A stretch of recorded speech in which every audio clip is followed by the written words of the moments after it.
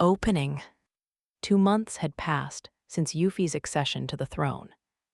Now that she was Queen of Paletia, she was hard at work advancing her reforms alongside my father, my mother, and Duke Grants. On the other hand, Anisphia Win Paletia had finally had a chance to settle in. Before Euphy's ascension, I used to meet regularly with the various nobles who belonged to Duke Grants's faction, but such meetings had become noticeably less frequent. After all, there was no longer much chance of my ever becoming queen. As such, my next task was to spread knowledge of magicology and magical tools. However, Euphy maintained that it was too soon for me to take the initiative on that front, and that she needed more time for her preparations first. Henceforth, as queen, I will lead the way in further introducing magicology and magical tools. However, our preparations are still lacking, and if Anis acts suddenly, I expect whatever happens next will happen rapidly. I think we should have a grace period for the nobles to come to terms with and accept your innovations first. What does that mean exactly? Take a break for a short while, Anis. Until the kingdom is ready, take some time to stretch your wings and regain your strength. She had been smiling at me with true joy. In short, she had urged me to take some time off until she had laid the groundwork for the introduction of magicology and magical tools. I'm sure she simply wanted to give me a chance to rest. But I had become so used to constantly working that the break just made me feel restless. And that was why I was focusing my attention on new research that I hadn't yet been able to get around to. At first, Euphy had doubted whether I was intending to take a reprieve at all, but she eventually accepted my actions, albeit with resignation. They were so typically me, she had remarked with a light smile. I might have been spending my days immersed in my hobbies, but that didn't mean that I was without work of any kind. I was still receiving invitations to attend evening parties and so forth. And today, I was due to attend one such event. Tonight's evening party is being held for the express purpose of letting you meet and greet students from the aristocratic academy. So, they're inviting guests to help inspire the students so they can get ideas for possible career paths after graduation. Yes. Seeing as the academy is normally a closed environment, right? I asked Halfies as we waited to enter the venue. Yes, that is correct, she responded. Halfies seemed to have gotten used to working by my side and always helped to explain things to me clearly and concisely. Your Highness will attend tonight as an advocate of magicology. If any of the students show an interest in the field, we would be most grateful if you could talk to them about it. So we're hoping to scout young talent, huh? Queen Euphyllia said that we're not to actively recruit anyone, seeing as the purpose of this event is just to engage in friendly exchanges.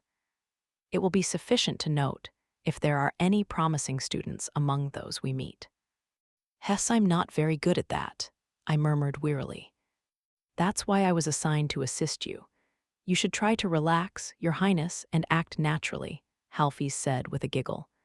There's no need to be nervous. Why do I feel like evening parties exist only to give me stiff shoulders and force me to put up with boring conversations? You are bad at socializing. Times have changed, and I don't hate these events as much as I used to, but I'm still hopeless at them. But if I said that I couldn't socialize just because I wasn't good at it, my mother was terrifying when she tried to drum all the right etiquette and manners into me. If I wanted to avoid experiencing that again, I had to give it my all. Then again, as Halfies said, there was no need to feel so tense today. I was just one of several guests, not the main attraction, or so I thought. Halfies's eyebrows rose. The reactions of the noble students may be divided, but the commoners who entered the academy on special programs will be paying attention, don't you think? Your recent achievements include defeating a dragon, performing aerial dances, and manifesting spirits with magicology-based musical instruments. You've done great work. Zahe. Queen Euphyllia has publicly announced that she will promote magicology as one of the kingdom's core policies, and public opinion of you, Princess Anisphia, has changed for the better. You should probably be ready to be ambushed from all sides. I'm no good at seeing people's real intentions, though, and I don't like being praised constantly, either. You'll have to get used to it then, Halfie said with a wry grin. With that, it was our turn to step inside. The venue was the aristocratic academy. The same building, in fact, that I had plunged into atop my witch's broom just as my brother, Ali, had publicly called off his engagement to Euphie. After noting that the window had since been repaired, I took a look around the hall. The nominal purpose for this gathering was to help the students meet representatives from the various departments of the royal palace, so most of the participants were younger than I was. Many of those students were watching me with curious glances, leaving me uncomfortable and unsure whether I ought to smile back at them. We were the final guests to enter the hall, so the master of ceremonies soon declared the event underway. The orchestra began to play, and the guests started their mingling. Among them was a flood of students who rushed to my side.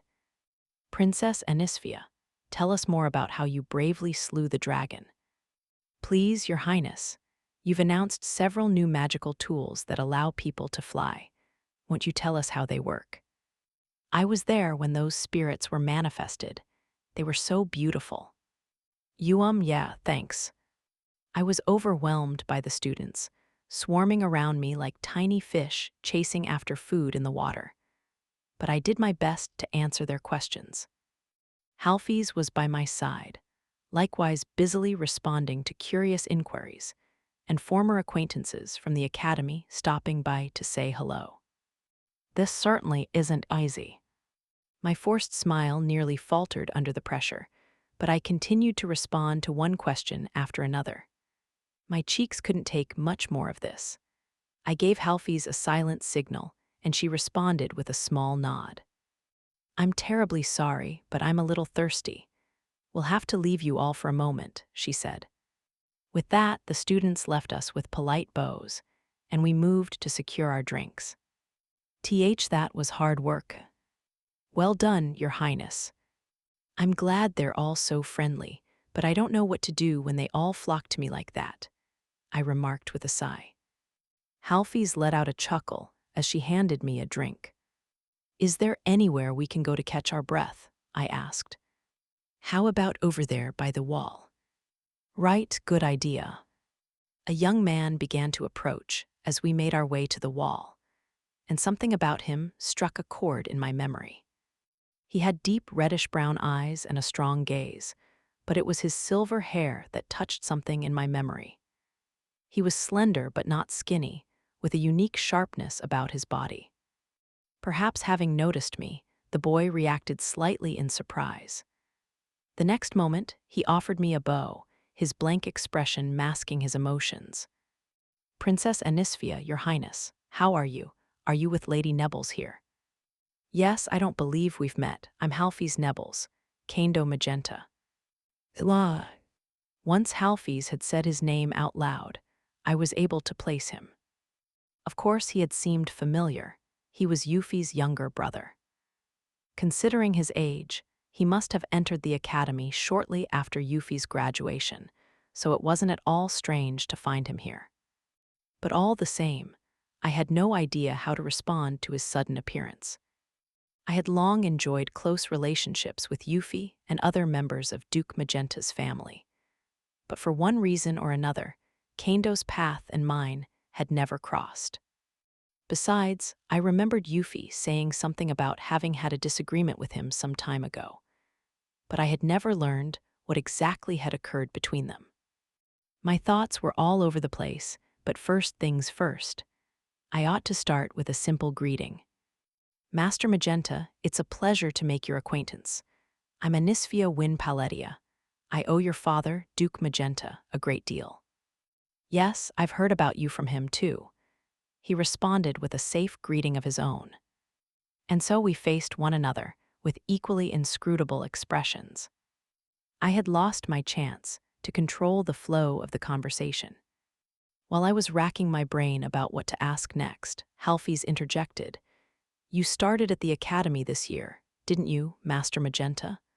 How are you finding things? To be honest, there have been a lot of problems. The aristocratic academy is in the middle of changing to a new academic system, and as the heir to the House of Magenta, I always have to be prepared for anything. I doubt you have anything to worry about, I said. I can tell you're your father's son. With experience, I'm sure you'll make a fine successor to his name and title. I was being serious. Kando's eyes widened at this commendation, though he quickly schooled his expression into something more neutral as he offered me a slight bow. Thank you. I'll do my best to live up to your high praise. Yes, please do. I can't wait to see what you accomplish. I would have been happy to end the conversation there, but Kando's expression suddenly clouded over. That was worrying. I couldn't just leave. Princess Anisphia, is Her Majesty Queen Euphyllia in good health? He asked me with concern. I felt a pang of sympathy for him, having to call his sister by that title. But I did my best not to let that show. Yes, she's in excellent health, I answered. She's busy, but she tells me that she finds every day fulfilling. Too full sometimes, though, to the point that her activities eat up all her time. Stop, now wasn't the time for that. Stop thinking about this. I just wanted her to go easy on me for once. If she drained me of all my magical power, I wouldn't be able to move. Yes, I would recover after a good night's rest. But that wouldn't help with the lethargy that I would have to endure the next morning.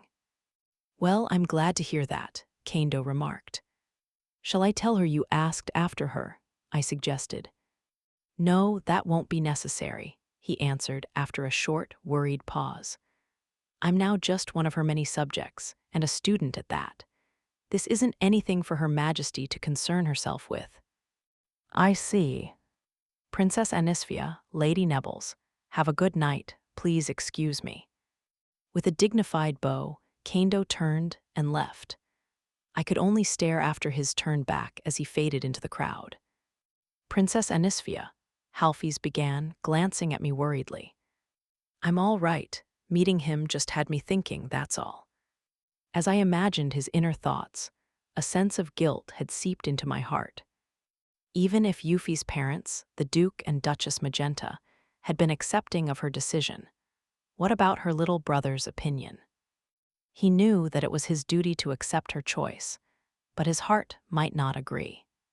Suddenly thirsty, I brought my glass to my lips.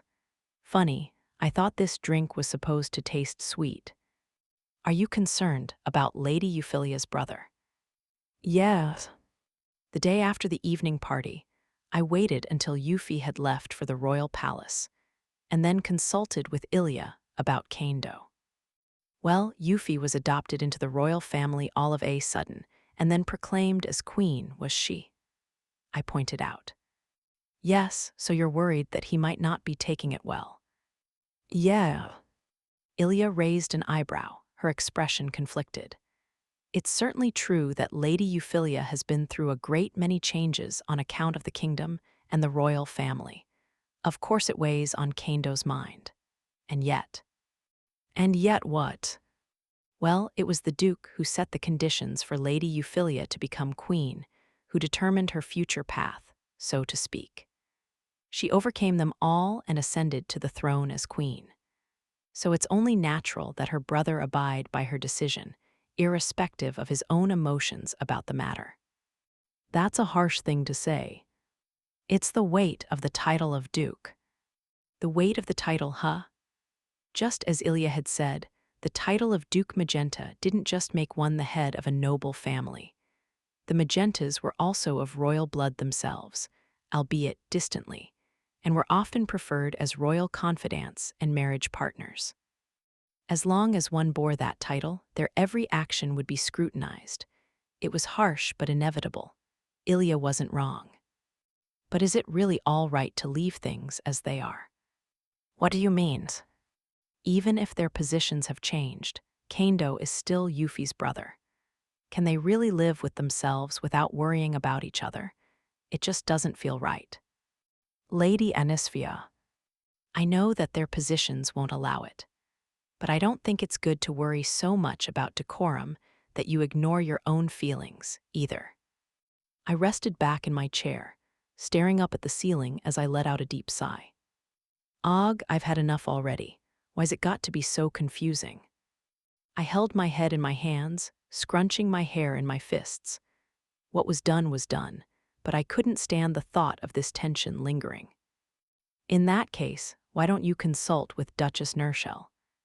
Do you think I should? I'm sure the Duchess has had more opportunities to interact with young Kando than Duke Grants. If you want to talk about his worries with someone, she would be the best choice. That makes sense. Besides, I've been wanting to have a proper talk with her, but what reason should I give to see her? Can't you just say you want to talk about Lady Euphyllia? Isn't that enough? But Euphy cut all ties with the Magentas, officially speaking. In that case, why not say you want to meet in private? If anyone asks why, just say that it's a personal problem, so you would prefer to discuss it in person. Are you sure? If Lady Euphyllia was to visit the Magenta residence in private, there's a risk she might be suspected of something untoward. But if you went, Lady Anisphia, I don't think the same problem would arise. Right, and I do want to tell Duchess Nershell how Euphy's been recently. I'll go then. I'll send a letter first to see if she'll let me visit. And so I wrote a letter to Duchess Nershell requesting permission to drop by. Her response was almost immediate. She wanted to see me, too. And so I set off to the Magenta residence on a private visit. Chapter 1, Sister and Brother, Kindred Hearts. It's been a while since your last visit here, Princess Anisphia. Thank you for allowing me to drop by. I'm glad to see you're in good health, Duchess Nershell. In the drawing room at the Magenta residence, Duchess Nershell, whom I hadn't seen in quite some time, seemed as calm and relaxed as ever. In fact, I was a little unsettled to find Euphy's smile in hers. Your last visit was when you suggested taking Euphy to the detached palace, wasn't it? She asked. Yes, it's been more than a year since then. Time really does fly, doesn't it? A lot has happened this past year, but Euphy seems to be doing well. Grants is enjoying her company, too, I hear, the Duchess said with a chuckle. My eyebrows rose at this last remark. Does the Duke talk about her at home? When it's just him and me. Grants can be rather difficult, so I'm sure Euphy has her hands full with him sometimes. They're very much alike in that respect. Well, maybe they do both like joking around. Euphy occasionally complained to me about how unreasonable her father could be at times. However, it was clear that she didn't really hate him. Perhaps she was going through a delayed, rebellious phase and discovering her sense of defiance. Still, if he pushed too hard, I would be the one to suffer the consequences, so I did hope that he would exercise discretion. I smiled anyway. So, what business brings you here today? The Duchess asked. Thinking that I might have caused her to worry, I adopted an apologetic tone. I bumped into Kando at an evening party I attended the other day. Did you now? I know it's a little late for this, but I'm sorry for causing your family so much trouble. It's the duty of a retainer to serve his lord and attend to his liege's heart. Besides, a member of the royal family shouldn't apologize so easily. Sylphine will give you a good scolding, you know.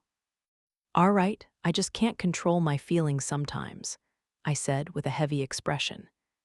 Duchess Nershell, however, gave me a gentle smile. And I don't blame you for having them. It's precisely because of that inner kindness of yours that you're worried about Kando, isn't it? Yes, I was just a little concerned. So you went out of your way to visit me because you cared for my son. That and I wanted to have a frank talk. I know it's selfish of me.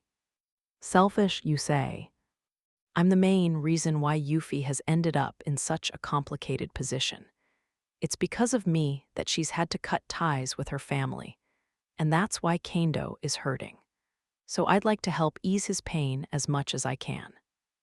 I see, Duchess Nershel murmured softly as she breathed a sigh and reached for her tea. I took a sip myself before addressing her again.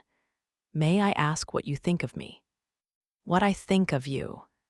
About the fact that I basically made Yuffie leave the Magenta family. That it's because of me she was adopted into the royal family and became queen, I clarified with a tightness in my throat.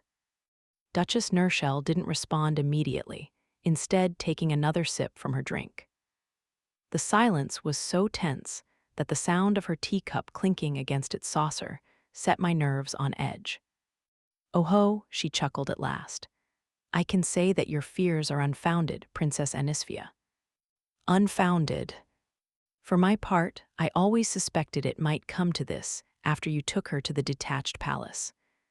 The way she entered the royal family was a little different, that's all.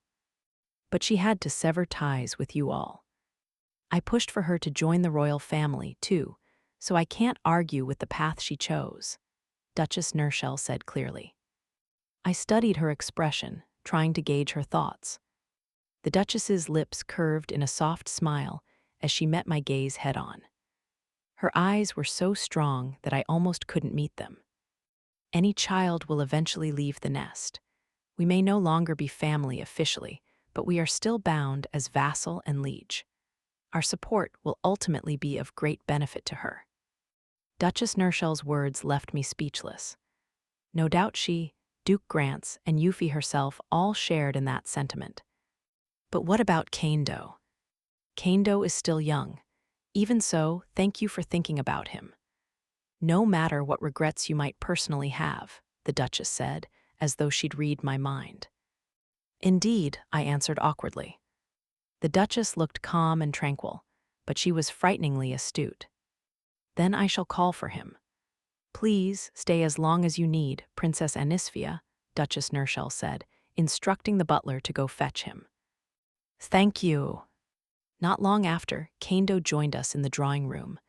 First, there came a knock at the door, then a voice. Mother, it's Kaindo, I'm here. Come inside. Yes, Mother, huh? Kaindo stepped inside, bowed, and then startled in surprise when he saw me sitting across from the Duchess. Mother, what is Princess Anisphia doing here? Sit down first, she urged. The young man, evidently confused, did as instructed. Kaindo, Her Highness stopped by because she's worried about you. She did. Well, it seems you expressed concern for Yuffie during an evening party the other day. But you left without saying much, I take it. You came to see me because of that. I'm sorry, I must have let my feelings show. That was rather improper of me. There's no need to apologize, I insisted. I just wanted to talk to you about what you're really thinking. Kaindo sat there silently, apparently waiting for me to explain further. In fact, his expression reminded me of Yuffie. There could be no mistaking that they were brother and sister. No matter what you say to me here, I won't disrespect your thoughts. I want you to tell me what you're feeling, Kaindo. You have concerns, don't you? I asked. He said nothing, but his face hardened. After a few moments, he finally said, If you'll listen, I'll answer you frankly. To be honest, I'm very worried, especially since I don't understand what the royal family wants with my sister. Ah, yes, I see. First, the royal family wanted her for marriage, and I still can't believe the way the former Crown Prince Algard treated her. He paused there, letting out a heavy sigh as he shook his head. Then, she was suddenly your research assistant, Princess Anisphia, your widespread reputation as a heretic notwithstanding. On top of that, she was then declared a spirit covenanter, then adopted into the royal family, and then proclaimed queen. It's difficult to accept it all when it keeps piling on without warning. Ah, I suppose it must seem confusing seeing it all from the outside. Of course, I'm fully aware she chose this path for herself. It's not for me to complain. But what with our relationship changing so suddenly, I don't know how to act around her anymore, Kaindo frowned, truly at a loss. The more I heard, the more painful this conversation was becoming. Yes, it was unavoidable that he would think this way. It's natural to be confused, I think. I appreciate your concern, to be honest. I did resent the royal family for a while. Unsurprisingly, but the situation won't permit me to remain that way, which is why I don't know how to behave around my sister, around Her Majesty, Queen Euphyllia. Kando's consternation had changed into a more distant look in his eyes, as if he were staring into some realm of enlightenment. I couldn't help feeling uncomfortable, and I watched on with reluctance. Besides, he began, there's more. My greatest concern is for my sister's health. Is she all right? I've heard what entering into a spirit covenant does to you. I know the path she set out on. His expression turned dark, his gaze falling on his clasped hands. I had nothing to say to that last part. I don't know what it means to become a spirit, he murmured. How must it feel, becoming something other than human? Kando. I only heard about it after the fact. I know there's nothing I can do, but she became a spirit covenanter without warning and then ended up on the throne. How am I supposed to react to this? He whispered mournfully, staring off into the distance. My sister is gone. She severed her ties to us, her family. Sometimes I can't help but think maybe she wanted to forget about us all. Yuffie would never want that. But she still chose the royal family. She chose you. She must have been hurting after the annulment of her betrothal. And yet she wanted to devote herself to you so thoroughly she would even sacrifice her humanity. I can't understand it. He paused there, unclasping his hands to brush his hair out of his face. A new vulnerability had entered his voice with those final sentences. This was how he was really feeling. I can't comprehend why she made that choice. Maybe I even blame you for it. It's only natural to think that way. But I'm still her vassal. I'm not allowed to have these feelings, and if I do, I can't afford to let them be known. I'm sorry for troubling you, Princess Anisphia, with my naivete and inexperience. Kando, will you hear me out? I said in my calmest voice possible. At this, he looked up, meeting my gaze. The strength in his eyes was a characteristic feature of the Magenta family. Kando was Yuffie's brother. No matter how much their relationship might change, that never would. I'm the one who set Yuffie on her current path. She's helped me so much, and to me, she's irreplaceable. But in truth, there should have been an easier road for her. Maybe it wasn't necessary for her to enter into her spirit covenant or to break her bonds with her family. Princess Anisphia, theirs. Kando began to speak up, but I held out a hand to stop him. Of course, Yuffie's choices are hers alone, and I have no right to feel guilty about them. No, I should feel sorry for bringing about a situation in which she had to make such a huge choice. Maybe I should have taken my royal duties more seriously. There's no doubt whatsoever that my actions and attitude are the main factors that led us to where we are now. As royalty, I should have put the kingdom first. But I didn't, and now Yuffie was paying the price for my choices. Which was why I would never abandon her. This might sound strange coming from me, seeing as I'm the one who set this train of events in motion. But please don't give up on Yuffie. What do you mean by that? I know this is selfish of me. Even if you can't act as brother and sister out in public, I still want the two of you to be family. And not just you, Kando, Duke Grants, and Duchess Nershell, too.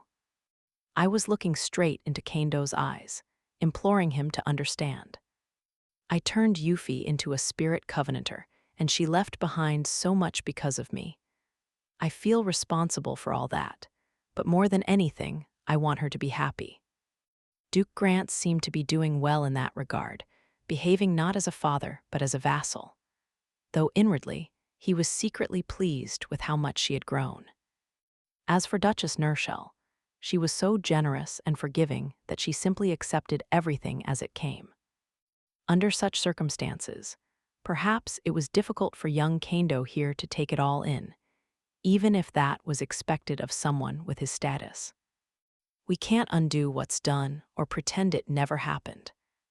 No, there was no changing the past, but the future was still undecided, and my strength alone wasn't enough to bring about the future I wanted. Which was why I had to consult others, convey my hopes, and gain their support. So I think you can keep on thinking of her as your older sister, and I'll make sure that bond is never broken. You can direct all your resentment and frustration at me, Kendo. The young man said nothing, staring at me with a clenched jaw. I didn't avert my gaze. I don't know how long we remained that way. Finally, he looked down in defeat, heaving a deep breath. To put it bluntly, I'm not very fond of you, Princess Anisphia. I can't make peace with the fact that my sister made such a major decision for you. I can't ask you to separate those thoughts. I deserve your bitterness for what I've done. But even so, I want to keep moving forward with Yuffie. She means the world to me. I've burdened her, I know, but that's all the more reason why I want to live up to her feelings and make her happy. You want many great things. So I've been told, I replied with a faint smile. Kendo smiled back weakly, but his eyebrows drew together slightly. This time, I want to take responsibility for the future, I continued. To make sure Yuffie doesn't have any regrets or pain about what's happened, I want her to be happy. That's what I can do for her, sincerely reciprocate her feelings. And the happiness that comes to mind would include everyone in the Magenta family. I understand, but I'm not quite sure what my sister is really thinking. In that case, I'll let Yuffie know how you feel. Even if the two of you can't speak directly, I'll serve as a bridge so you can both communicate. Kendo closed his eyes, maybe thinking about how to reply. After a long silence, he slowly breathed out and gave me a soft smile. He lifted his eyebrows slightly, as though he couldn't quite help himself. I still don't like you, Princess Anisphia. I'm sorry about that. I don't think I could bring myself to dislike you, Kendo. Do as you like. I know this is sudden, but I have a request to make of you, Princess Anisphia. Of course, I'll do my best to grant it. Please take care of my sister. I inhaled. That straightforward request was full of love and affection. Please make sure she's happy as she sets out on this new path as a spirit covenanter. That's my wish. I understand. You have my word. I swear it to the spirits. His request wasn't one to be taken lightly, and I answered it with utmost sincerity. Kendo smiled with genuine relief at this response. There was a boyishness to his expression now, a reminder of how young he still was. Anis, what do you mean, you went to the Magenta residence? Yuffie had returned to the detached palace upon the conclusion of her daily political duties, arcing her eyebrows in suspicion. Whoa, was she angry? I'm sorry for not telling you sooner, but there were no problems, so don't worry. Please explain yourself. I bumped into Kendo at that party I attended the other day. He sounded like he was worried about you, so I thought it would be good to talk to him about everything. At this, the wrinkles between Yuffie's eyebrows deepened, and she let out a sigh as she rested a hand against her forehead. Had I given her a headache? You went out of your way for my brother. He was really worried about you. I told him you were all right, and that if there was anything he wanted to tell you, I promised to pass it on. So, Yuffie, if there's something you want to say to him, I'll let him know, so just tell me. I hope I'm not being a busybody, though. No, but I'm supposed to act like I've cut all ties to my family. I thought Kendo understood that. Understanding it doesn't mean feeling nothing about it, you know. Yes, I suppose you're right. I'm glad we were able to talk. You might have cut formal ties with the House of Magenta, but I hope you'll still think of each other as family. Besides, you know better than to mix public and private matters, right? Of course, but still. In that case, it would be best if you could both get along. Even if your position is difficult, even if there are obstacles, it doesn't have to be like what I have with my brother, I muttered, glancing down at my feet as his image rose up in my mind. Perhaps I had, at some level, conflated Kendo with Ali. Maybe that was why I had been unable to help myself. When I had realized what had happened between Yuffie and her brother now, that her position had changed. "Anis, I'm sorry. I didn't stop to think about your feelings," Yuffie said, her expression turning apologetic. Noticing her worry, I waved my hands to reassure her. Sorry, I'm not trying to say they're the same.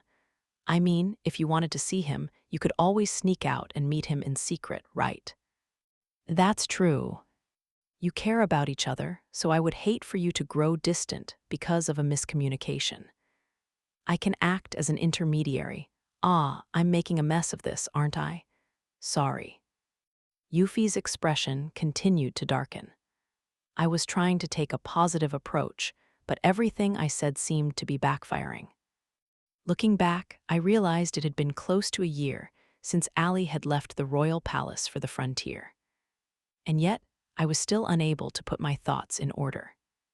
At that moment, Yuffie wrapped her arm around my shoulders in a gentle embrace. I understand. I do, so don't apologize. When you apologize, it makes me feel like I ought to say sorry. I'll try to talk to Kendo when I get the chance. Like you said, Anis, we can make the time to talk. Even if we're no longer formally related, I still consider him my brother, and I want to see him become the next Duke Magenta in good standing. And I want you to help me in my future reign. That's a relief to hear, your brother and sister, after all. Yuffie's hand on my back trembled slightly, but I had to say it. I didn't want her to end up like me. That was all. That was why I had done all this for her. And I wanted to keep on doing things for her until she was spoiled rotten. Perhaps sensing my feelings, she drew closer to me. She was a rare kind of person, so dependable that it was easy to lean on her all the time. Ali, what are you doing now? How was he spending his days after having been sent to such a lonely, faraway place? Chapter 2, isn't that basically a honeymoon? A few weeks after my visit to the Magenta residence, Yuffie informed me that she wanted me to join her at the royal palace. So I made my way to her office with Halfies and Garki by my side. Yuffie was now conducting affairs of state from my father's old office, sitting in the same chair he used to as she prepared a document of some kind, using a thought board. By her side stood Lainey, having settled well into her new position as Yuffie's secretary. Several others were in the room, my father and mother, who were assisting her in political affairs, and Commander Sprout of the Royal Guard. As I entered the room with Halfies and Garki, the commander approached us with a smile. "Gark, I hear you've been hard at work." "Why, yes, sir. I'm glad to see you're doing well, Commander." "Ha ha ha, no need to be so formal, Gark, my boy," the older man said briskly while lightly patting him on the shoulder. It was a friendly atmosphere, but my father let out a weak cough to remind us why we were here. "Anis," he said, "and Miss Halfies and Master Gark, I presume, thank you for coming." "Father, what's this meeting about?" I asked.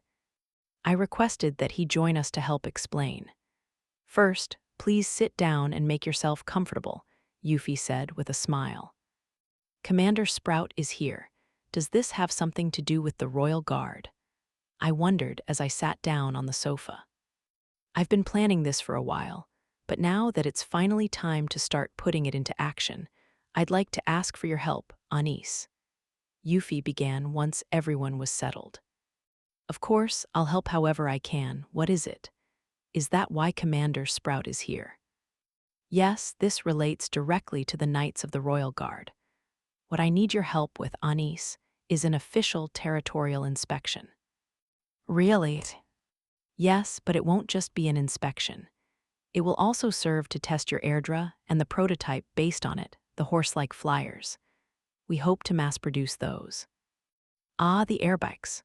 Right, those will be ready soon," I said, placing a fist on the palm of my hand in realization. The Airdra that we had unveiled the other day was currently being adapted into a new model suitable for mass production. I had taken only an advisory role during the design process. The design team had accumulated a good amount of know-how after making the Airdra, so I had left most of the development to them. At the time, I had remarked that the new model resembled something called a motorbike from my previous life, and so the name airbike had stuck. But that wasn't important right now. The inspection tour will be comprised of me, you, Anis, and several escorts and caretakers riding on airbikes. The journey will be a test to see how efficiently we can investigate far-flung areas using flying magical tools. Right, airdras and airbikes should help considerably reduce travel time. Yes, this time we will be visiting the eastern reaches of the kingdom of Paletia, Euphy said, as she brought out a map of the realm. The east, I repeated. Most of the kingdom's territory consisted of plains, with a range of mountains tracing its northern and eastern edges. The southern end was bordered by sea, while the western side adjoined the neighboring country.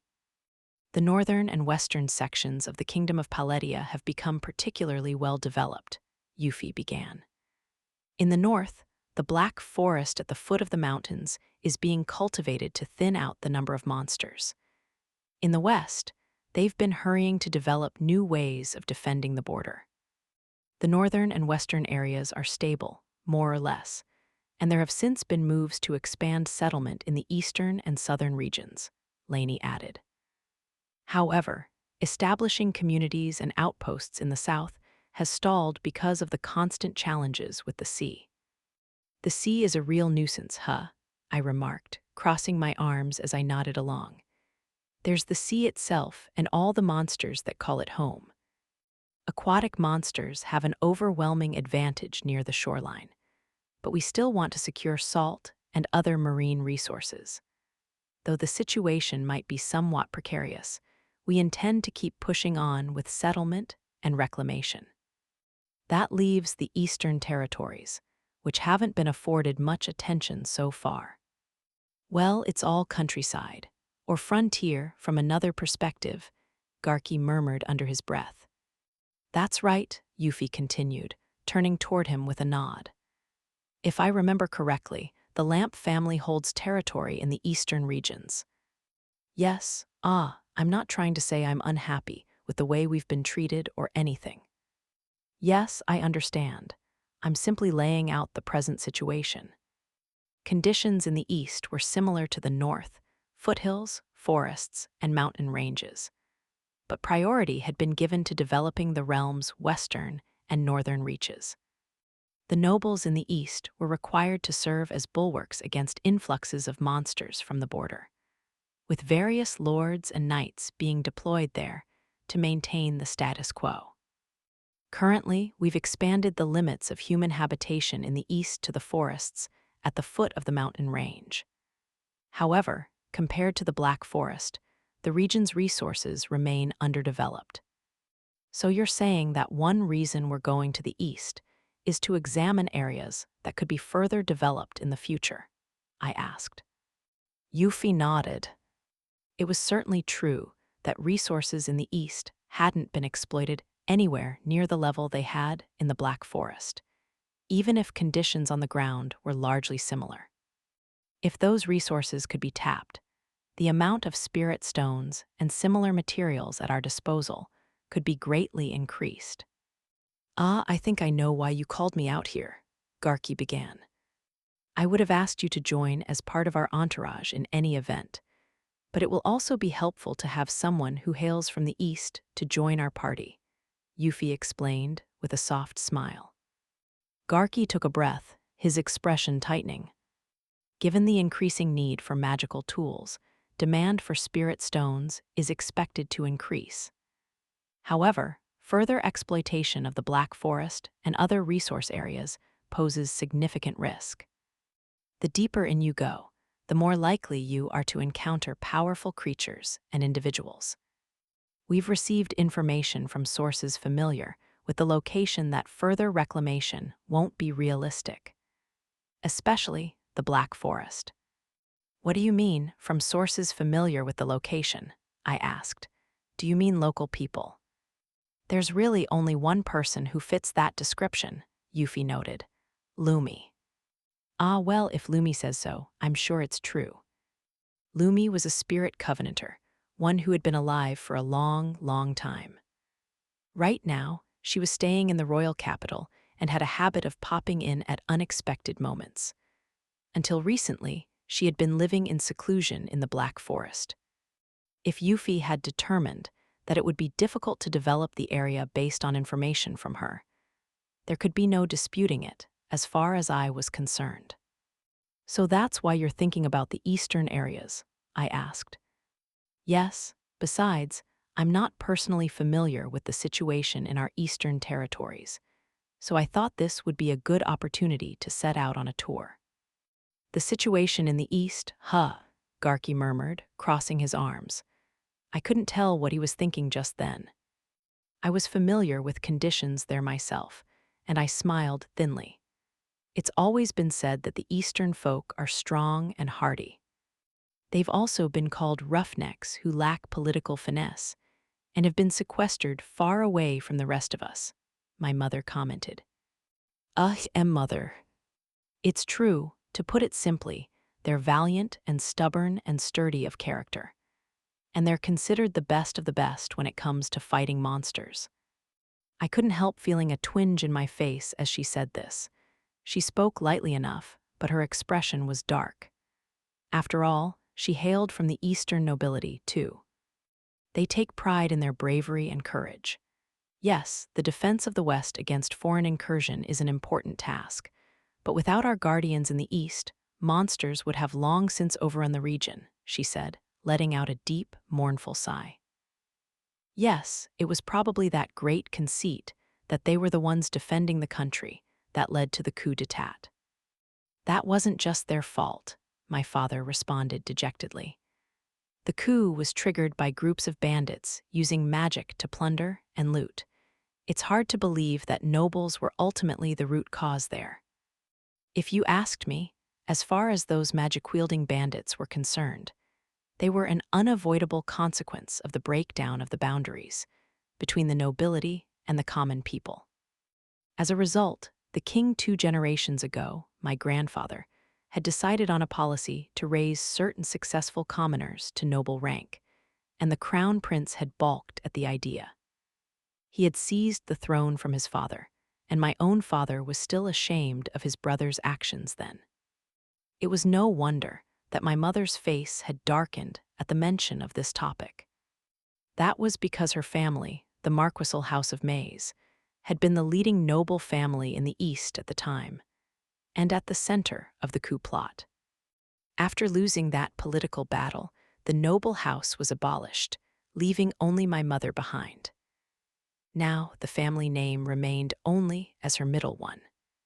Come to think of it, father and mother's love affair must have been tumultuous. After all, one of them was the son of the legitimate royal family attacked in a coup d'etat, the other the daughter of a great noble family instrumental in the rebel cause. Despite her many successes helping my father, my mother must have faced a storm of criticism at the time. I would have loved to ask the two about how they met, but that was a story for another time. All the same, the Eastern territories are still poor. They've been treated quite unfavorably. A lot happened in the reorganization after the coup.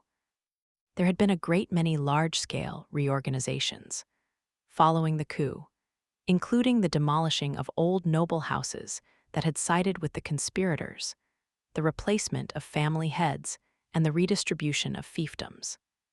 As a result, the reputation of the kingdom's eastern nobles remained notably poor. There's always at least 1 or 2 people in each class at the academy who mock anyone from the east, Gark murmured, seemingly recalling past experiences. But we can no longer afford to ignore our eastern regions, Yuffie said seriously, bringing us back on task. The fact remains that they are underdeveloped and potentially home to just as many resources as the Black Forest, all waiting to be put to use. Considering that demand for spirit stones will continue to increase with the further development of magicology and magical tools, it is absolutely imperative to develop the region for future use. I understand what you're saying, but will it be safe to make the journey with such a small group? Halfies asked with worry. That was an important question. In the past, I would have been happy to fly alone wherever I wanted to go. But now Yuffie had her position to think of. After all, she was queen. It was natural to be concerned about the possibility that something might happen to her. Yuffie must have been aware of our fears, as she flashed us all a wry smile. Perhaps it isn't appropriate for me to say this, but if I'm being honest, I doubt there will be any problems so long as we have Anis with us. Of course, it would hardly be appropriate for us to go by ourselves, so we'll have an escort and attendants accompany us. That's why you called Garki and Halfies here, I asked. Yes, they will be our official escort, while Ilya and Lainey will accompany us as attendants, Yuffie remarked. Garki straightened his back at hearing his name, his face stiffening. Halfies, meanwhile, raised her hand, her expression betraying a slight mixture of anticipation and apprehension. Does that mean each of us will be driving our own airbike? She asked. We only have a limited number of vehicles at present, so I was planning for us to ride 2 by 2. Yuffie, you and I will take the airdra, I suppose, I asked. That leaves Ilya, Lainey, Halfies, and Garki. 4 people, so 2 airbikes, right? How many prototypes have been put together? 3, but I'm thinking that the remaining one should be used by a single rider. If something goes wrong, we may need someone to head back to bring additional support. So another escort. Is that why Commander Sprout is here? No, my duty is to lead the Royal Guard. I would prefer to send one of my knights to join you, the commander said with an embarrassed smile. Just as I was wondering why he was acting that way, Yuffie spoke up, her voice solemn. There is a knight I would like to bring along with us, but I want to hear your opinion on the matter, Anis. Who? Someone I know. The person I had in mind was Naver Sprout. Naver, I exclaimed, glancing across at Commander Sprout. Naver was the commander's own son. He was also part of the group that had helped Ali denounce Yuffie back when he had publicly annulled their engagement. No way. My eyes opened wide in disbelief at the idea of bringing someone with that kind of background along as protection. Commander Sprout gave an awkward smile as he shrugged his shoulders. Parental favoritism notwithstanding, Naver has reformed himself since those troubles and has been dedicating himself to his duties as a knight. Though I do wonder if he's the right choice for such an important task. It's not like I have any reason to object, but what about Lainey? I asked. She was my immediate concern. Yuffie was the one who had made the suggestion, so she was no doubt fine with it, but Lainey's relationship with Naver was complicated in a great many ways. I'm fine. I've grown a little since then, I think. Besides, I also want to move on past all that. Probably Naver does, too. Lainey's smile was vaguely sorrowful, but her gaze as she answered me was as firm as could be. If she was so determined, I couldn't raise any further complaints. I hope that you will continue to lead the Royal Guard through my rule, Commander Sprout, Yuffie said. For that reason, I want to resolve any lingering ill feelings regarding Naver. So by appointing Naver as your bodyguard, you're saying that it's all behind us, I asked. Yuffie nodded.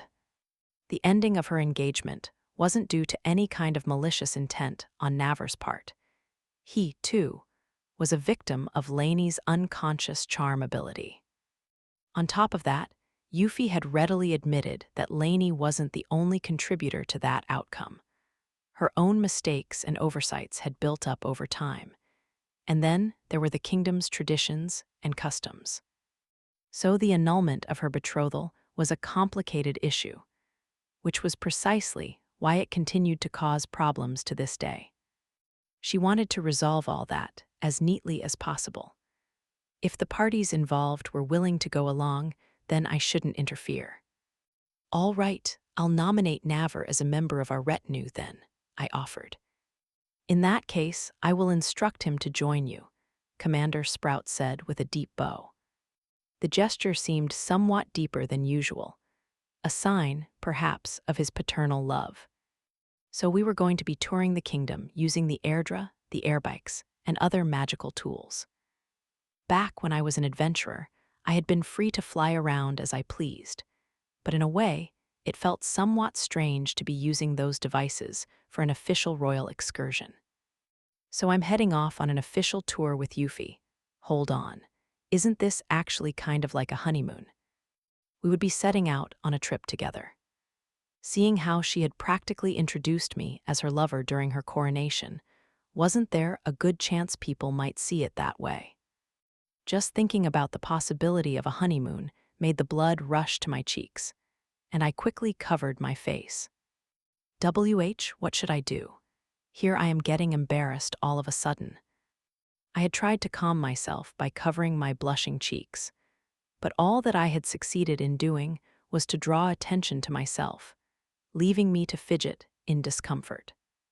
Anis, are you listening? Aip. What's the matter? I mean. Anisphia. I had slipped into so much excitement that I had let the rest of the conversation fly right over my head. Needless to say, my mother later transformed into a wrathful demon and gave me a good talking to for not taking the discussion seriously. A few days after Navar was added to the retinue of our inspection tour, I paid a visit to the training grounds of the Royal Guard. Usually, Garki accompanied me on such outings as my bodyguard, but of course, he had his days off too, and he used those for training. When I had first heard about his training sessions, I had been worried that he might exhaust himself, but he had insisted that he wouldn't push himself too hard. The reason this conversation came up was because he mentioned that he often happened to see Navar during those sessions. In other words, the two had long been acquainted, and Garki reported that even if Navar hadn't been the commander's son, he would still have a promising future. However, Navar had once been regarded as a potential advisor for Ali after he took the throne, and his blunders had made him the subject of intense criticism. Things seemed to be a little easier now, owing to his many efforts since then, but his reputation still hadn't fully recovered. Yuffie, knowing of the situation, had perhaps decided to have him join us to publicly show that she had made peace with him. It was one thing for her to want to reconcile their differences, but what about Navar? Since he was a knight, I doubted that he would refuse a direct order, but how did he really feel about it all? When I had met with him some time ago, he seemed to have been self-reflecting. How, I wondered, did he feel about his actions? Guessing that he might be here training, I decided to stop by and take a look. Navar, there he is. Taking care to stay out of sight, I spotted Navar right in the middle of a mock fight. Was it me, or did he appear taller and more muscular since I had last seen him? He was holding his own against an older knight, delivering one precise blow after the other. In fact, he was pushing his opponent backward. Navar's blade carved through the air over and over, exploiting the older knight's openings as he fell back. Finally, his opponent toppled over, staring regretfully up at the sky. Once the mock fight was over, the two contestants offered each other polite bows.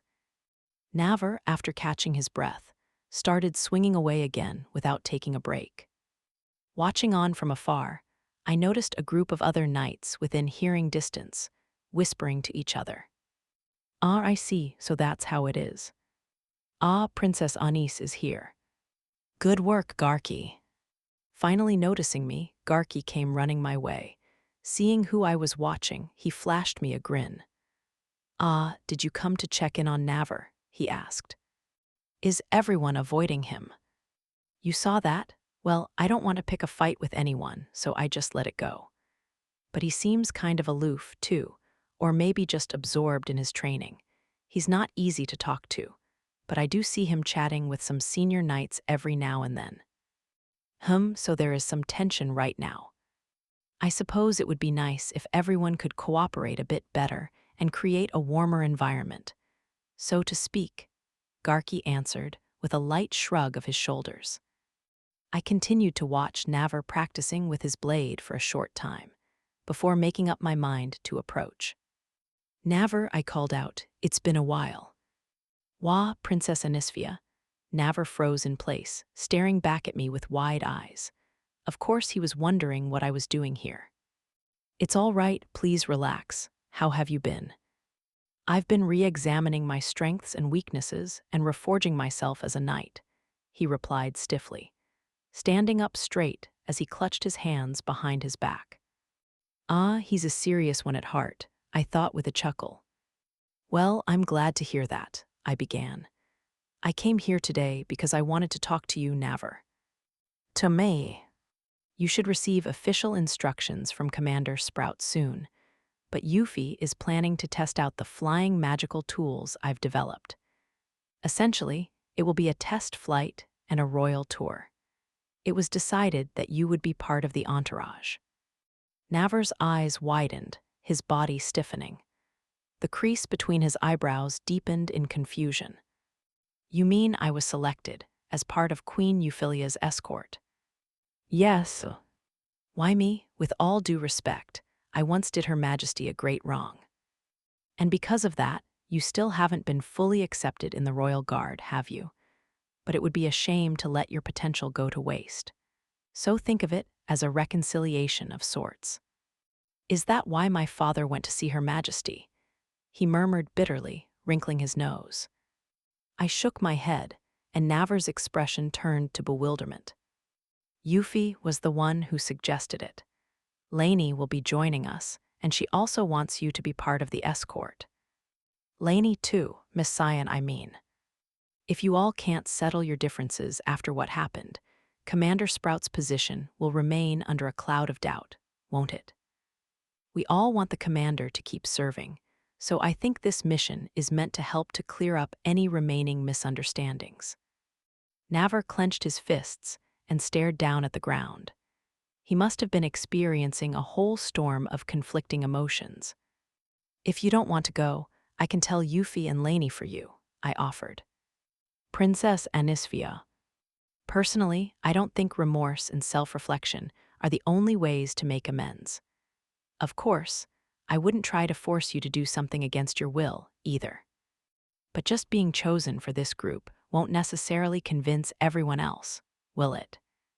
Even if Yuffie nominated you herself. If that doesn't convince them that you've all moved on, I don't think anything will.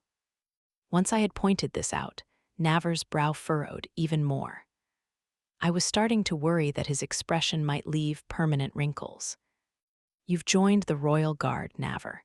You're going to have to deal with Yuffie at some point, whether you like it or not.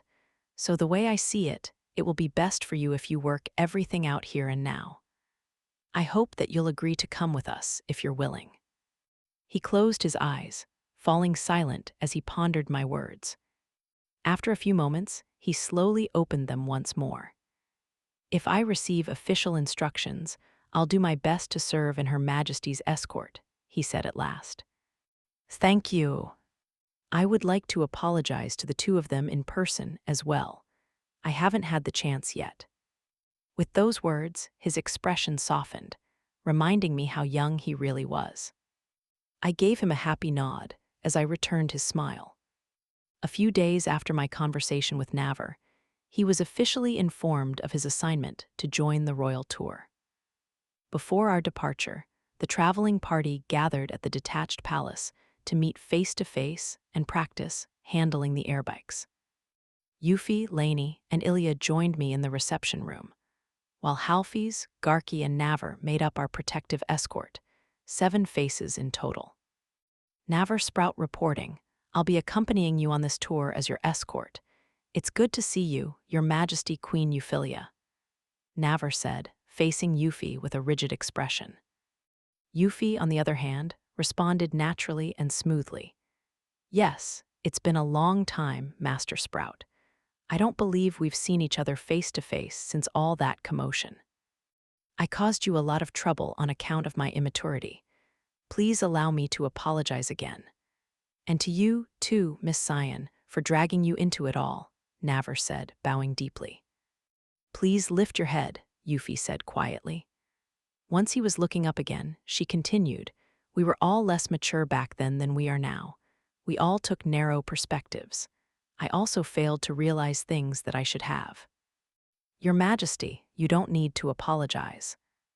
Yuffie's gentle smile disappeared and was replaced by a more stoic expression. If I am to lead this country as queen, I have to grow and use my past failures to help me move forward. I hope that other promising young individuals who will lead in the future will do the same. So please accept my forgiveness. I look forward to working with you on this inspection tour. I'm glad I chose you, and I'm glad to forgive you. So what do you say? Navar's eyes widened, and his mouth pressed into a thin line. Slowly, he breathed out before placing his hand on his chest. I will do my best to live up to your high expectations, Your Majesty Queen Euphyllia. Yes, and I do expect much from you, Navar, Yuffie answered, relaxing. Next, she turned to Lainey beside her. Lainey responded to the signal with a brief nod, approaching Navar's side. Lainey, Miss Cyan. Lainey is fine, Navar. Queen Euphyllia has already expressed everything that needs to be said. I don't consider your actions unforgivable. If anything, I'm sorry I caused you so much trouble and hardship, she said in apology. No, it's not your fault, Lainey. I should have been more discreet and sensible. I should have done something to rein Prince Algard in, Navar muttered with a pained look. Lainey quietly shook her head in response, her smile as refreshing as a clear blue sky. It's already past, she said. No one can undo the mistakes of that day. Our only choice, I think, is to try to be as strong as we can in the days to come. I hope that you will be able to hold your head up high as a knight once again. Thank you for agreeing to this, Navar. I understand. I swear to serve loyally and bring no further shame. With that, his expression finally relaxed. Lainey breathed a sigh of relief as she returned to Yuffie's side. Then that settles the matter. What a relief, huh, Navar? Gee, Gark. Gark's sudden, silly remark released most of the pressure built up around us, and I almost fell over in amused surprise. Halfies whacked him over the back of the head, prompting him to let out a series of small cries. Navar's frown returned. Your attitude is hardly appropriate, Gark. Huh, don't get mad at me. I mean, it is good news, isn't it? That isn't what I mean. Try reading the room a little, would you? Navar groaned, massaging his temples. Oh, sorry, Garky murmured in apology with a dejected look. I couldn't take any more. I burst into audible laughter. Little by little, the atmosphere began to relax. Garky's and Navar's indescribable expressions only added to that newfound sense of ease. Not bad at all for a first group meeting. My gaze met Yuffie's. She must have been thinking something along the same lines, as we grinned at each other from across the room. Chapter 3: A Date Amid a City of Flowers. We set off on our tour of the Eastern Territories, via airdra and airbike, as soon as everyone knew how to operate the vehicles. Thanks to her experience using my witch's broom, Yuffie was quick to get the hang of it, but the others needed more time to learn the basics. Surprisingly, Lainey was the first to master the art of piloting an airbike, and she was soon flying freely through the sky. Even Yuffie was impressed. Next was Navar, whose experience riding horseback and wielding wind magic both came in handy. Following him was Garky, then Ilya and Halfies, both of whom had a hard time getting used to the airbikes. But now that everyone was at last able to fly, we decided to finalize our full-fledged schedule and head out. Yuffie and I were taking the airdra, while Lainey was joining up with Ilya on an airbike. Garky and Halfies were taking another. Navar, one of our strongest pilots, would ride alone on the third one. Well, we're off, and I promise to be safe. Anis, remember your royal position and a modicum of shame. Don't you go and do anything wild or senseless. My mother had come to see us off, and I just knew she was going to grab me before we could leave. I hurried to mount my airdra ahead of the others. Stop calling out after me. Come on, everyone, let's go, before I get another lecture. We couldn't afford any delays here. If my mother got her hands on me, there would be no end to her so-called lessons. And so began our inspection tour. The airbikes were inferior to the airdra in power and speed, but so long as we kept to a group, we were able to travel together without any particular difficulties. And so we made easy work of our itinerary, taking frequent breaks to stave off fatigue. For the most part, we kept close to the ground, without gaining too much altitude. But as we didn't need to follow the roads, we were able to shorten our travel time considerably. These airbikes really are superb. If they were deployed to the various nightly orders, it could change the world, Navar said during a break, staring solemnly at his own vehicle. Practice is one thing, but actually using it, I can feel the tangible benefits. It really cuts down on travel time, doesn't it? Once you get used to handling these things, they're so much easier than riding a horse. I mean, you've got to rest horses and feed them and water them, Garki agreed. In the event of an emergency, you could use one of the airbikes to quickly inform neighboring territories that you need assistance, which would allow for the rapid deployment of reinforcements, Navar added. We've been flying at a low altitude thus far, but if ascend higher into the sky, we could pass clean over any ground-based threats. Of course, we would need to be careful of any flying monsters, but I have no doubt that this airbike alone will make a huge difference in the kingdom's future, Halfies observed. Even during our break, the three couldn't stop enthusiastically discussing the merits and future prospects of these aerial magical tools. Watching on from the sidelines, Ilya and Lainey set about preparing tea with a thermal pot designed for outdoor use. Tea is ready, everyone. We've also brought a collection of small pastries. Please enjoy, Lainey offered. Tea outside.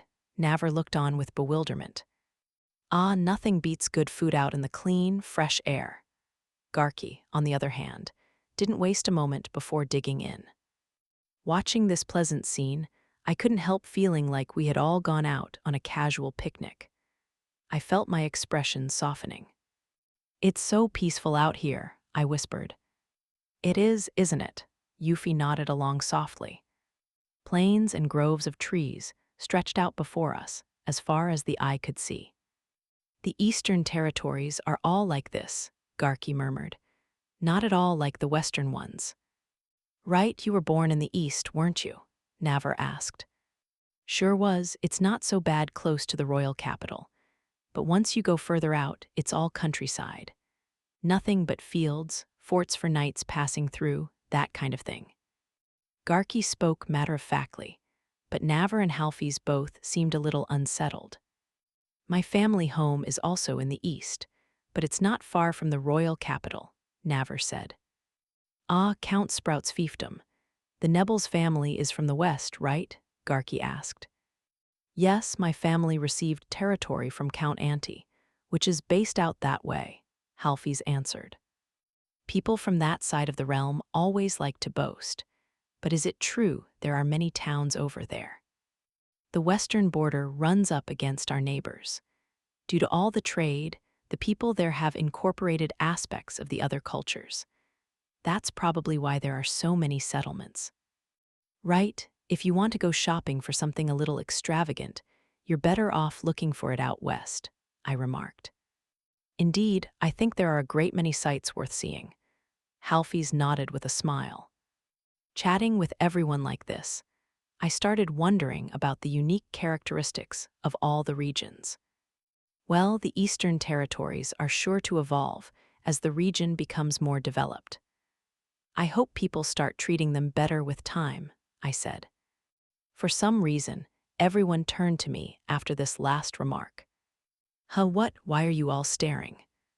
I was just thinking, you're incredible, Your Highness. Queen Euphyllia too, Garki answered. What's with that all of a sudden? And I know Euphy's amazing, but why me? I mean, you discovered magicology. And that's why everyone's thinking of developing the eastern territories, right? Well, if you put it that way.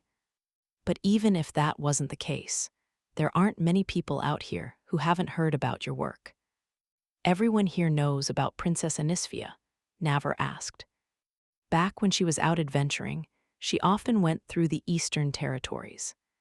She's a high-ranking adventurer, so all kinds of people are grateful to her for taking on the most difficult requests without a hint of hesitation, Garki said proudly.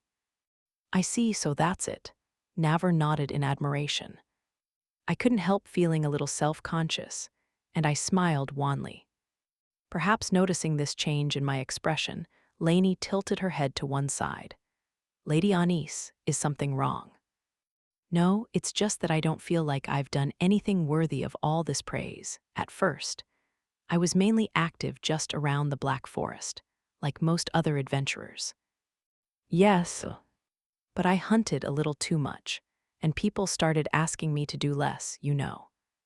Ah, they're happy to call on me when there's a stampede or something, but when I started spending time there on a regular basis, they told me that they had had enough already and begged me to go to the east instead.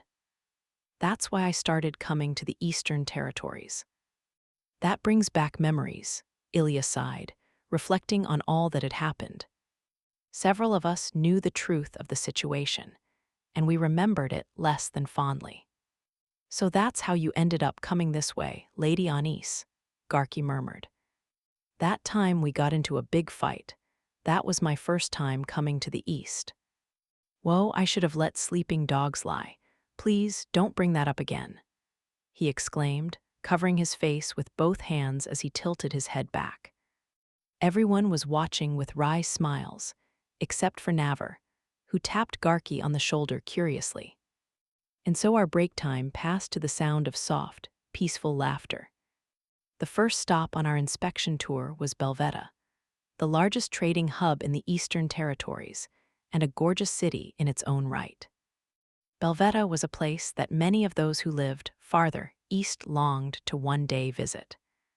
We had made it to the city without incident, but we were soon faced with one small problem. You want to walk around town incognito. Think about it, you can find out so much just walking around the streets. I can't think of a better place to learn about the everyday lives of ordinary people, see how much things cost, and the like. But that doesn't mean you or Queen Euphyllia should go without an escort, Princess Anisphia. Navar was the one voicing his reluctance, his brow furrowed in consternation. I scratched my cheek, searching my mind for a way to bring him around. What if you followed us from a bit of a distance? And then you could all investigate the city, too. Why are you so set on going out by yourself? Because I want to go on a date with Yuffie, I thought. But I could easily imagine their shock if I chose to say that out loud. Thinking back, Yuffie and I had had many heart-to-heart talks, but I couldn't recall us doing anything date-like afterward. Then again, that was to be expected, seeing as she had been kept so busy with official duties since her ascension. She hardly ever had time to go out these days. Of course, we did chat in our bedroom and sleep by each other's side. Still, it would be nice to go out like normal lovers every now and then. After Belvetta, there would be fewer towns where we might enjoy a gentle stroll. But maybe I was being selfish. We were here on business. I hadn't made this suggestion just for fun. It will be fine, Navar. Anis does have a point. Your Majesty. Besides, I'm also hoping to see the people as they go about their daily lives. I'm quite aware that I'm not well versed in that area, so Anis's suggestion is a good one if it will help me gain more comprehensive knowledge. I understand that you might not be familiar with the common people, given your status, Your Majesty, but you would be placing yourself at unnecessary risk. Navar remained uneasy as he voiced his disapproval. You're always so anxious about everything, Navar. It's fine, Garki interjected in an easygoing tone. Navar glared back at him. Garki, however, paid him little heed. Even if they were attacked, they would easily be able to defend themselves. Besides, no one's asking you to abandon your duties just to follow a little bit behind. That's a good enough compromise, if you ask me. This trip is also meant to be a chance for Her Majesty to relax, so I agree that it's a good idea. You too, Lainey? All right then. With both Garki and Laney on my side, Navar reluctantly acknowledged that he'd been outnumbered. In that case, we will go and acquire any remaining goods we might need for the inspection tour, Laney announced. You and Ilya, I asked. Yes, any additional items shouldn't be too burdensome, I don't think. We'll go on ahead. There's no need to say any more, is there? Ilya's gaze all but said out loud. I responded with a soft smile. Ilya seemed to be mixing public and private, too, just as I was. And Laney, fidgeting nervously as she tried to make up for her former restlessness, was indescribably heartwarming. And so we each set out to explore the city of Belvetta, without letting on to our true identities. The theme of our attire this time was a young noblewoman out exploring the town in secret. Frankly, no matter how carefully we tried to dress up as commoners, Euphy's beauty would attract attention. Inevitably, some onlookers would end up realizing our high social status. Of course, the merchants were accustomed to such high-profile customers paying surreptitious visits, and they understood that if they exposed us for who we were, they risked being caught up in unwanted trouble. So we decided to go for it. If we had been in the royal capital, we would probably have wanted to be a little more careful, but this was the East. My hope was that people would see the facade and then willingly play along without delving any deeper. And so Euphy was dressed in a suitably stately outfit that Ilya had picked out for her. She wasn't hiding her face. Few in these eastern regions would be able to recognize her, so no doubt people would just think her the daughter of a local lord out exploring the town.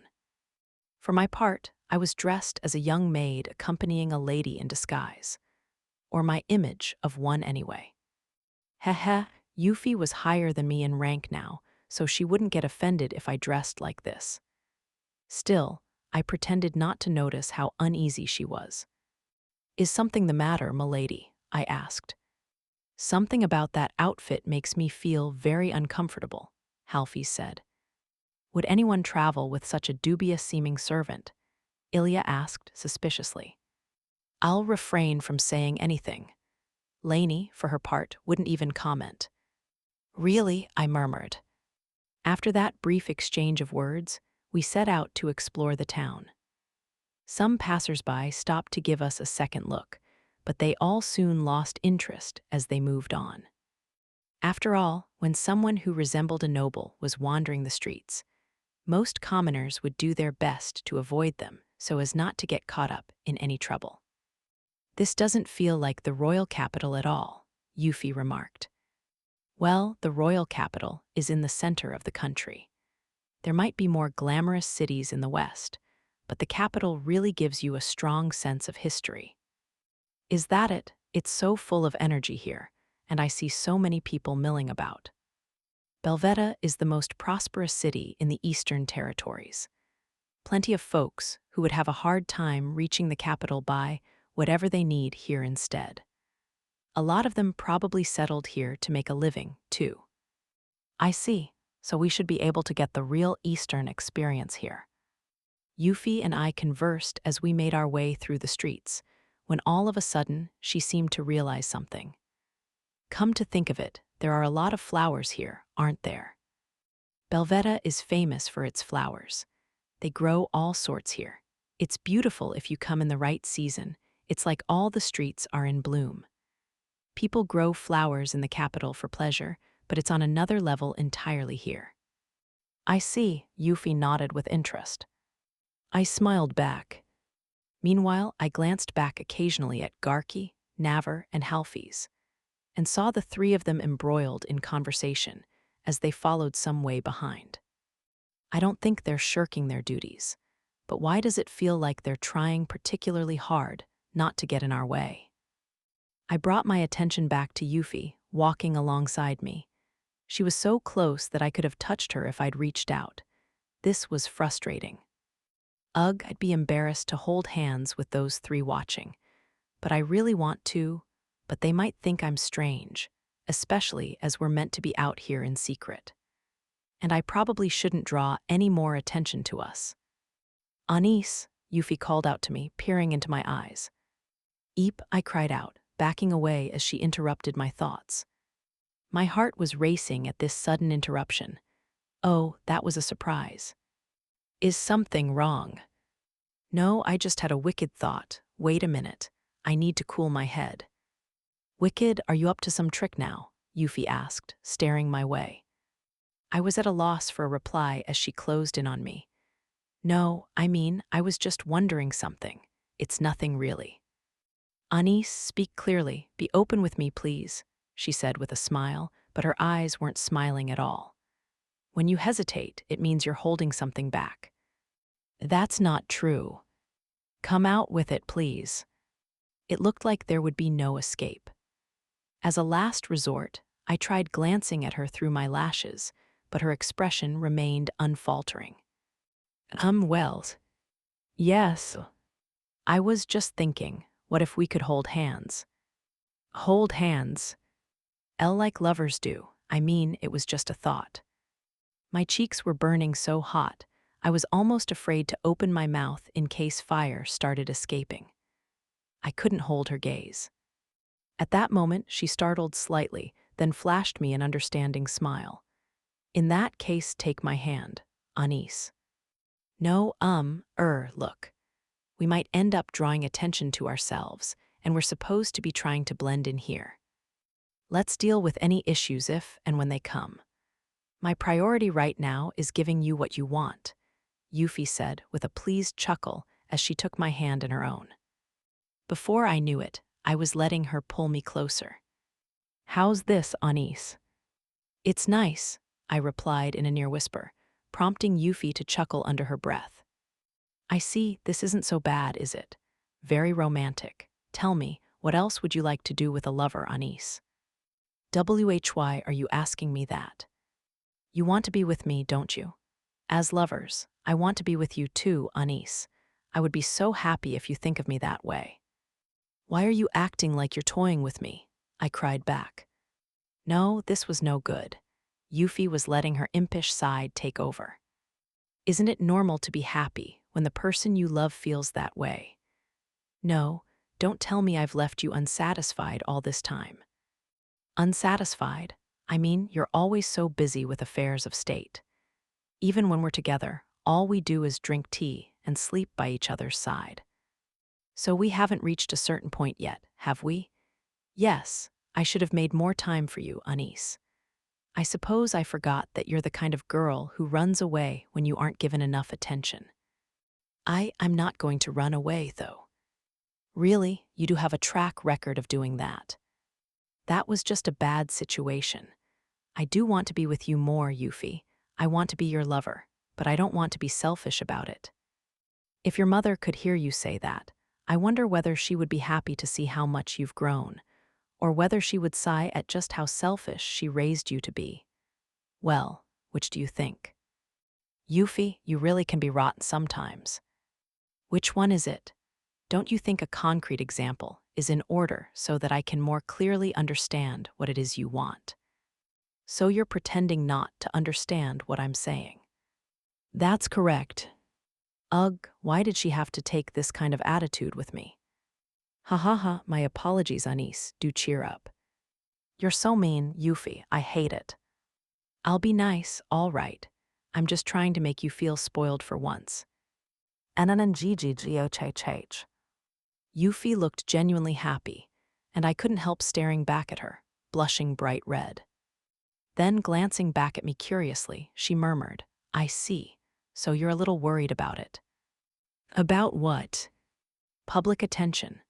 I know it can't be helped, but given my position, we can't visit a place like this without an escort. Then, gently tugging my hand, she pulled me close and whispered in my ear with a teasing voice. It's a pity I can't have those adorable reactions of yours all for myself. Bah, what are you? You're too cute, making all those faces such a tease. Why you're the one teasing me? I heard you, that's cruel. Maybe you're just imagining things.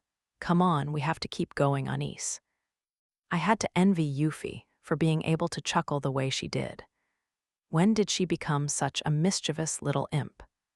The heat that had risen to my cheeks showed no sign of subsiding, and I didn't dare lift my face. Still, with her pulling my hand, I could not follow, so my only option was to push on through the city streets along with her. We spent a pleasant day, surreptitiously exploring the streets of Belvetta. The city was famous for its wide assortment of flowers and the many dyes and inks produced from them. As such, there was a huge variety of textiles and similar products on show, with embroidery being particularly popular. Yuffie bought a mix of sewing and weaving materials that caught her eye, along with a number of embroidery items.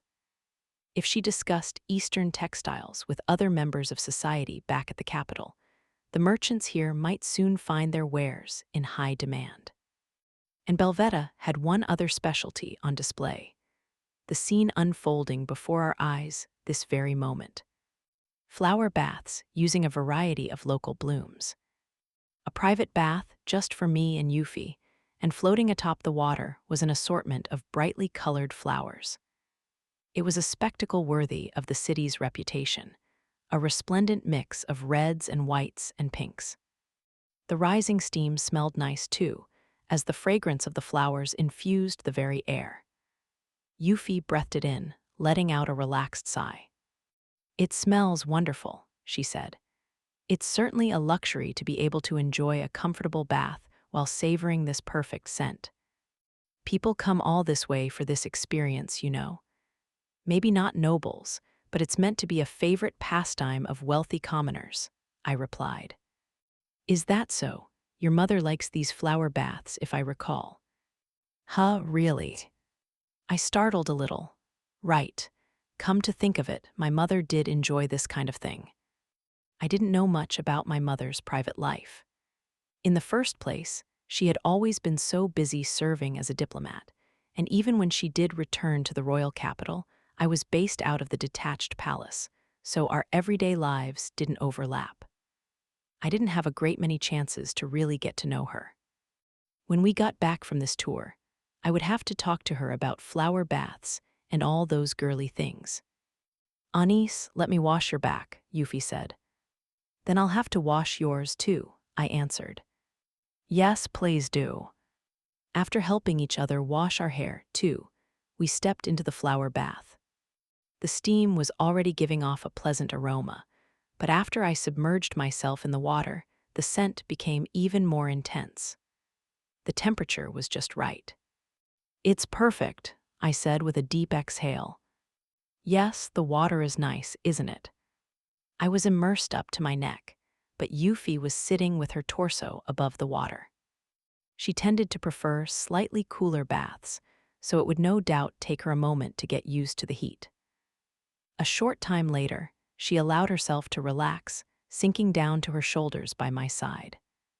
"Ah, hee, what does that mean?" "I'm exhausted." "You really do like baths, don't you, Anis?" "I do. I'd like to take one enhanced with a magical invention, too." "Ah, that might actually help attract more customers to the baths here." "That's not a bad idea." We were both enjoying our conversation from the comfort of the water. All of a sudden, I noticed a flower floating my way from the center of the bath, and I took it in my hands. Holding it close for a moment, I passed it to Yuffie. "What is it?" she asked, examining it. "The color, it's just like your eyes," I said with a laugh. Her rosy-colored irises were the exact same shade as this blossom. She stared back wide-eyed, her gaze focused on the flower in my hands. Finally, she relaxed, her smile softening as she accepted the proffered blossom. "So this is how you see the color of my eyes?" she asked. "Yep, it's beautiful." "Beautiful, huh?" she repeated, drawing closer with a gentle smile. My gaze met her eyes, and I couldn't look away. The next moment, she grabbed my hand and pulled me closer, reaching for my waist. We were practically pressing up against each other, our breaths intermingling before our faces. "Yuffie, WHWH, what are you?" "Well, are you going to answer me?" "What?" "You think my eyes are beautiful?" she asked, tilting her head slightly to one side. She was wearing her hair tied up so that it wouldn't get wet in the bath, clearly revealing the back of her neck. Her cheeks were slightly red, probably from the heated water. She continued to stare my way, her eyes glistening, and now it was even harder for me to look away. My heart was beating so fast that it felt like it might jump right out of my chest, and my face was heating up in a way that had nothing to do with the warm water. "Anis, why you're being mean again? Aren't you the one being mean by refusing to answer me?" She slipped closer, and before I could say anything, she pressed her lips to mine. They felt hotter than usual, probably on account of the bath. She took advantage of my surprise to try to deepen the kiss, so I gave a counterattack with a light nip. "Here in the bath," I said. "Yes," she answered, sticking her tongue out playfully. How I hated that mischievous look of hers. I should have bitten down even harder. I may have halted her kiss, but her next move was to wrap her arms around me in a hug. She wasn't about to let go, and the press of her breasts was reigniting the warm afterglow of her kiss. "You're too close." "Do you think so?" "Yes, and your hands too, and your legs are getting tangled in mine." And so we kept flirting and messing around, until Yuffie finally started getting lightheaded from the heat. I hurried to help her out, but she was already exhausted, unable to get up. "Anis, I don't feel well." "Serves you right." "Yes." Well, I didn't want her to be ill in the middle of our tour, so I did nurse her back to health. Hopefully, she would learn a valuable lesson from all this. Chapter 4, Roaring to the Heavens. The inspection tour continued without a hitch, as we moved from one agreeable item on our itinerary to the next, taking ample breaks in between. Even if the eastern towns we visited were all rather small compared to the royal capital, they were large enough to be called cities. Their streets were full of people, and their markets were bustling with activity. As we moved farther eastward, though, such scenes became increasingly rare in favor of plains, small forests, and fields of every size imaginable. It was just as Garki had told us. It was around this time that we visited the territory ruled by Viscount Persimmon. The Persimmon family's fief was located even farther east than most of the other eastern territories. They were essentially neighbors to Garki's family, the Lamps. Of all the fiefdoms that we had seen so far, theirs left by far the strongest impression. The fields didn't look particularly productive, and there were very few people out working. Those individuals whom we did see were either children or elderly, with very few youths to be found. A great many of the houses and buildings seemed to be damaged and in need of repair, and even the Lord's mansion had a rather desolate appearance, as though it required greater upkeep than the occupants could afford. I had heard rumors, but I didn't realize it was this bad, Garki murmured after we had looked over the area. The others likewise seemed at a loss for words.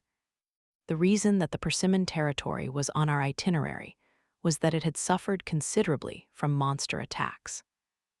Viscount Persimmon had described it as a stampede, given the scale of the damage, and he had immediately requested support and financial assistance from neighboring regions. The destruction wasn't as severe as when the dragon had struck, and thanks to the Viscount's quick judgment and the support of his neighbors, the monsters had been brought under control without further incident. The damage, however, was still immense. Viscount Persimmon's own Knight Corps, along with other knightly groups that had been dispatched to the scene, had suffered numerous causalities, and the family had been saddled with crushing debts as they tried to compensate the bereaved families. On top of that, natural disasters had hit the crops hard, further pushing the family into debt in an attempt to feed those who lived under their lordship. Yuffie had insisted on seeing the devastation with her own eyes, and so a visit to Persimmon territory had been added to our schedule. I glanced around, trying to catch a glimpse of her reaction, but she was simply staring at our surroundings with her lips pressed in a line. From the looks of it, she was thinking deeply about all this. At that moment, a man, Viscount Persimmon himself, if I had to guess, stepped out from the Lord's mansion, followed by a group of retainers. His face was gaunt, and there could be no hiding the dark circles beneath his eyes. Unable to conceal his fatigue, he offered us a deep and respectful bow. "Welcome, Queen Euphyllia, Princess Anisphia. I'm sorry I can't offer you a more suitable reception." "Greetings, Viscount Persimmon. Please raise your head. I've heard of the state of your fief. You needn't worry about hospitality." "I'm humbled by your understanding. This is my daughter, Charney." As the Viscount motioned toward her, the simply dressed girl by his side offered a polite bow before looking up at us. Her hair was a pale red that shone gold, and her eyes were like amethysts. She seemed so young that it was hard to believe she was really an adult. She was clearly nervous, but all the same, she addressed us with a proper greeting. "I'm Charney Persimmon. It's an honor to meet you."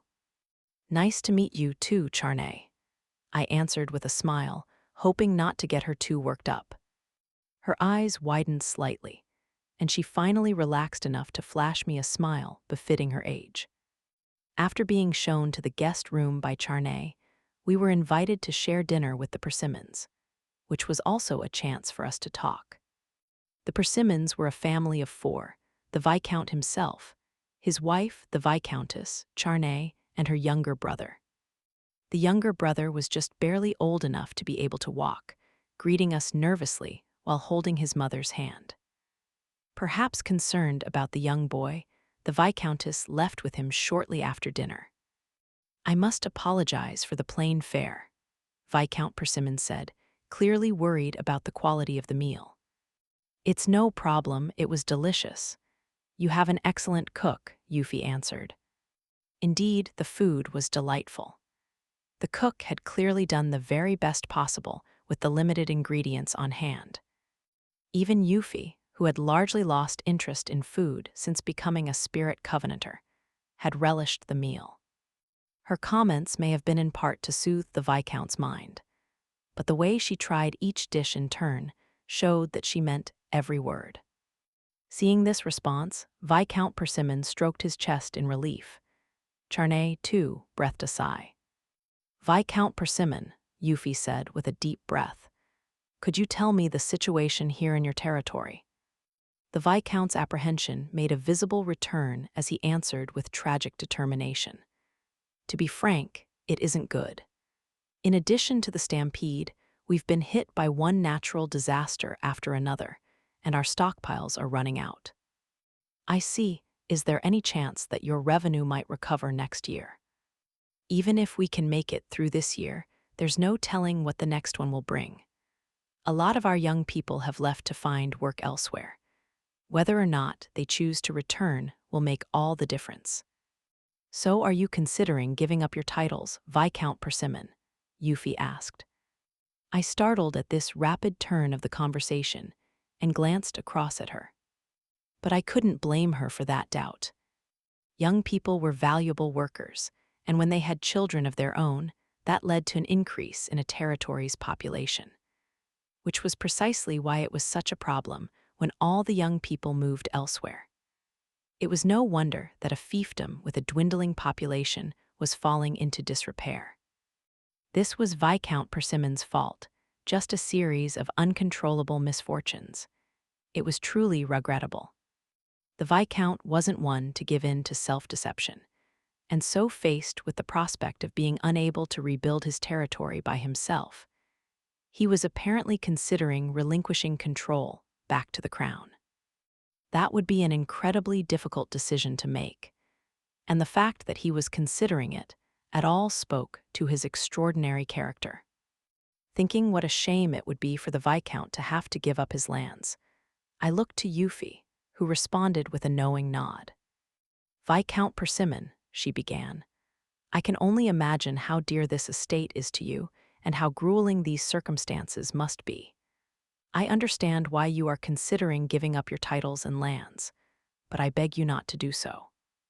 "Your Majesty, no doubt you've already heard about my journey to the throne, but it is my goal to breathe new life into the realm, in the form of magicology and magical tools, as advocated by Princess Anisphia. Once this technology becomes widespread, it has the potential to transform the lives of the common people. I've heard about your ideas. But there's a problem that we must overcome first, before we can make this a reality. And I believe the key to solving it lies here in the East. It does here, the Viscount murmured doubtfully. That key lies in untapped deposits of spirit resources, Euphyllia continued. Conditions here in the East are similar to those of the Black Forest in the North, which is our largest mining area.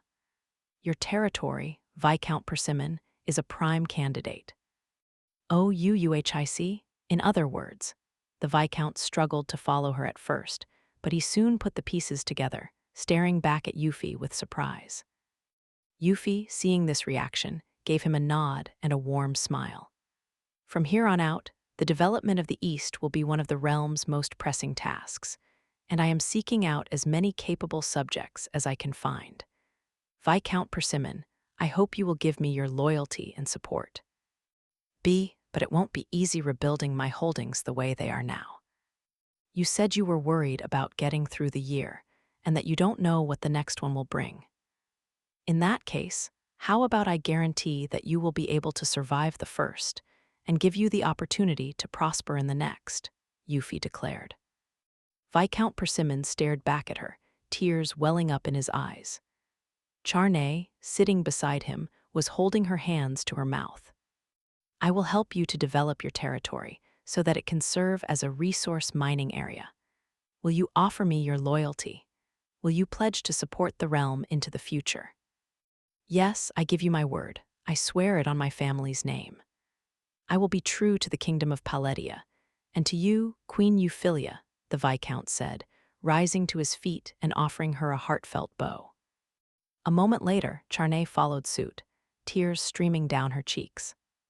In that case, Euphyllia said with a smile, let's talk a little more about the future of your holdings. After the discussion with Viscount Persimmon, it was time for us all to go our separate ways. The night was getting late, and Euphyllia and I were lying side by side on the bed in the guest room with the lights dimmed. The topic of conversation was, of course, our host. I think Viscount Persimmon will be a great asset in the future, I said. He's honest and reliable, and while he can be a little overcautious, he seems trustworthy to me, Euphyllia answered. I hope he can rebuild his holdings. There are a number of potential relief plans we could offer him, so I'm hoping to hear more about the local conditions to decide which would be best. Knowing you, I'm sure you'll pick the right one. Let me know if there's anything I can do to help. I'll do my best not to betray that trust, but we're only here today thanks to your efforts, Anis. Me, I repeated, turning my body toward her. Yes, Euphyllia answered, mirroring me. If not for you, none of this would have been possible. Take the airbikes, for instance. If we provide the Viscount with one, he'll be able to call for help if monsters should attack his territory again. I did have that in mind when I designed them. And in addition to the airbikes, the other magical tools you've developed are filled with possibility. There are so many places where people might use them. That's why they're so highly sought after. I know they're going to be popular, and that's why I made that proposal to Viscount Persimmon. Don't, it's embarrassing to hear. I found myself fidgeting. At that moment, Euphyllia reached out to touch my cheek. You're still not used to praise, she asked. I don't think I'll ever get used to it. I've always been this way. I can't change just like that. Well, you'd better, for my sake. I'll do my best. Oh, your mother told me that's what you always say when you don't want to do something. NGH, why does everyone always bring that up? Mother is always too strict with me, I protested. Euphyllia chuckled at this display of anger. She's worried about you, Anis. I know, but she's still too strict. From where I stand, it seems that she's loosened up considerably. You're lying. Every time she sees me, she breaks into a frown. Maybe you're special to her. I don't want to be special if it means I get lectured all the time. In that case, maybe I should say something to her. Maybe if I tell her you'll start to hate her, if she doesn't go a little easier on you, she'll soften her attitude a little. I'm not going to hate her. I was fully aware that her strictness toward me was a sign of her maternal love. Besides, I couldn't even imagine how she might react if someone said I hated her. If they said that to father, I could easily imagine a physical altercation. Whatever you want her to hear, I think it would be better coming directly from you, Anis. If she would stop scolding me for 1 second, I'd talk to her as much as she wants. I'm sure she would be happy if you did speak to her. She might end up scolding you if you let her take the lead, but if you directed the conversation, I wouldn't know what to talk about. Only with that admission did I realize that I had never really taken the initiative in speaking to her. In that regard, it was only natural that my mother found it difficult to talk to me. Maybe that was why she focused so much on my behavior. That might have been good enough up till now, but I wanted to find some way to improve our relationship. I didn't want to be constantly upsetting her, either. Your mother is from the East, isn't she? Once we go back, why don't you talk about what you've seen here? It might serve as a good conversation starter. Right, I do want to hear how she met my father. Yes, I'll try asking her. I'm sure that will make her very happy, too. Yuffie seemed to be smiling as she said this, making me feel vaguely uncomfortable. But there was something strange about that smile. I looked hard at her face, prompting her to wrinkle her brow. I don't know what to do when you stare like that, she said. Why? I've been growing too, so I'm trying not to be so greedy. Ah, you're hungry. You need more magical energy. I've had quite enough, so there's no problem there. It's just what? Yuffie closed her mouth, mumbling under her breath. I stared back at her, waiting for her to speak, but all she did was avert her gaze. Yuffie, would you be angry if I touched you for no reason? Yuffie. That's it, I can't take it anymore. I blinked while Yuffie turned her back on me, pouting. That reaction was cute. I could feel my lips curling in a grin. You're so adorable, Yuffie. Don't mock me. You were very assertive back in Belvetta. I let myself get carried away. I wish I hadn't. Do you? Her response this time only added to her charm. I couldn't keep my amusement to myself. Nope, I wanted to take her in my arms and laugh out loud. But I didn't know what she would do to me if I did. I tried my best to contain my laughter as I reached for her cheek. Isn't wanting to touch me a good enough reason? If that was the case, I wouldn't be able to stop. I suppose not. My fingers brushed against her skin. But I'm not going to stop when I feel like touching you. You're no fair, Anis. Oh, you make me happy too easily, but if you make me too happy, it's too easy, Maybe the reason I was feeling a little down lately was because Yuffie kept spoiling me all the time. We were in the middle of our inspection tour, and I could see that she was working to keep up appearances as queen. But now that we were alone, she could hardly control herself. And that was precisely what was so cute about her. I couldn't help loving and adoring her. You can touch me whenever you want, with or without a reason, Yuffie. Even when it makes you embarrassed. I suppose you should show a little restraint. I had to add at least one condition. The light in her eyes had suddenly turned dangerous. The next moment, she drew close and pulled me into a hug, shrinking slightly as she buried her face in my neck. I love it when you pamper me like this, Anis, but you have to tell me when it's too much. I don't think I can hold back when it comes to you. And I love it when you act this way, so I'll do my best not to cross any lines I shouldn't, even if it did leave me feeling embarrassed and occasionally overwhelmed. But I did want to indulge Yuffie with all my heart.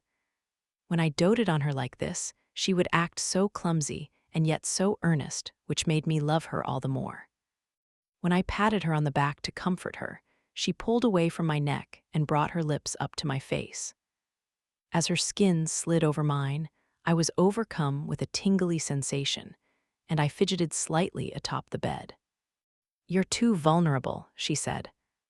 "Only in front of you. And so sweet, you should be more alert, Anis. I don't mean to be obtuse. It's only because you keep putting me in uncomfortable situations. Still, I don't think I mind all that much. And then you say things like that." She huffed as she gave me a series of play bites. Had she learned this recently, or had she come by it naturally? Whatever the case, she was doing it a lot lately. My smile deepened as I listened to Euphy's adorable protests. "Ah, the weather's great. It's a beautiful day for an outing," I exclaimed, stretching both arms over my head. "An outing? What's that supposed to mean?" Garki retorted with a sharp glance. A few days into our visit to Viscount Persimmon's holdings, we found ourselves trekking through a forest, a favored hunting ground for the local residents. Our objective was simple: to examine the site of the monster stampede and to consider the area's potential for resource mining. Something must have caused the stampede, but whatever it was, it had remained uninvestigated owing to a lack of manpower. The Viscount wouldn't have allowed us to investigate the stampede for fear of our safety, so we had prepared a more acceptable pretext to win his consent: a preliminary survey to examine the variety of spirit resources present. Leading the party were Euphy and myself, with Garki and Navar serving as protection and Charney as our guide. Lainey, Ilya, and Halfies had offered to help with work at Viscount Persimmon's mansion. Their job, they told us, was to see to our care and comfort, and they saw assisting in the mansion as part of that responsibility. No doubt they wanted to lend the Viscount a helping hand after all the hardships had piled up on his shoulders, and the offer of support had apparently left Persimmon humbled. "Thank goodness for the nice weather today. It makes it easy to find your way around," Charney said with a laugh, looking more like an adventurer than a nobleman's daughter. She carried a staff in her hands, had a dagger sheathed at her waist, and wore a bow and arrows slung over her back. She seemed perfectly at home marching through the forest. "You seem to know your way around, Miss Charney," Navar said, impressed. "Yes, I've been visiting the forest ever since I was a child," she answered. "Doesn't your father object to your coming here?" "I like hunting. Besides, regular patrols of the forest are important for managing the estate, and I have to stand in for my father sometimes. I'm good with a bow, too." "I see. My father also used to take me hunting," Garki called out cheerfully. Charney seemed reassured by his presence as well. They were both from the east, so maybe that was why they had such good rapport. Navar was, too, but he was more familiar with life in the royal capital. This conversation was apparently fascinating to him. I couldn't help smiling as I watched the three of them getting along. When I turned my attention back to the forest, Euphy approached my side. "Let's go a little deeper in and see what we find," she suggested. "Yes, I suppose we should." We passed beneath the trees a while longer as we headed farther into the forest. On the way, Charney shot down a few wild birds with her bow, leaving Garki and Navar to prepare them for eating later. It wasn't a lot of food when you took into account everyone who lived in the Viscount's territory, but it would still help. And of course, Charney was eager to offer us all fresh, delicious meat. While she, Garki, and Navar were enjoying themselves hunting, I was busy looking for traces of monsters and spirit materials on the ground and around nearby trees. "What do you think, Anis?" Euphy asked. "All the traces I can find here suggest a wild flurry of activity, but the forest seems too quiet for that to be the case. It's a little unsettling." "How so?" I had spotted claw marks on trees, broken branches, and footprints that all spoke to the intensity of the stampede. But the forest now was eerily quiet. There was nothing to suggest that the trees had been heavily damaged, and nothing about our surroundings looked out of the ordinary. So, considering how many signs pointed to an abundance of remaining monsters, it was hard not to feel a touch of trepidation. Forests are usually fairly quiet after a stampede, but this one feels too quiet. Too quiet, Yuffie repeated. First of all, there are too few monsters here, from what we've seen. Stampedes are usually caused by monster herds that have lost out in a battle for territory, or by huge creatures driving smaller ones away, I said, raising 2 fingers into the air as I laid out my argument. If one herd of monsters had lost territory to another, the total number of creatures occupying the area shouldn't change all that much. You're saying that one group would have simply given way to another. Yes, if a larger monster had driven smaller ones out, that might explain the decrease in numbers. And when there's less prey to hunt, the possibility of larger creatures attacking human settlements rises, too. That almost sounds like the dragon incident, Yuffie murmured uneasily. I pressed my lips together. Dragons are extreme examples, although the principle is largely the same. But back to the forest here, I don't feel like its assortment of animal and plant life has been destroyed. So the forest's resources remain. We've seen hardly any carcasses, so it doesn't seem like a territorial dispute. But looking at all these leftover signs, there's no doubt that a stampede took place here. So you think it was caused by a large monster? The monster population seems to have dropped too much for that. If a large monster had driven smaller ones away, where did they all go? We would have expected to hear more reports of sightings. No, there aren't enough living monsters here, and there aren't enough dead ones either. That was why I was so stuck on this. A larger monster had appeared, driving smaller creatures into a stampede. So far, so good. The problem was what had happened after that. The monster population in the forest had fallen too much. From the clues littered around us, they should have been here in considerable number. The only possibility I can think of is that most of the monsters here left the forest to escape a much larger one. If you're right, what kind of monster would we be talking about? It would have to be a big eater with a huge hunting range, so wide that the others would have to abandon the forest to reach safety. So you're saying there are any other monsters left here? That can't be good. That's a huge scale. We'll have to investigate properly to be sure. We need to trace all this back to its source. Do you think it's still lurking somewhere in here? Maybe. It could just be luck that Charney and the others haven't found it yet. Mightn't it have left for somewhere else? That's possible, but if it had, we might expect reports of other stampedes elsewhere. Maybe it's had its fill and it's picked somewhere to rest. At this point, it was safe to assume that we weren't dealing with a territorial dispute between 2 monster herds, but rather the appearance of a huge creature, forcing all others to flee en masse.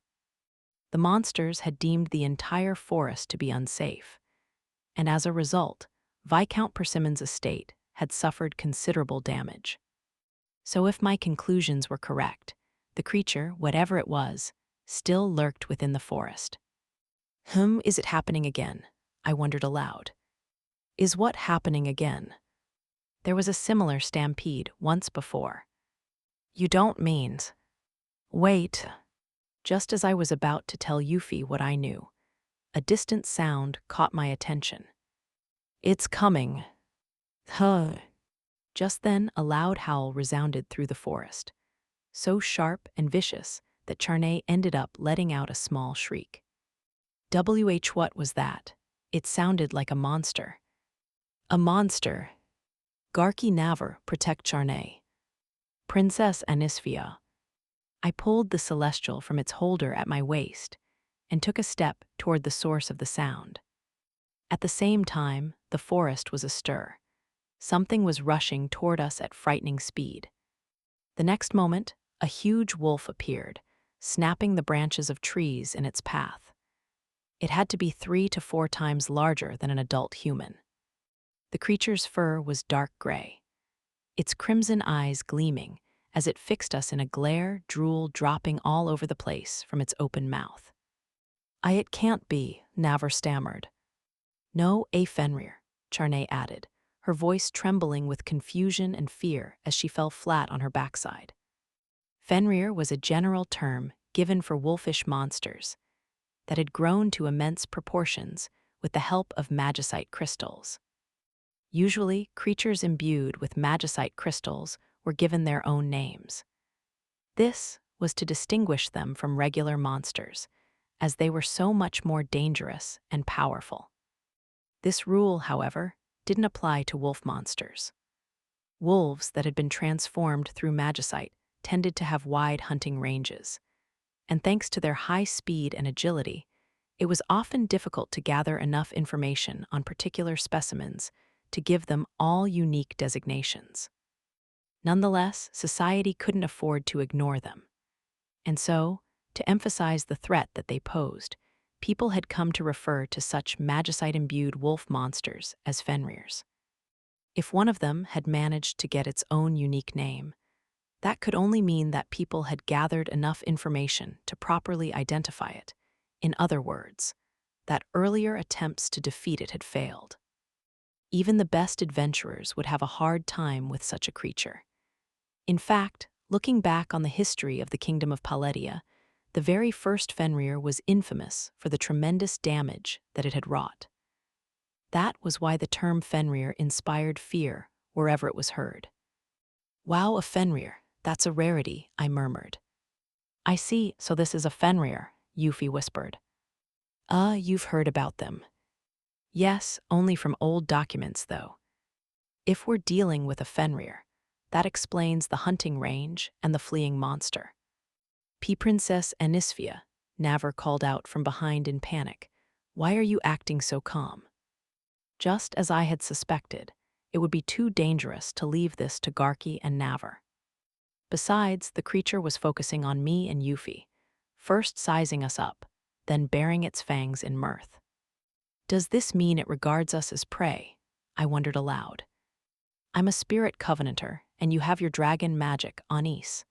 Maybe it can sense those." "It must have a good nose, then." "Well, you could think of it as a blessing in disguise. We've stumbled on this Fenrir and its rare magicite." So I was right," Navar sighed. "You too, are you even listening to us?" Garki cried out. "It's all right, we can hear you loud and clear. Like I said, protect Charney, this Fenrir is mine." I hadn't felt this elated in so long. I could feel the grin spreading across my face and the tingling in my body, with the dragon magic flowing from my impressed seal. In fact, this wasn't my first time meeting a Fenrir. Last time, however, we had taken the monster down as a group, so I had received a relatively small share. Maybe this time I could snatch the whole thing for myself. No, I couldn't wipe the grin from my face. Partly because I couldn't let an enormous magicite monster out of my sight, but I was also curious to know what kind of magicite it possessed. "Euphy, are you ready?" "Yes, let's face it together. We can't afford to let this Fenrir escape." "Then you attack it from behind." "All right, you focus on attacking from in front." The Fenrir bristled, ready for the fight, and opened its jaw wide. It let out a roar so powerful that it almost ruptured my eardrums. The wind of it washed over me, and my smile deepened as I stepped forward to avoid being blown away. The force of that howl was enough to snap the trees around us and clear an opening in the forest. "You're a very bad doggy," I called out. As the wind slowed, I took a firm step forward and flew straight for it. The Fenrir responded to my heightened speed, leaping at me with its jaw open wide. Without slowing my momentum, I collided hard against the creature's fangs, using the celestial as a shield, then used that motion to spin around and slip behind it. As soon as the Fenrir landed on the ground, I poured my magical energy into the celestial. The first step is simple, slash. I converted my magical energy into a keen blade, swiping at the massive beast. But the Fenrir recognized that the blade was suddenly extending and leapt back to avoid it, tilting its head to one side. I wasn't even able to graze its teeth. NGH, I was hoping to at least defang you there. This Fenrir had a quick reaction time, and that alone put it out of the ordinary. On top of that, it was bigger and faster than I was. Then, as though to return the favor, it kicked off from the ground and sprang toward me. Ruarvers. What? Sit, shake, lie down. This time I sidestepped a swipe of its claws, then jumped up and delivered a hard heel drop. Its fur, however, was harder than I had expected, and my body suddenly reacted to a sense of impending danger. The leg that had delivered that kick twisted me out of the way, and I jumped to safety. Grrrr, the Fenrir snarled as I hit the ground. That same moment, a cannonball of wind came flying straight for me. I quickly deflected it with the celestial, but the impact sent me flying backward. After landing safely on my feet, I adopted a fresh battle pose. This damn dog is almost dangerous. The Fenrir's reaction's speed meant that I couldn't sit on my laurels. I could respond to its attacks, but if it tried to escape, I might be in trouble. I couldn't afford to let it go. Anis, fall back, run, I heard Euphyllia cry. Without waiting a second more, I flew back as fast as I could and readied to retreat. Earthquake. Euphyllia gripped the Arcane seal and thrust it into the ground with tremendous force. In an instant, the earth exploded, rising up and blowing away the trees that the Fenrir had uprooted a moment earlier. A spear of dirt rose up from the protruding earth, aimed right for the Fenrir. But the creature dodged it and pounced for Euphyllia. She had noticed the attack, too, quickly extending her earthen spear to block the monster's path.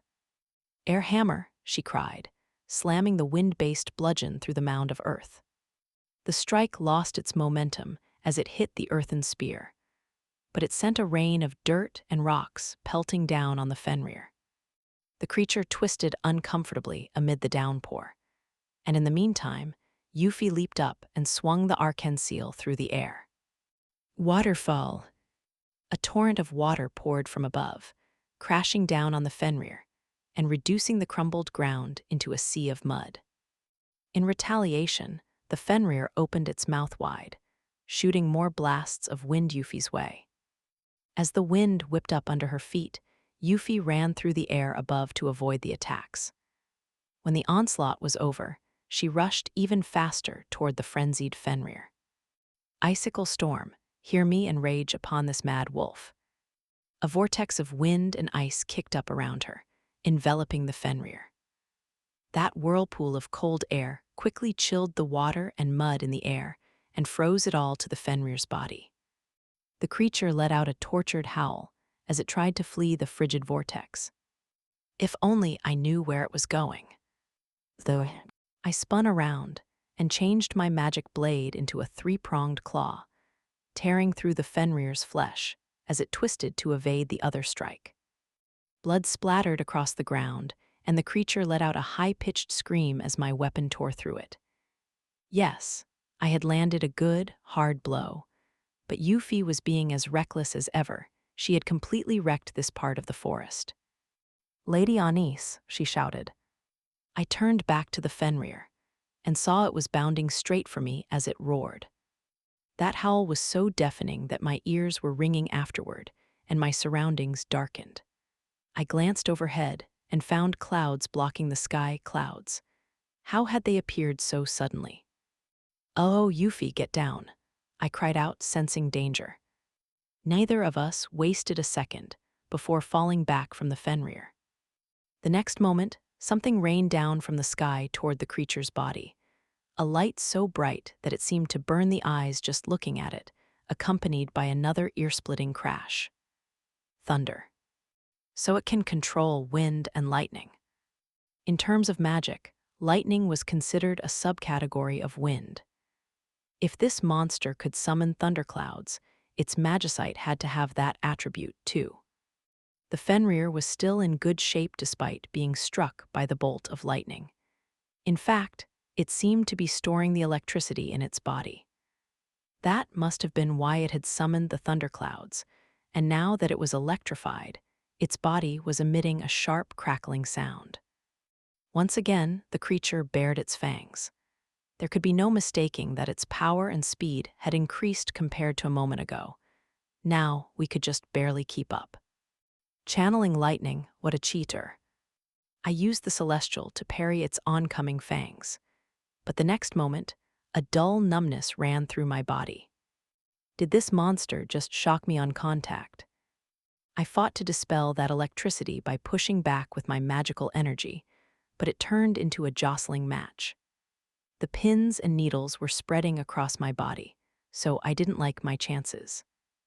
I'm not your plaything. Without waiting any longer, I poured all my magical power into the celestial. The blade grew longer and longer in response to my will and lifted my body into the air. Once I was high up, I let go of the magical blade and began to fall. The Fenrir was waiting immediately below, fangs at the ready, but I wasn't about to let it have me. "Yuffie, get him," I called out. "Air hammer." Yuffie needed no time to realize what my plan was, and lashed out with a wind-powered hammer. Using the celestial to shield myself from the buffeting winds, I landed a short distance away. Well, I did grimace a little in pain on hitting the ground, as I hadn't been able to fully absorb the impact, but it was better than having my whole body go numb from that electricity. "Anis, are you all right?" Yuffie rushed to my side as soon as I landed. "Yuffie, did you see that?" I cried back. "Yes, it has wind and thunder attributes.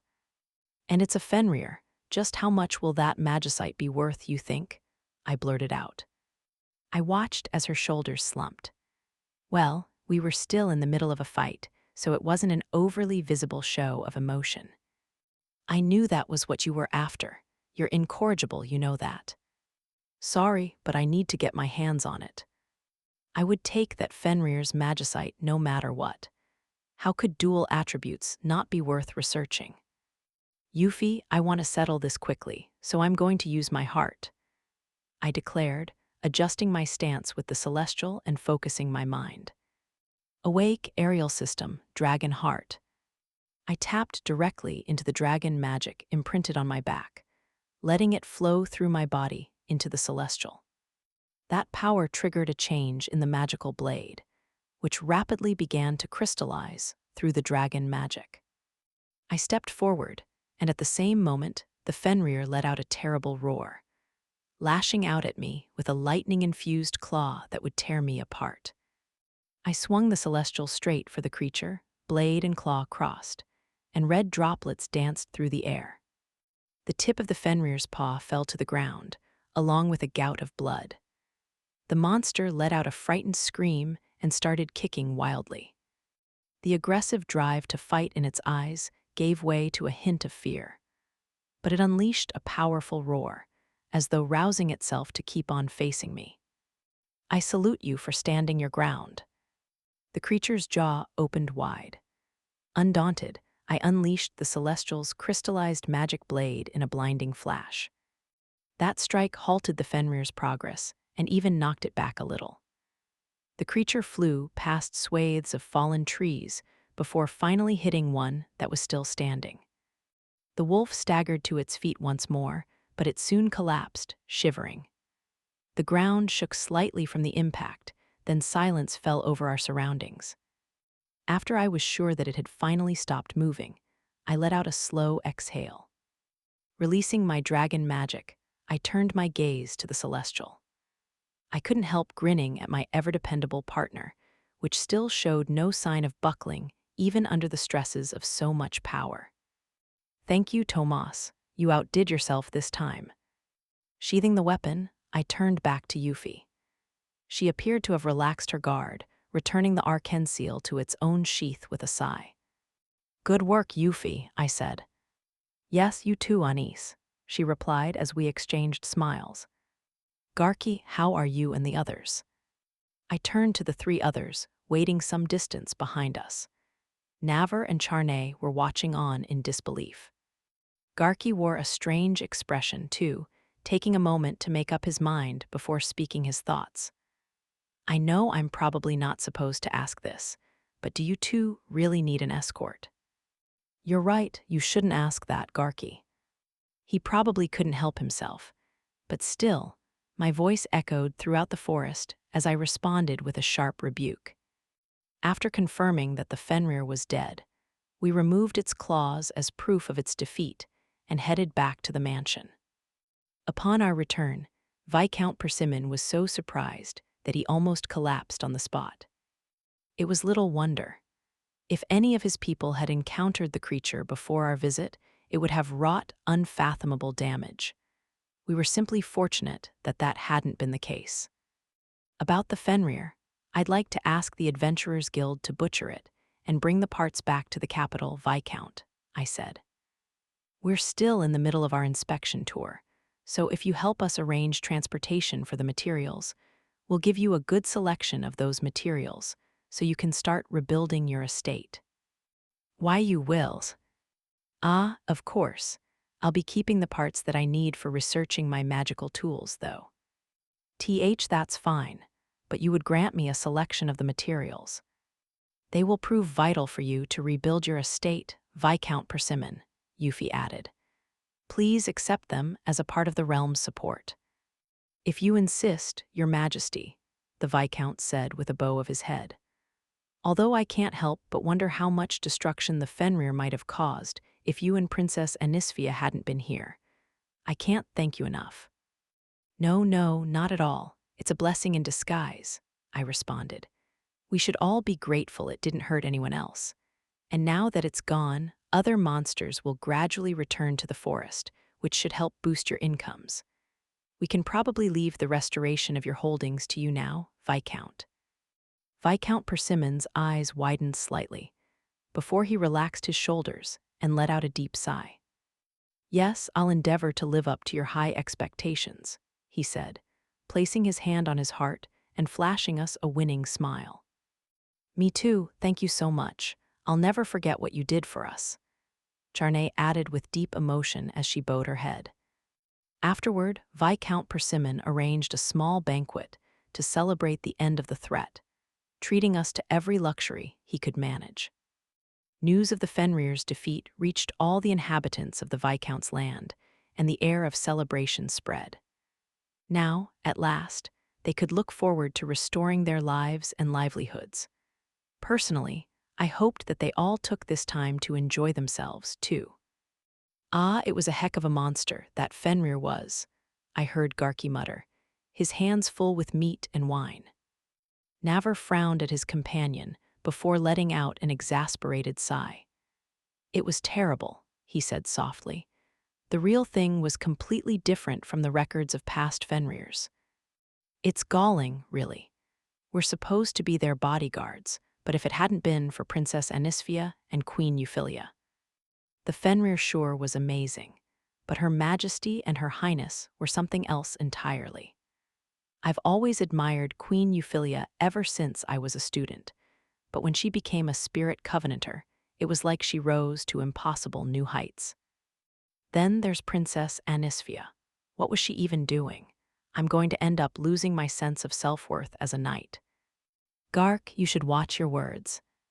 Garki was busy joking lightheartedly, while Navar's eyes widened in shock. I, however, didn't mind their banter, watching on with a soft smile. We really were lucky, I said. That Fenrir could have caused all kinds of havoc. I wanted to avoid any more damage to Viscount Persimmon's holdings. That might be true, but it was just a coincidence you were there, Princess Anisphia. How many people here in the East can hope to compete with that? Navar asked. No, a monster of that level. It would take an entire squad of knights to take it down, right? Garki murmured. Yes, but I can think of a good many knightly forces who should have been able to stop it, I pointed out. Sure, but even so. While I was busy talking to Garki and Navar, Euphy approached with a drink in one hand. It seems the situation here in the East is still dire, she said. Euphy, I greeted her. Navar hurried to put a hand on his chest as he bowed deeply. I must apologize for putting in such a poor performance as your escort today, Your Majesty. Please raise your head, Navar. I don't know what to say. Anis and I are out of the ordinary. For two people to confront a Fenrir alone, under normal circumstances, that would indeed be unthinkable, Yuffie said in a calm voice. Navar looked up slowly, his expression conflicted. And you're still a novice knight. It would be beyond reckless for you to challenge such a creature. That being said, seeing that threat for yourself must have been a beneficial experience. Yes. In that case, please put a little more thought into what you just said, Navar. A little more thought.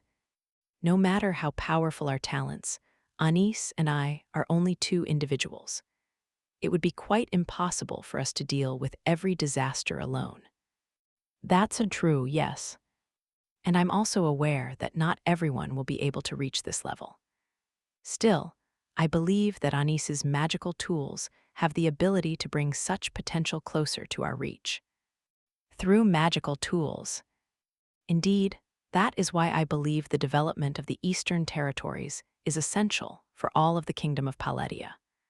To develop those tools, we need to secure more spirit-based resources.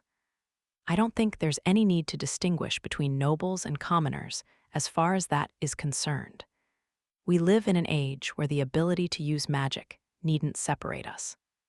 Your Majesty, do you want the aristocracy to relinquish their magical authority? Navar asked with a serious look. Yuffie gave him a soft smile. I want to create a new era, one in which authority is vested in more than magic. A future in which magic isn't an authority, per se, but one of many talents with great potential. That's the kind of future that Anis and I would like to see. Do you really think it's possible? It will take a long time to realize, but there's no hurry. We will keep moving forward, generation after generation, hoping for the day when it becomes a matter of course. We mustn't forget the lessons of our forebears, but we mustn't obsess over tradition, either. As leaders, we must always keep in mind the best interests of the kingdom and its people. Even after hearing all this, Navar was still visibly troubled. Yuffie glanced down at her own palm. Never be satisfied with the status quo, and never stop thinking about the future. I'm sure he would have wanted to live that way. She murmured softly. Your Majesty, Navar glanced up in surprise, wrinkling his brow and closing his eyes. After a moment of silence, he slowly nodded his head. I'm not sure if the future you have in mind is the best one, Your Majesty, so I'd like to think a bit more on it before I give you a proper answer. Yes, please do, Yuffie answered. This is all over my head, but basically, we've got to keep doing what we can and never give up thinking of new solutions. Right, Your Highness? Garki asked in a low voice so that Yuffie and Navar wouldn't hear. Now isn't the time to be asking follow-up questions, I muttered with a weak sigh. Keep on thinking about the future, huh? I closed my eyes, my thoughts turning to Ali, the person Yuffie had been thinking of a moment ago. My brother had nearly been crushed under the weight of responsibility and expectation being thrown on him. It was enough to make anyone want to cry out loud. Anis. I approached Yuffie's side and leaned against her shoulder. After flashing me a somewhat dubious look, she wrapped her arm around my shoulders as though suddenly realizing something. Navar Gark, I think it's time we all got some rest, she said. Anis hasn't been involved in a battle like that for quite some time, and I think she's getting tired. Understood, I'll tell Viscount Persimmon, Navar responded. Thank you, in that case, we'll retire for the night. With those words, Yuffie started leading me away, her arms still around me. I reached up and took her hand, intertwining our fingers. The two of us left the hall for the bedroom set aside for us. As we walked there, I leaned up against Yuffie and pressed my forehead against hers. She let out a small laugh before calling out my name in a gentle voice. Anis, what's come over you all of a sudden? I used my dragon magic earlier, and now I guess I feel like spoiling you. I see. Yuffie continued walking without asking any further questions. She opened the bedroom door and let me in first, then closed and locked it behind her.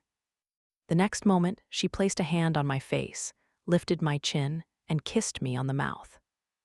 I accepted the gesture without resisting, closing my eyes and letting her do as she pleased. After exchanging a few light kisses, I stepped back to a close distance. "You know, Yuffie," I whispered. "What is it?" "I'm just a little tired today, but I want to spoil you so much."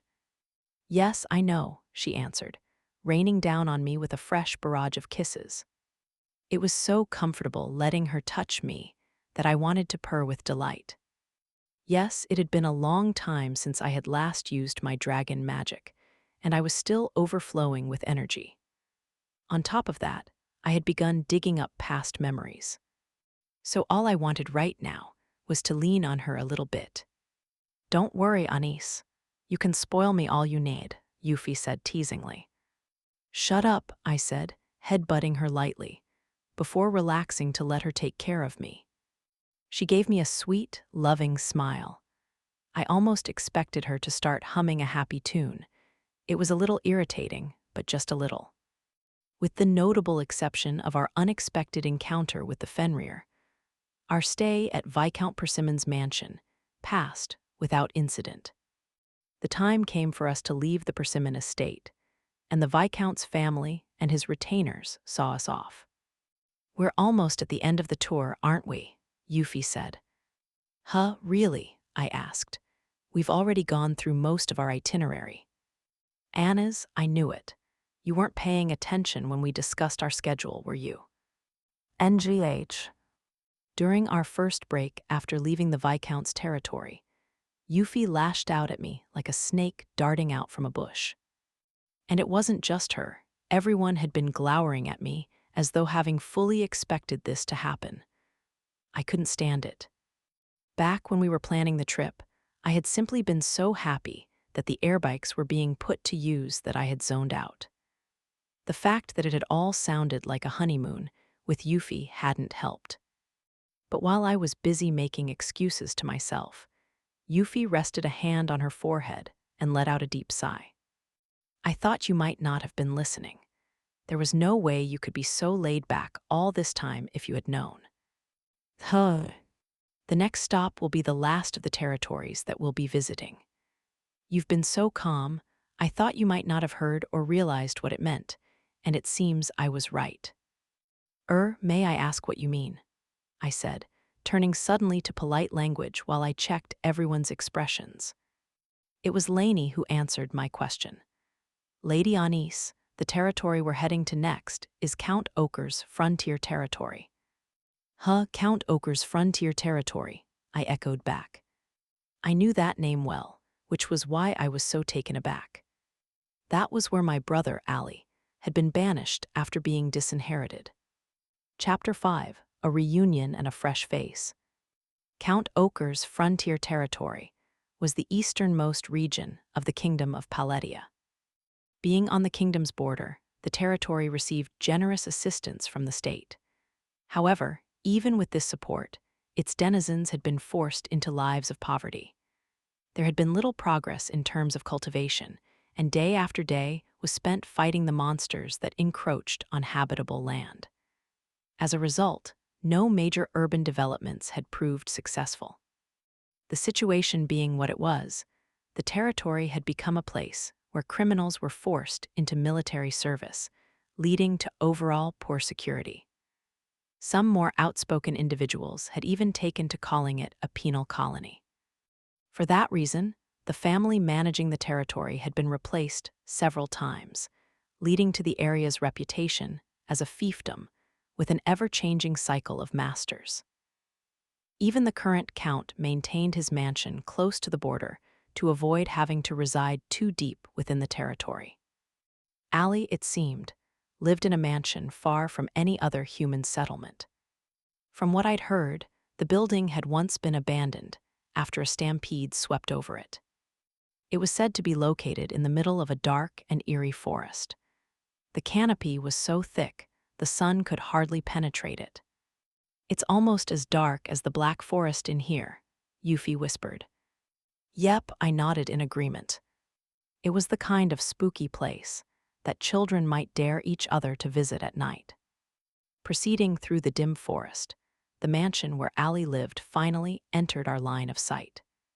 The garden was largely overgrown, barely maintained, and the outer walls were partially rotting, with ivy growing in all directions. Altogether, it was a shocking sight. We halted in the air as we looked across at the mansion. It almost looks like something might jump out at you if you came here after sundown, I remarked softly. To think that Algard is living in a place like this, Yuffie added. So this is where Allie is. I hadn't been able to stop thinking about him since learning that his current residence was the last stop on our royal tour. How was I supposed to react, seeing him again after all this time? I had been so preoccupied with that question that I couldn't think of anything else. I was, of course, also curious as to why Yuffie had decided to make this the last stop on our journey. But my first concern was whether I even had the right to show myself before my brother. After all, I was the one who had driven him here. He didn't seem to resent me.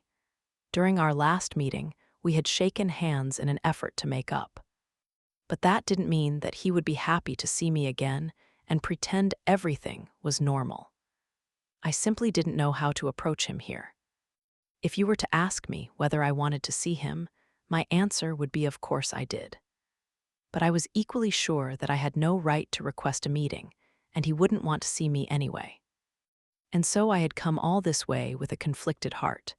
Still, I couldn't turn back now. I had to meet Allie even if I didn't feel worthy.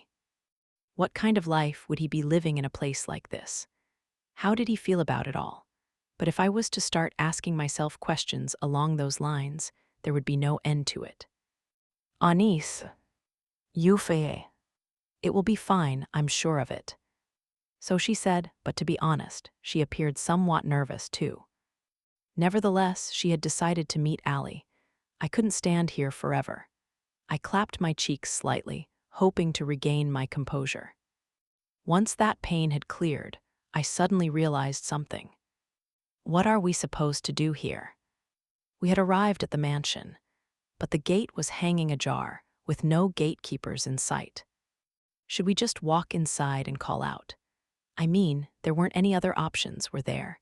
We were going to have to raise our voices. There must be people inside, I said. Maybe we should call out to them. I'll go first, Lady Anis, Garki said, lightly raising a hand into the air as he volunteered himself. He set foot in the courtyard, about to make his way straight for the mansion's front door, when... Halt! Something jumped out from the shadows, blocking his way. The figure in our path was a young girl. She looked younger than us, around the age when she might consider starting at the aristocratic academy. Our eyes widened in surprise as we took this sight in. Her silvery gray hair reached down to her waist, tied up behind her back. But on her head were wolf ears, the same color as her hair. I could even make out what looked like a wagging tail. It was unmistakably real, and the pupils in her blue eyes were elongated and animal-like. All of us were stunned by the appearance of this half-human, half-beast girl.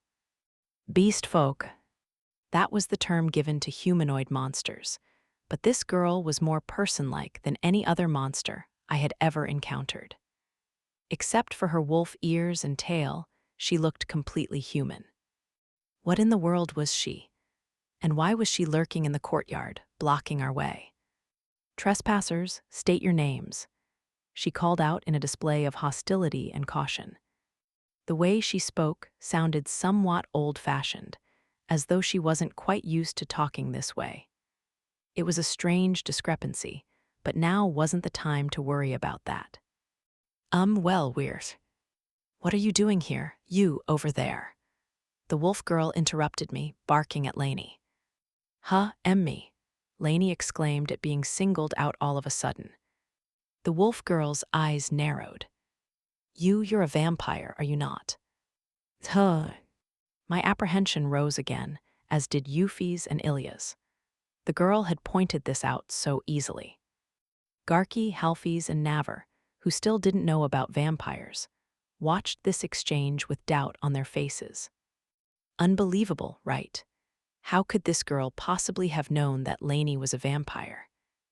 And you, are you really human? You have a strange aura about you, the girl said, pointing this time to Yuffie.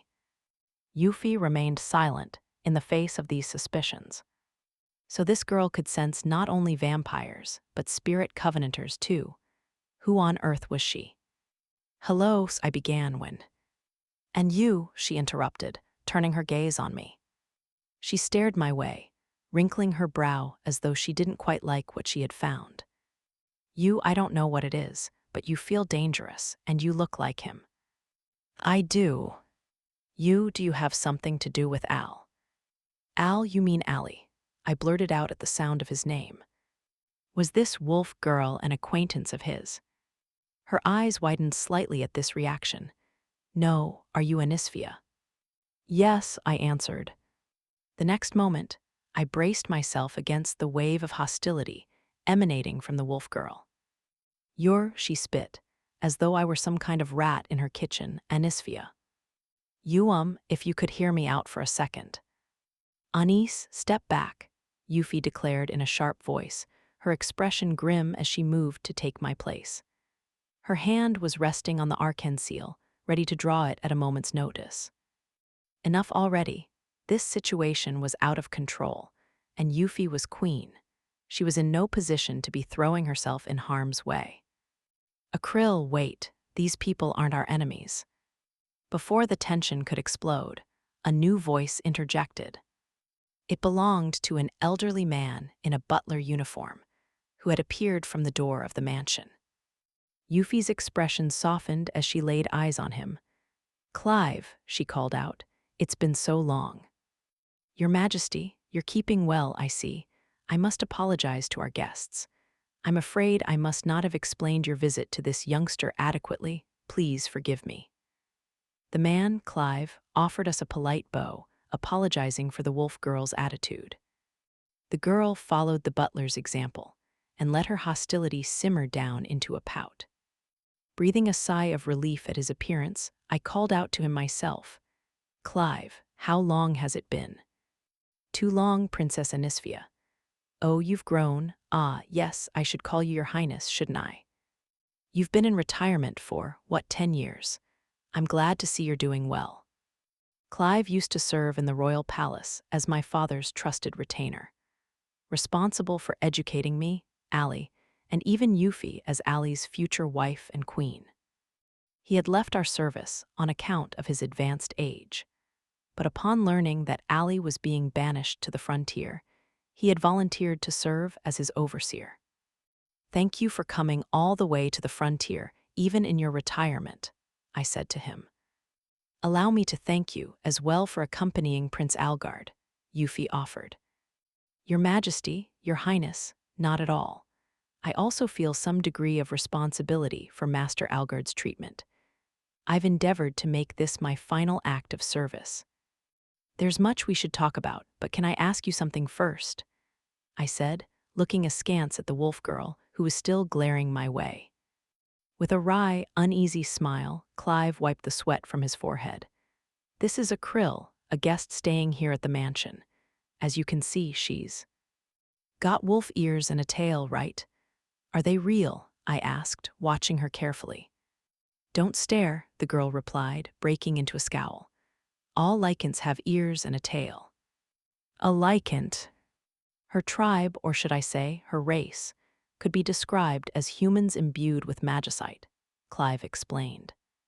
Humans with magicite. I stared back at her with amazement.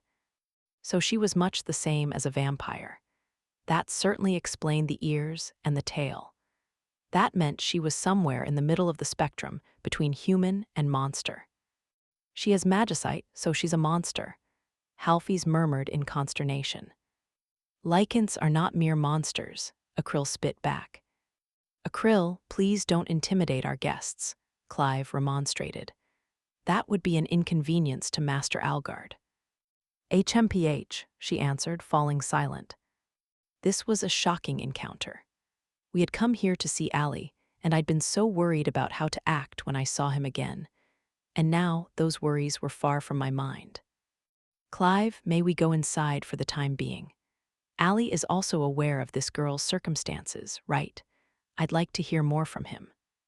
Of course, allow me to show you inside. With Clive's approval, we moved the airdra and the airbikes into the courtyard and set foot into the mansion. In sharp contrast to the mansion's exterior, the inside was clean and tidy. We made our way down the corridor side by side until Clive stopped in front of one of the rooms. Master Algard, he said, Her Majesty Queen Euphyllia and her entourage are here to see you. Enter. The voice that sounded from beyond the door made my heart skip a beat. I swallowed hard, my throat was suddenly parched. The next moment, Clive opened the door and ushered us in. And then I saw Ali again for the first time in forever. His platinum hair was just like mine, while his crimson eyes couldn't have been more different. He was dressed modestly compared to when he had lived in the royal palace, and he looked to have grown taller than I remembered. Queen Euphyllia, Princess Anisphia, thank you for your kind visit, Ali said, dropping to his knees respectfully. Euphy startled for a moment, her eyes widening as she visibly gulped, but she soon exhaled and took a step before him. Please raise your head. There's no need to kneel, she said. As your Majesty's subject, I ought to treat you with obeisance and respect. I'm a criminal. It would be presumptuous for me to look upon your face. In that case, I forgive you. Please relax. Understood. After a short pause, Ali rose slowly to his feet. The two of them, meeting again after all this time, exchanged awkward smiles. There are only familiar faces here today, so please act normally, the way you used to. Standing on ceremony will only make us all uncomfortable. You're going out of your way to protect the feelings of a subject, Ali asked. You know, you sound a little sarcastic when you say it like that, Euphy answered. Not very gracious, are we? After exchanging a few casual words, both Euphy and Ali started chuckling. I, too, was taken aback by their conversation. Euphy, it seemed, was less hesitant speaking with Ali than I had expected. And I wasn't the only one at a loss. Naver was surprised, too. A moment later, Ali turned to the rest of us in embarrassment. You all seem to be having trouble finding words, he said. You could say that, Euphy responded. That girl earlier startled us a bit, too. Ah, Akryl, sorry, did she make a scene? I must not have explained the situation to her well enough. I sent Clive to meet you as soon as I could, but it's my fault if she was rude to you. Please don't punish her. She's still unfamiliar with how we do things here in the Kingdom of Paledia. You don't need to bow your head, but could you tell us more about her? I don't blame you for being curious. But you don't mind if I talk about myself too, do you? Ali said, glancing at Naver, Garki, and Halfies.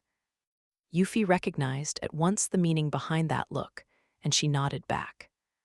I was planning on telling everyone when we got here in any event.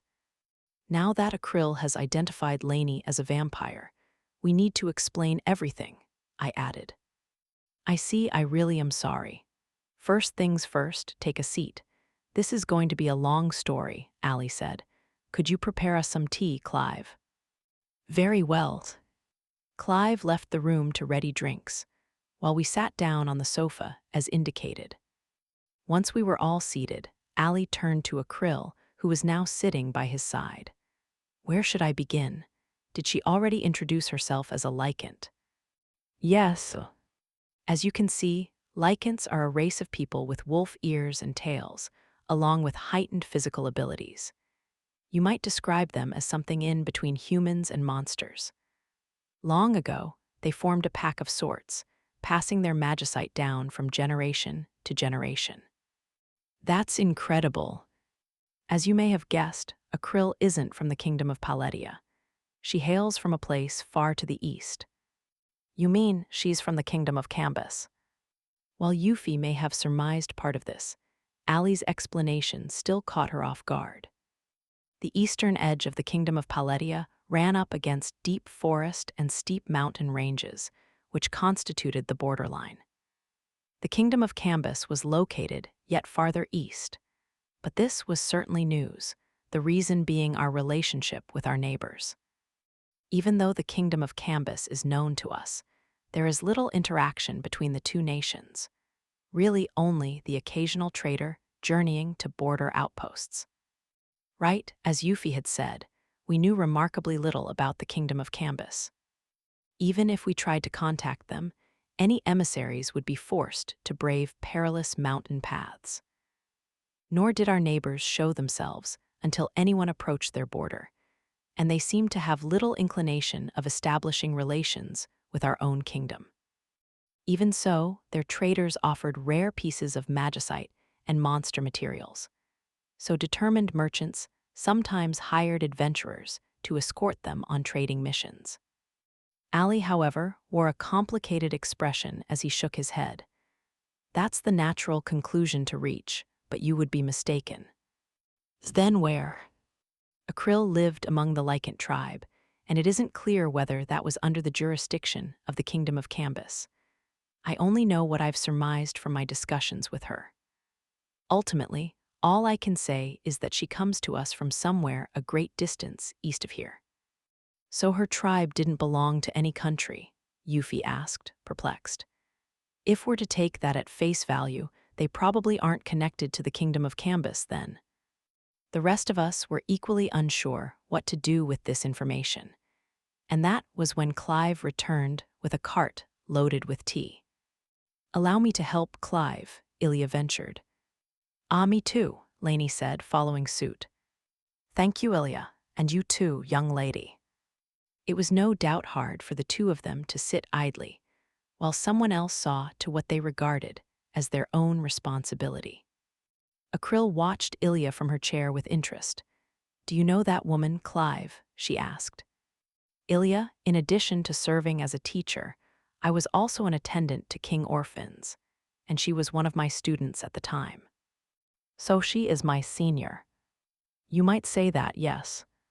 Hearing all this, Akrill followed Ilya's actions with heightened curiosity. Meanwhile, Ilya herself gracefully served the tea while paying little attention to the wolf girl's gaze. Taking a deep breath, Navar raised his hand with a question of his own. I'm sorry for asking this. Just to be clear, who's the vampire you mentioned earlier? You didn't mean Lainey, did you? He asked, bewildered. Yuffie and I exchanged measured glances before nodding in response. This is a national secret, so it's for your ears only. I want you to listen carefully, I said. The consequences for the kingdom could be severe indeed if you divulge any of this, Yuffie added. Is it that serious? To really understand the situation, we need to go back to when Ali broke off his engagement with Yuffie, I began. And so we explained everything that had happened behind the scenes, revealing how Lainey and Ali were vampires, and the true nature of their condition. Navar and Halfies listened, wide-eyed, from start to finish. Meanwhile, I felt like I was losing my mind, unable to tell whether Garki fully understood. But at last, the story reached its conclusion. So that's the real chain of events behind the end of their engagement, and why Ali was banished to the frontier, I finished. I never caught on, Navar murmured. Then that's why the Chartreuse family was punished, and Moritz too. To tell the truth, I would have had no defense if I had been sentenced to beheading for my role. I don't expect your forgiveness for taking advantage of you, Navar, but I do apologize. Your disgrace was entirely the result of my own immoral course of action, Ali said, with a deep bow of his head. Navar caught his breath, but soon exhaled and shook his head. There's no need for that, Prince Algard. I was unaware of any conspiracy behind the annulment of your betrothal. I wasn't strong enough to serve at your side, so there's no need for you to apologize to me. No, I'm ashamed to say that I can't even begin to understand your anguish. You're not at fault by any means. You were too honest and upfront, that was all. I was wrong to take advantage of you, and I swear never to bring shame to anyone again. I feel the same way, Prince Algard. The two young men continued to exchange calm, though awkward, smiles. Watching them, I lifted a hand to my chest in relief.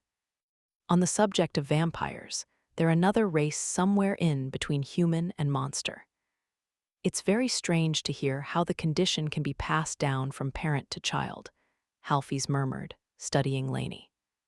Lainey herself swayed uncomfortably for a moment, prompting Ilya to take her hand to steady her. I understand from your explanation how vampires are born, but what about lichens? Halfies asked. The stories say that we were given our abilities by our venerable ancestors, becoming what we are today, Akryl responded calmly. Why did I get the impression that she took a particular attitude when it came to dealing with me?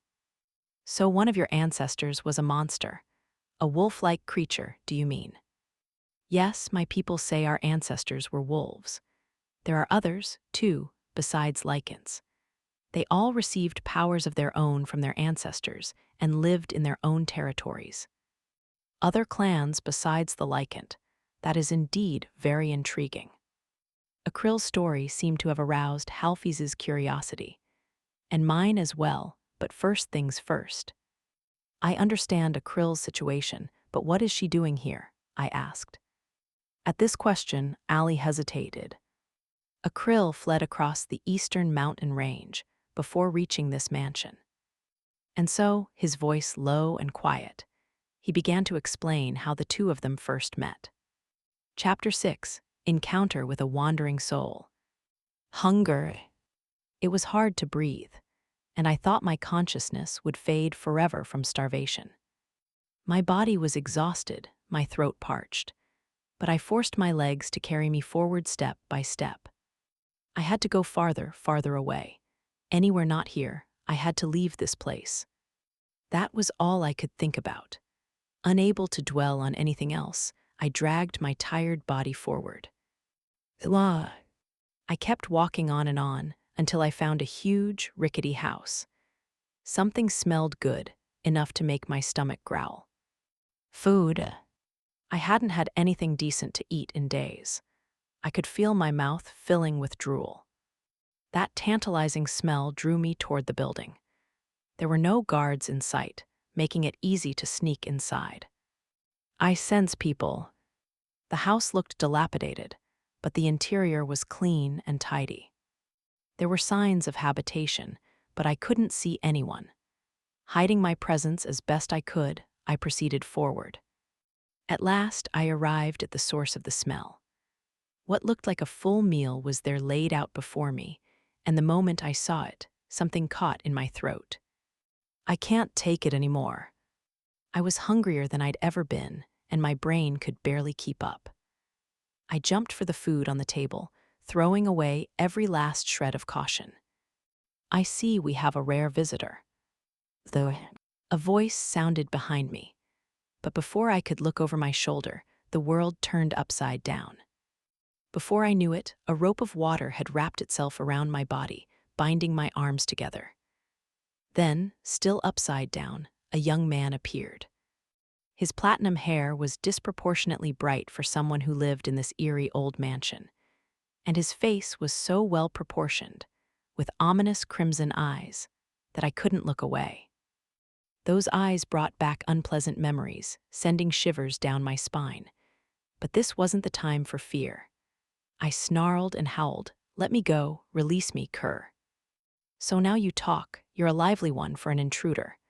The youth sighed with amazement. The next moment, he reached out and touched my head, or more precisely, my ears. "Are these real?" he asked after poking them a few times. "Do not touch me." I shook the man's hand away. Those were my wolf ears, the same color as my hair. Only relatives were allowed to touch them, and he hadn't even asked permission. I glared across at him, disgust welling inside me, and I did my best to look and sound as menacing as possible. The man, however, continued to observe me carefully. "Are you a werewolf?" "No, you look more human than that." "I am no werewolf, I am a proud lycant." "And why would a proud lycant try to steal food? What gives you the right to sneak into other people's houses and help yourself to their meals?" I groaned. The man's point was so obvious that I couldn't respond. A second later, my stomach let out a wistful growl. A wave of shame washed over me. The man looked down at me, his eyes widening. "If you answer my questions, you can have the whole meal." "What?" "But in exchange, I want you to promise not to run away and not to harm me. How about it?" "And thou speakest truth." "I swear it," he answered readily. I continued to stare at him, overcome with suspicion. That feeling, however, didn't last for long. I was ravenous. My body couldn't take any more of this. "I swear it." "Good," he replied, and the rope of water disappeared. I succeeded in landing on my feet, even if I did stagger slightly. "Here, eat up," the youth said, pulling out a chair and motioning for me to sit down. I did as instructed and reached for the food on the table. The bread was still warm, and then there was the soup, filled with meat and vegetables. I wanted to leap up and devour it all, but I made sure to sniff around first to make sure it wasn't a trap. There was nothing at all suspicious about it, but I couldn't help staring at the bread and soup with an unrelenting sense of caution. I let out a low growl when the man sitting across from me heaved a sigh. "Ha, here," he said. "Ah." The man made a show of picking up a spoon and taking a sip of the soup, then cutting a small piece from the bread for a bite. After chewing on it for a moment and swallowing it down, he said quietly, "As you can see, there's no poison in it. I didn't have time to add any either, did I?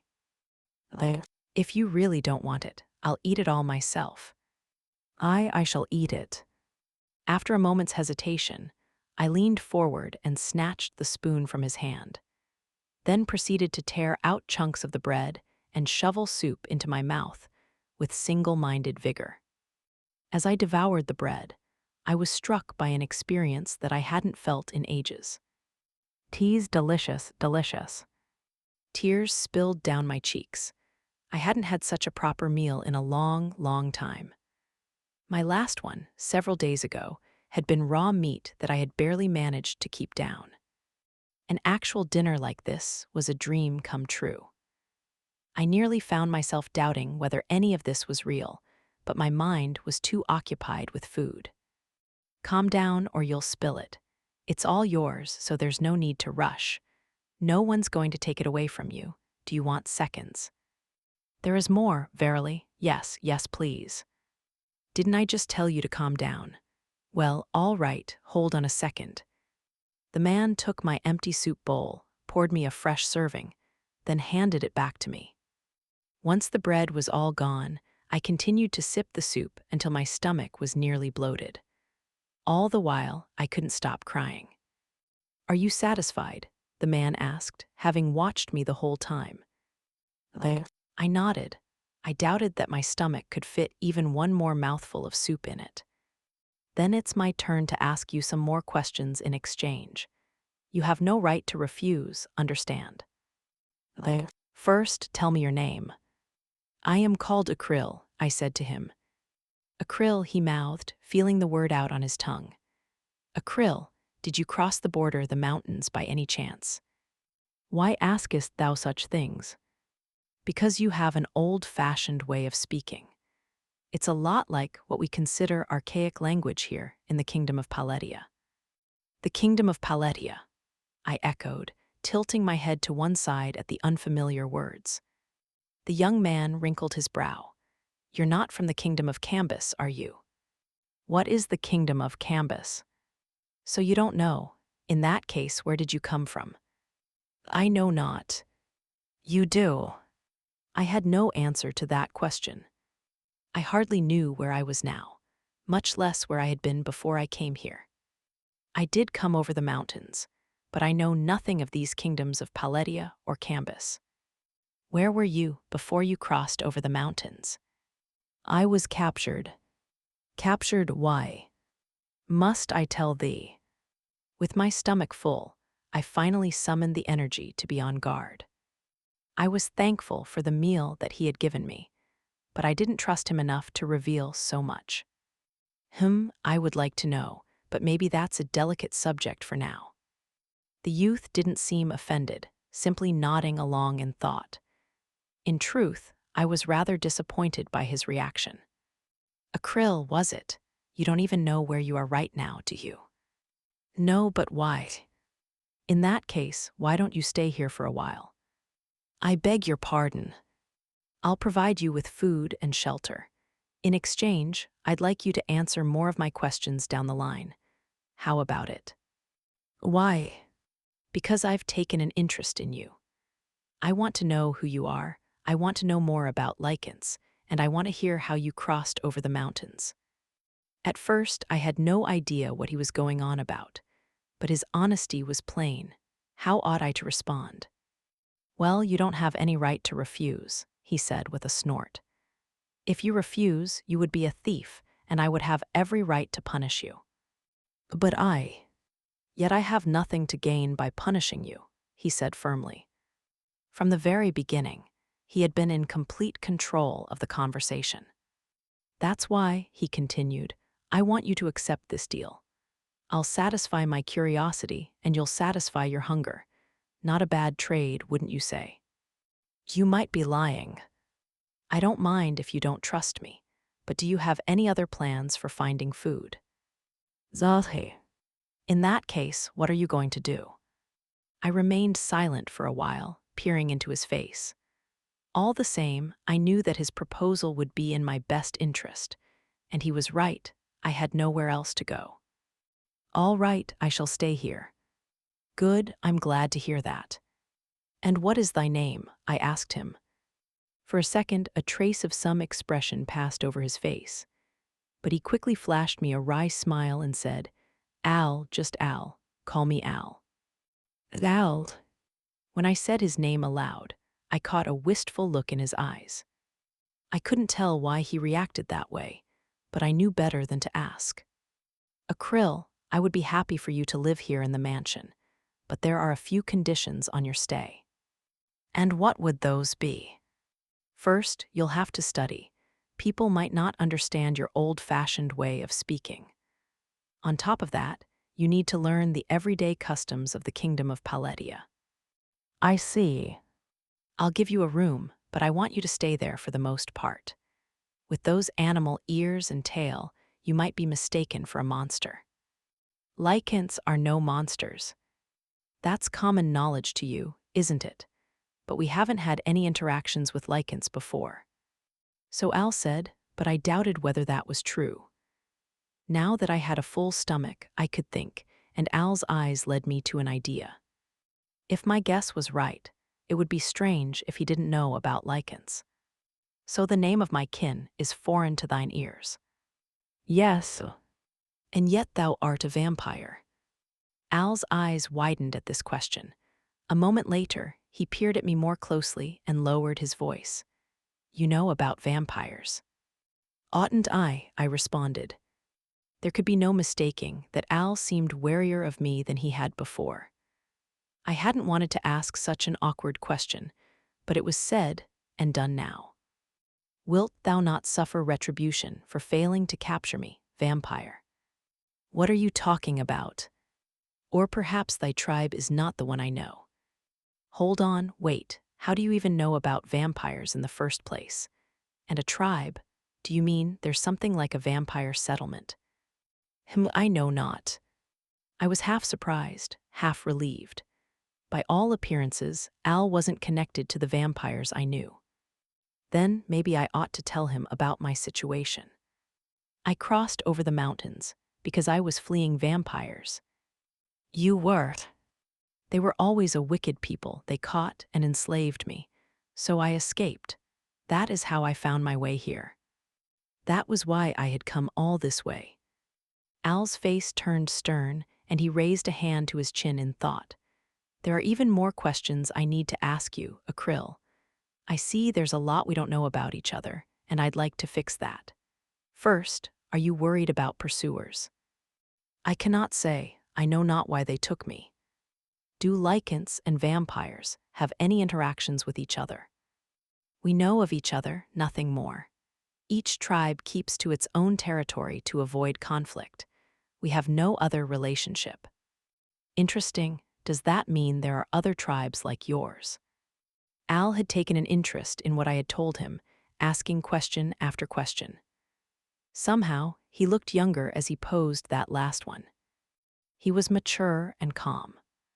At the same time, he seemed truly happy as his curiosity carried him away, and I was intrigued by this dual nature of his. We spent a good length of time talking about each other's lives and sharing what we knew. Apparently, Al came from a country, a place called the Kingdom of Paledia. The equivalent of a tribal chief was called a king, and he was supported by his nobles, who were in turn supported by commoners. The Kingdom of Paledia's territory was much larger than the Lycant settlement, and its denizens were greater in number than I could possibly imagine. That seemed to be why chiefs were needed to rule each area on behalf of the king, the nobles that Al had mentioned. Strictly speaking, it was a little more complicated, he insisted, but since I couldn't grasp the scale of it all, he was happy to leave his explanation at that.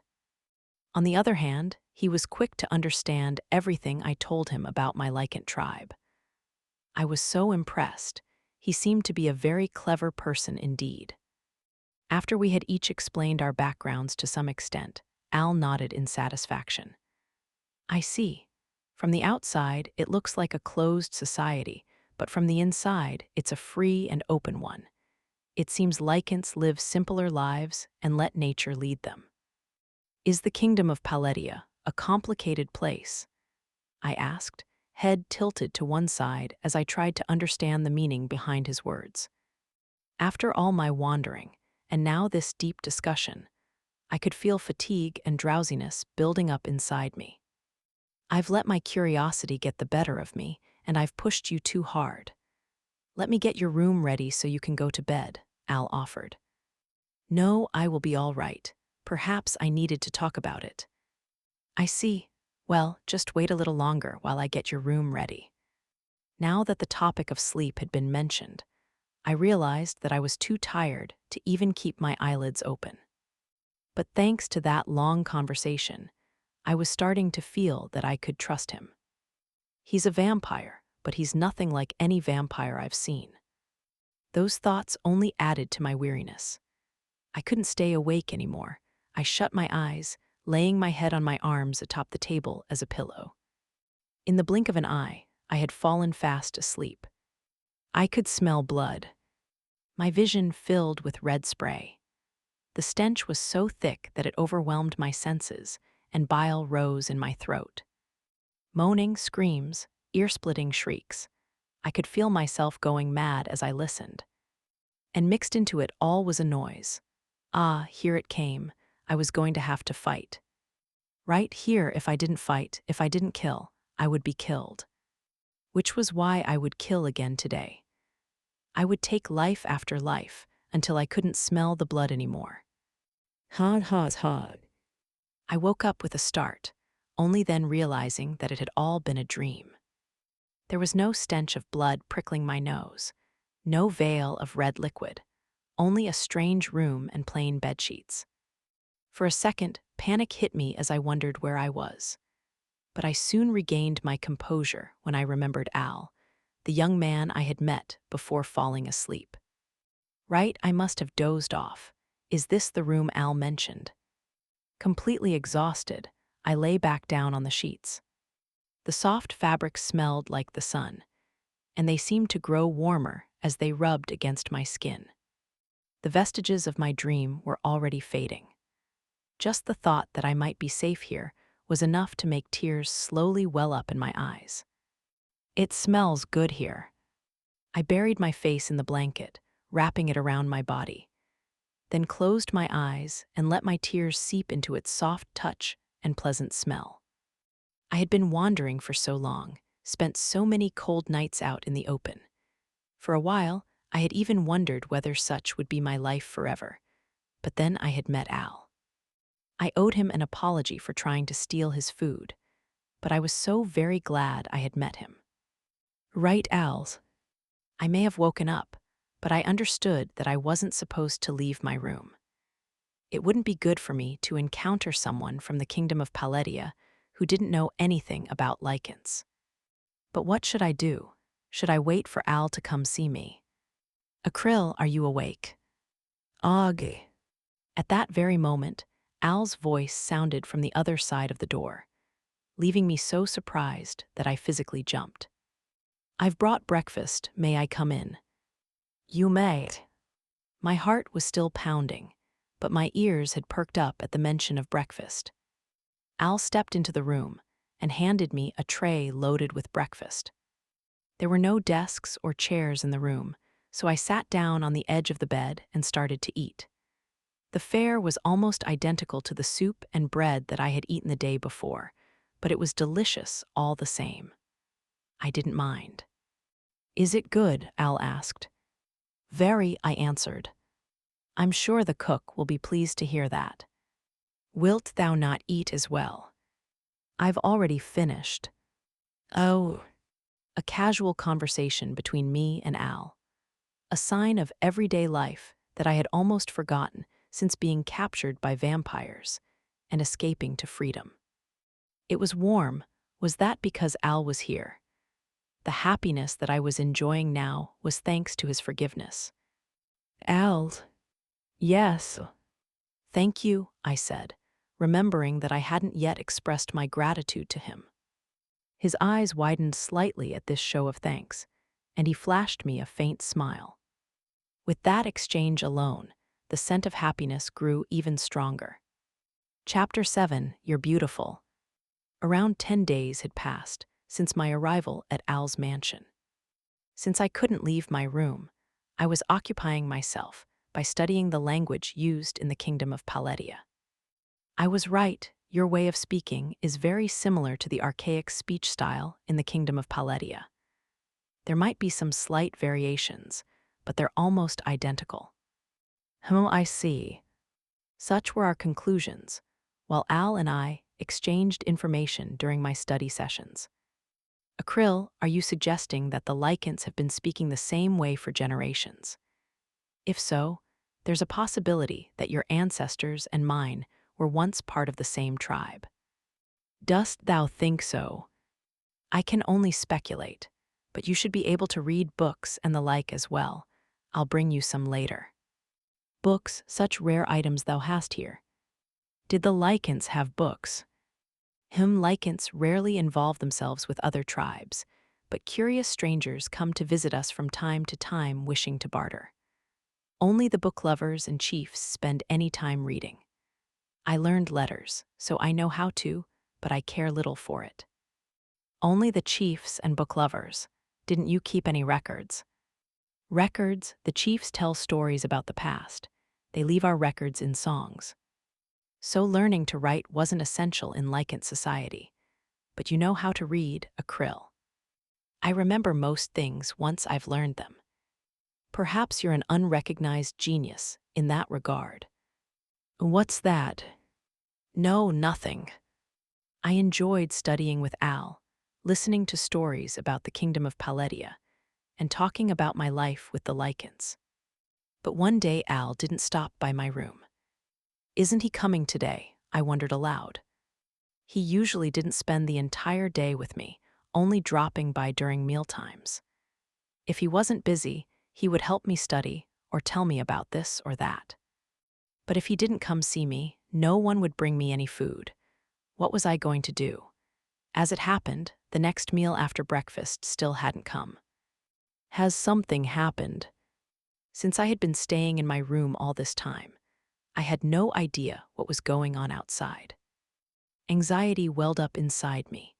If Al didn't return, I would be all alone again. That was bad enough by itself, but I feared I would end up slipping back into the episodes that still haunted my nightmares. Maybe because I was so worried, my senses were more delicate than usual, and I picked up a sound. I listened carefully, trying to catch it. It sounded like someone talking a good distance away. It was no ordinary conversation, that much was certain. What's going on? Aware that this was folly, I approached the door and nudged it open, and the voice sounded slightly louder and angry. I could also detect a scent wafting from far away, so familiar that I reeled back. Blood. Why could I smell blood? What was that voice? Had something bad happened to Al?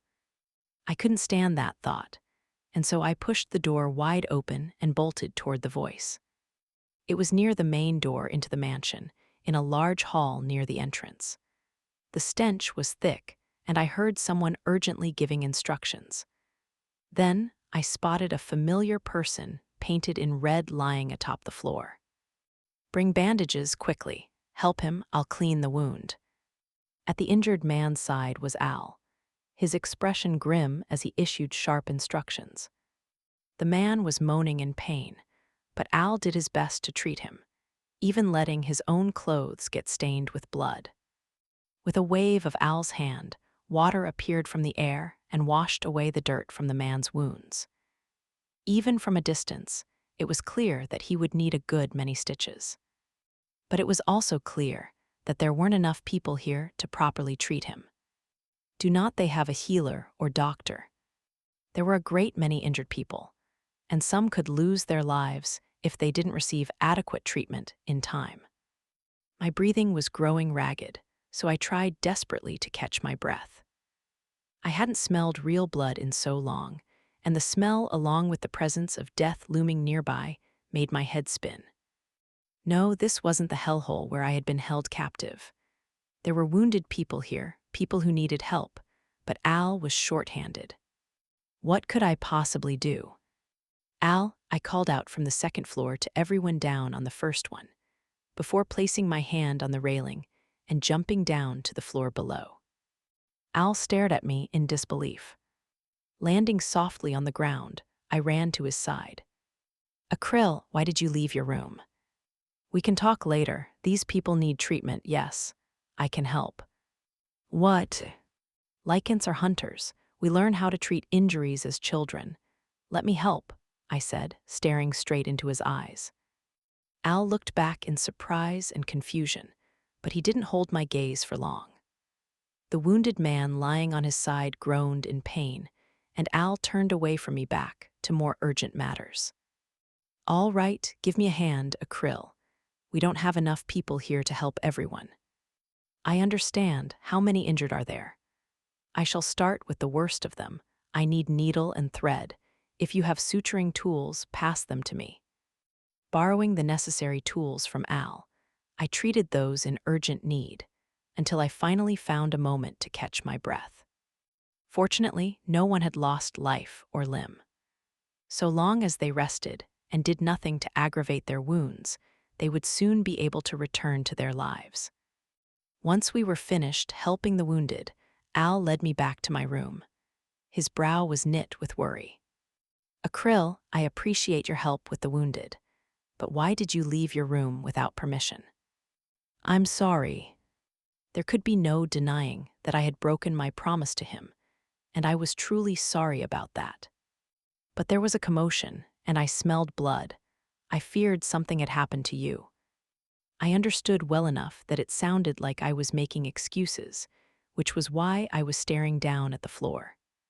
I couldn't tell how Al reacted to my words. Plop. I felt a hand being placed on my head.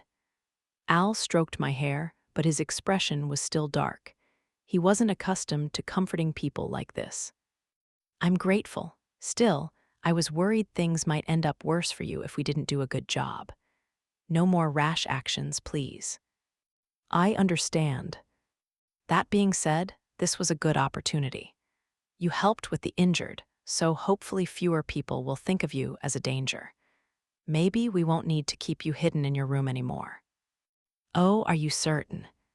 Well, we can't keep you locked up forever. Besides. Yes.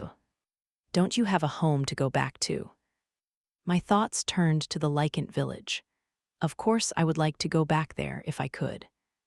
But I shook my head. I shall never forget your kindness, I said, staring straight at Al. And I shall stay by your side until I've repaid my debt. I know not where the Lycant village is, and I have not strength enough to go looking for it.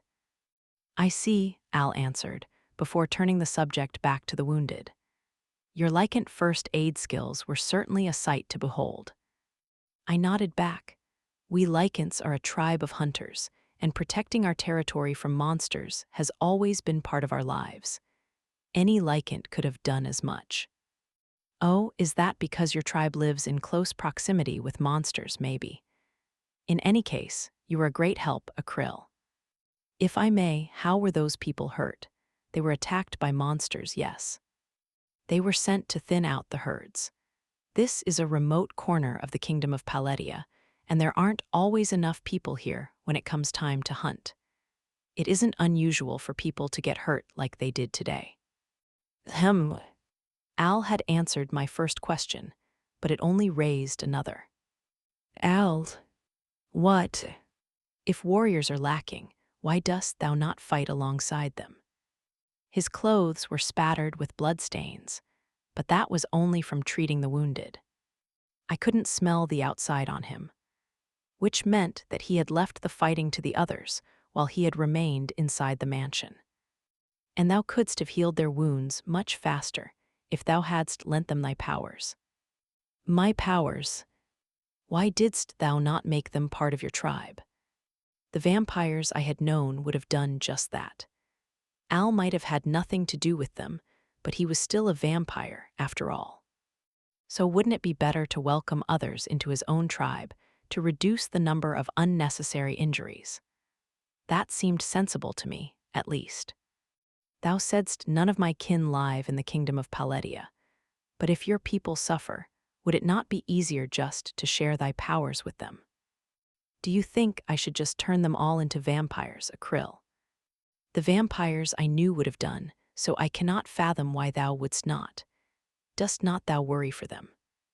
At this question, Al massaged his temples as if he had a headache. He remained silent for a moment before finally responding. Akrill, I told you to stay in your room so that you wouldn't be mistaken for a monster, right? The reason I said that is because in the kingdom of Paletia, Lycants and vampires are considered monsters, too. But we are not monsters. And what makes Lycants and vampires different from monsters? What kind of a question is that? They are. You know the difference, Akrill. But there are no Lycants or vampires in the kingdom of Paletia, and people don't know about them either. Which is why there's a very real possibility we might be treated as monsters or even killed. I see. I could think of no other response. If that was how things were, what could I do about it? Al had pointed this out before, but I hadn't really understood the meaning behind his words. Because I couldn't comprehend what people in the kingdom of Paletia considered normal. I'm certainly worried about them. In a way, it's my fault they've been forced into these roles. If I could help, I would very much like to, but I can't. That's not true. Thou'rt strong, Al, I can see it. The way he carried himself, he looked wary of leaving any blind spots. He moved like a man who had trained physically, and his arms were quite muscular. Al turned his gaze to me, the wrinkles between his eyebrows so tight that they looked impossible to remove. Finally, he let out a resigned sigh. Are Lycants really so discerning? He asked. Well, we are hunters. It is dangerous to live in the forest without keen skills of observation. If one cannot determine the difference between her own abilities and a monster's, she could lose her life. Thou'rt strong enough to fight. Thine idleness here is most bewildering. Al fell into a deep silence at this question. I knew I had asked him something I shouldn't have, but I couldn't pretend not to have seen what I had. Al had been doing his utmost to treat the wounded. He genuinely cared for them, and he had healed them to the best of his ability. So why hadn't he done more? He ought to have been able to. I am not sure how long he waited to speak again. It's not that I don't want to do anything, he finally answered after a long, long pause. If I could take part in the expeditions to cull the monster herds, I probably could be of help to everyone. But I'm not allowed. Not allowed? I'm a criminal. I'm not allowed to set foot outside the mansion. Al spoke with a faraway look, as though he wasn't completely here with me. As I watched his profile, I imagined him disappearing as quickly as a fleeting, melting snowflake. What sort of crime? I asked, reaching out and taking his hand. I doubt it would sit well with you. We don't fully understand each other. Thou saidst this was natural, but should we not try? I looked into his eyes as I asked this. Al glanced away for a moment, remaining silent, but perhaps because I still hadn't let go of his hand, he finally surrendered. He rubbed the back of his head with his free hand, let out a sigh, and answered, I'm a traitor. A traitor. A traitor to many. The expectations of my parents, the role and responsibilities given to me, the people I was supposed to protect. I betrayed my kingdom itself. Why? If this was the full story, this was a massive betrayal indeed. But he didn't seem like the kind of person to do all that, which was why I had to know. He didn't answer at first. Then, after a moment of silence, he said, I hated it all. Lal. The kingdom of Paletia, my father, my mother, the people, everything, I hated all of it. His words were heavy and quiet. His expression relaxed, although I could feel the cold, sharp chill behind that facade. I thought of a weak fire, which could be extinguished if the wind chose to blow in. What state of mind did he have to be in back then to have said that? What emotion was in his eyes? I didn't know, but still. It's a burden, isn't it, Al? I could see that he was on the verge of tears. Yet he didn't cry, he simply stood there, apparently at a total loss. It was like he had forgotten how to cry. Perhaps that was why I had imagined him disappearing before. He was cold as snow and sharp as ice. But he was the sort of person who might fade away if touched. He was bitter, hard, and melancholy, and he seemed to have forgotten how to express all of it. I couldn't leave him like this. My heart ached just watching him. People can't live without warmth, but sometimes that warmth could be a fragile thing that shattered if you reached out. But I wanted to anyway. What do you know, Akryl? His words were especially cold and sharp. He must have heard what I'd said. He had rejected me. He could easily shake me off. And yet he didn't. Instead, he gently placed his free hand above mine and pulled my fingers away. With that one gesture, I understood the kind of person he was. He hated people, despised them, rejected them. And despite all that, I could feel his kindness as he shook off the warmth that I had offered him. I was sure of it. Try as he might to keep people away by claiming to be full of hate, he didn't really want to reject anyone. But he tried to push them away because he believed he was a sinner.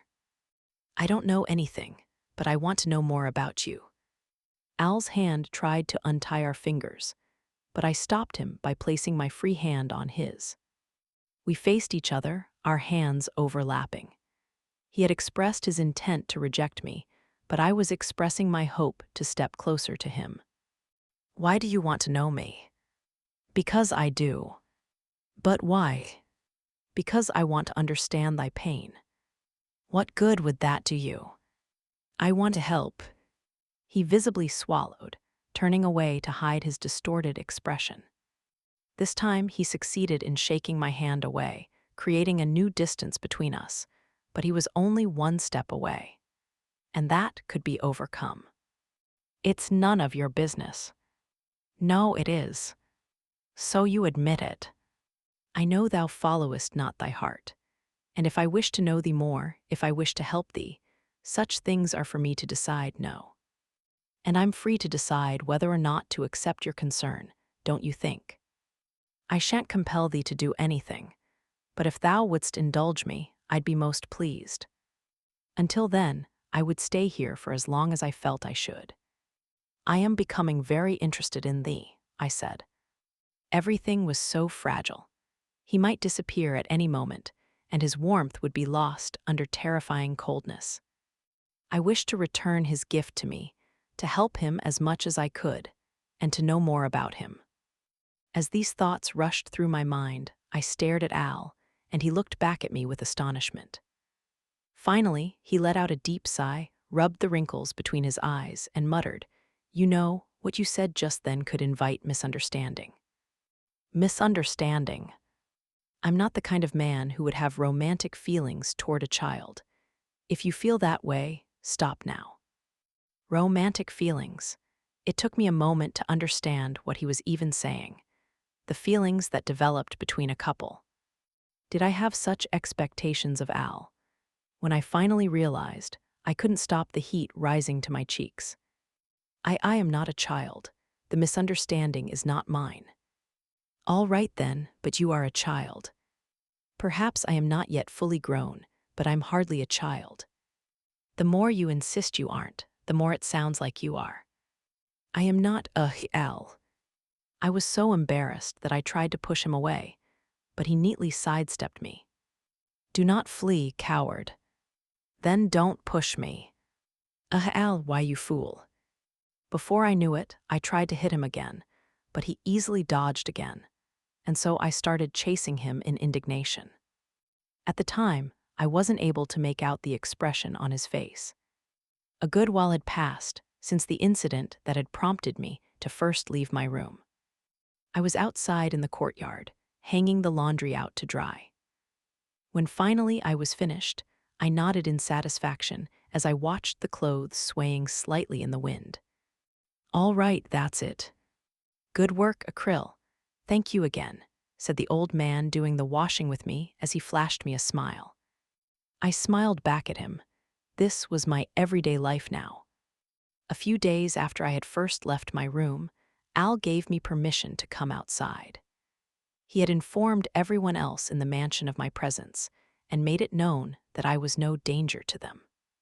The people in the mansion welcomed me with open arms, perhaps because I had left a good first impression by helping tend to their injuries.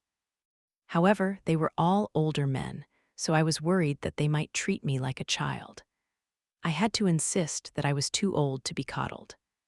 Putting all that aside, once I was free to roam, I had a favor to ask Al.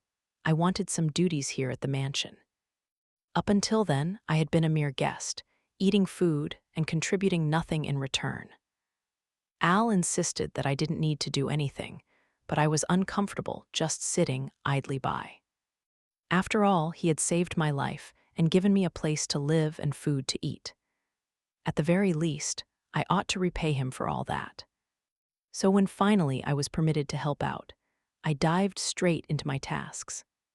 I was asked to clean the mansion, wash clothes, and help with the cooking. In the kingdom of Paletia, these jobs were normally performed by people called maids. But there were no maids in Al's mansion, so the men had been seeing to them all themselves. That was where I came in, and thanks to this, my presence was welcomed by everyone. Including Al, there were around 20 people living in the mansion. Their usual routine was to train at the mansion, look after their own personal particulars, and patrol the forest in shifts. And whenever they found a pack of monsters that had grown too large, they set out to thin its numbers. They had found a particularly large pack the last time around, which was how several of the men had ended up getting injured while trying to deal with them. I had some opinions of my own about that, but I felt that I should gain everyone's trust before speaking my mind. And now I knew I had made the right decision.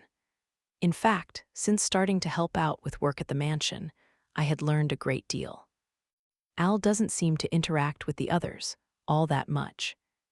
That was one thing I'd noticed since I'd started mingling with everyone else here. I seldom encountered Al at all when I was walking about the mansion. Not even the other people who lived there spoke about him.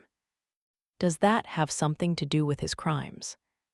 As I was wandering about the building thinking all this, an elderly man with a pure white head of hair approached from down the corridor. Ah, Acryl, thank you for helping out with the laundry. Clive. His name was Clive, and he was in charge of managing the mansion. Apart from Al, he was the only other person in the building with whom I spoke regularly. Perhaps because of his age, he was gentle and soft-spoken. He often gave me tasks to see to, and so I had started talking with him fairly often. I'm about to start preparing lunch. Do you mind giving me a little help? Not at all. Until now, Clive had been doing most of the cooking alone. According to the others, he could do nearly anything, and life here would have been immensely more difficult without him. So I wanted to get to know him more. If anyone could tell me the things that I wanted to know, I suspected it would be him. Almost a full month had passed since I had started considering this plan. Maybe now would be a good time to ask. If he seemed reluctant to answer, I would give it more time. But for the time being, I decided to ask, "May I ask you a question, Clive?" "What is it?" "Who exactly is Al? He called himself a criminal," I asked as soon as our lunch preparations were complete. Clive fell silent in response to this question. The only sound I heard was the clattering lid of the pot on the fire. "Miss Akrill," he began at last, "do you have time to talk after lunch?" "Does that mean I will learn the story?" "Yes, you took longer to ask than I was expecting. I suspect you've been trying to get us all to lower our guard." "You noticed. I have a keen insight into people's thoughts and feelings, though I have a great many years of experience to thank for that." Well, I pouted. It was a bit disappointing to hear him say it so easily. Clive let out a small laugh. "But perhaps it's precisely because you've been so careful in your approach to him that he's finally opening his heart to you. Al is. If you want to talk to me, I have permission to discuss it with you." "Though it may be a long story," Clive said, peering straight into my eyes. Was I ready? That was what his gaze seemed to ask me, so I summoned up my resolve and gave him a firm nod. We went up to my room, and Clive offered me a cup of tea before we started talking. He sat in front of me, sitting up tall on his chair. "First, why don't we start from Algard's point of view?" "Algard, is that Al's name?" "Yes, his full name is Algard von Paletia. He's a prince of the kingdom of Paletia." "Al is a prince. Does that mean he is the king's son?" "Yes." So Al was a prince. I was both surprised and not. His calm and collected demeanor certainly reminded me of a Lycant chief. He would have been the realm's future king. Under normal circumstances, he would never have been sent to such a remote area as this.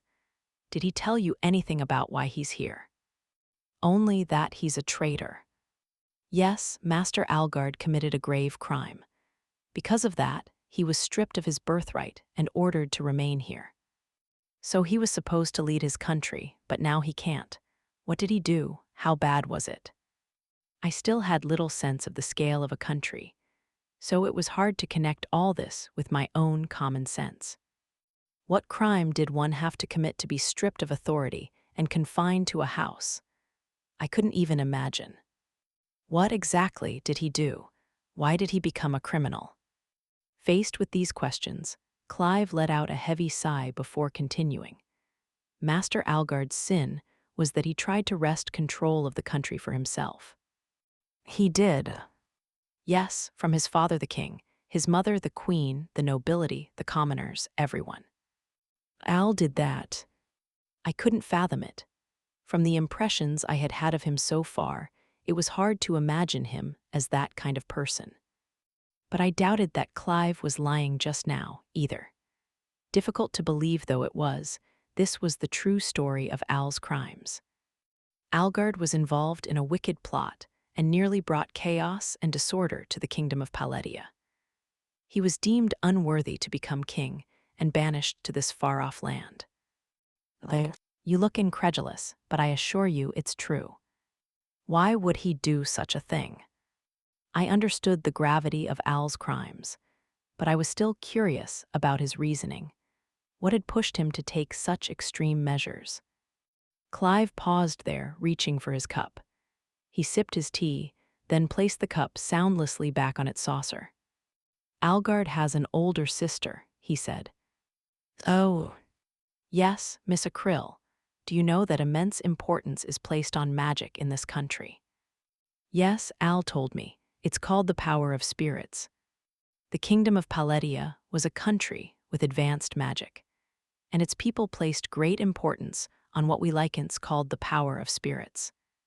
Magic was apparently deeply intertwined with the country's origins, and nobles used powers inherited from their ancestors for the good of the kingdom and its people. That was why, I was told, they were awarded the privilege of nobility. And the most powerful nobility was the royal family, the family that governed the country, starting with the first king who founded the kingdom. In this land, the ability to wield magic is considered a symbol of power and status, and the greater one's skill with it, the higher the honor they receive. Is Al's sister an excellent mage? No, quite the opposite. She can't wield magic at all. Oh, the situation was quite surprising indeed. Clive smiled slightly at my reaction as he continued. That was the core of the problem. His sister showed talent of a different kind to those around her. How so? Algard's sister is named Anisphia Win Paletia. She created tools allowing commoners to use magic. Magic tools. Yes, with such tools, anyone can wield the kind of magic heretofore reserved for royalty and nobility, even commoners. An incredible feat. Lycans also had the power of spirits within them, but that didn't mean we could use magic like people in the kingdom of Paletia.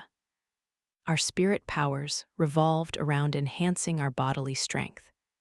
According to Al, that was similar to what mages called physically enhancing magic. So even I could understand how great an achievement it was, making tools that could let anyone use magic. In this country, male heirs are preferred for the throne. Essentially, it would have been impossible for Princess Anisphia, with her inability to wield magic, to become queen. However, she went on to develop unprecedented technologies that had a tremendous impact on the whole country. What an amazing girl! Yes, she's a remarkable individual, so great, in fact, that some advocated that she become the next ruler instead of Algard. Would it be permitted? No, some wanted it, though Princess Anisphia herself didn't. However, her influence couldn't be disregarded, and so Algard made up his mind. Because of his sister's influence, Algard tried to become king by force. If that was the case, I could certainly imagine it happening. Originally, the right to become king was his. It wasn't terribly surprising for someone on the verge of losing it to resort to force. There are several other small, albeit important details, but they might seem somewhat convoluted to one who didn't grow up in this land.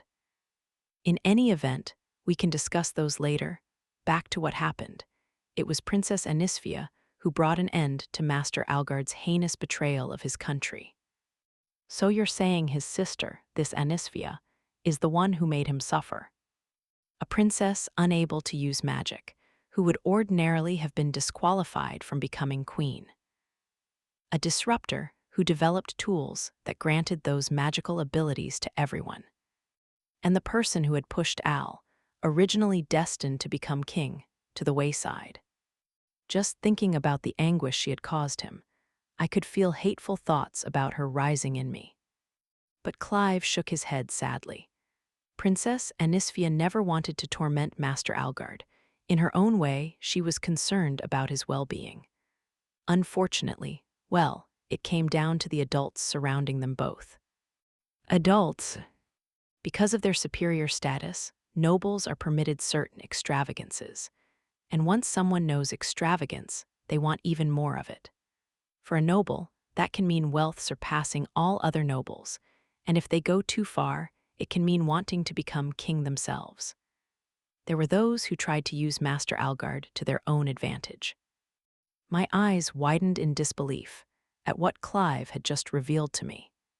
There were people who tried to use Al for luxury.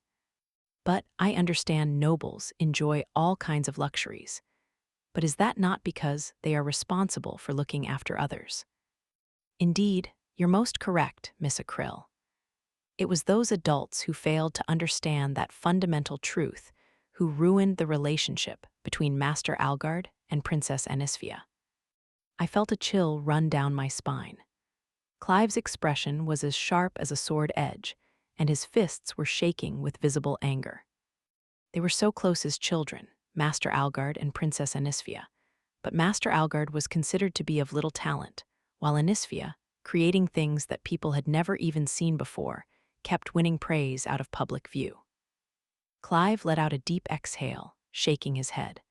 But Princess Anisphia's value was unacceptable to the nobles who rule the kingdom of Paletia, and so there were those who sought to pit them against each other. I'm referring, of course, to those nobles who sought to expand their privileges. So the people around him made Al hate his sister. Clive nodded in quiet response. I slammed my hands down on the desk, sending the teacup bouncing with a loud clatter. It isn't his fault, I cried out. He never wanted to be in conflict with his sister. It's their fault, so how dare they call him a criminal?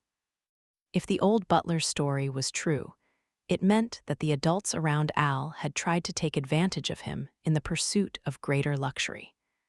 It was unbelievable. I couldn't understand why they would do that. I didn't want to understand. I could feel my eyes burning with rage. Clive looked back at me with a sad smile. The anger that had flared up inside me began to slowly abate. Yes, you are exactly right, Miss Akrill, he said. It wasn't only Master Algard at fault, was it? A great many were responsible, and they each erred in their own ways.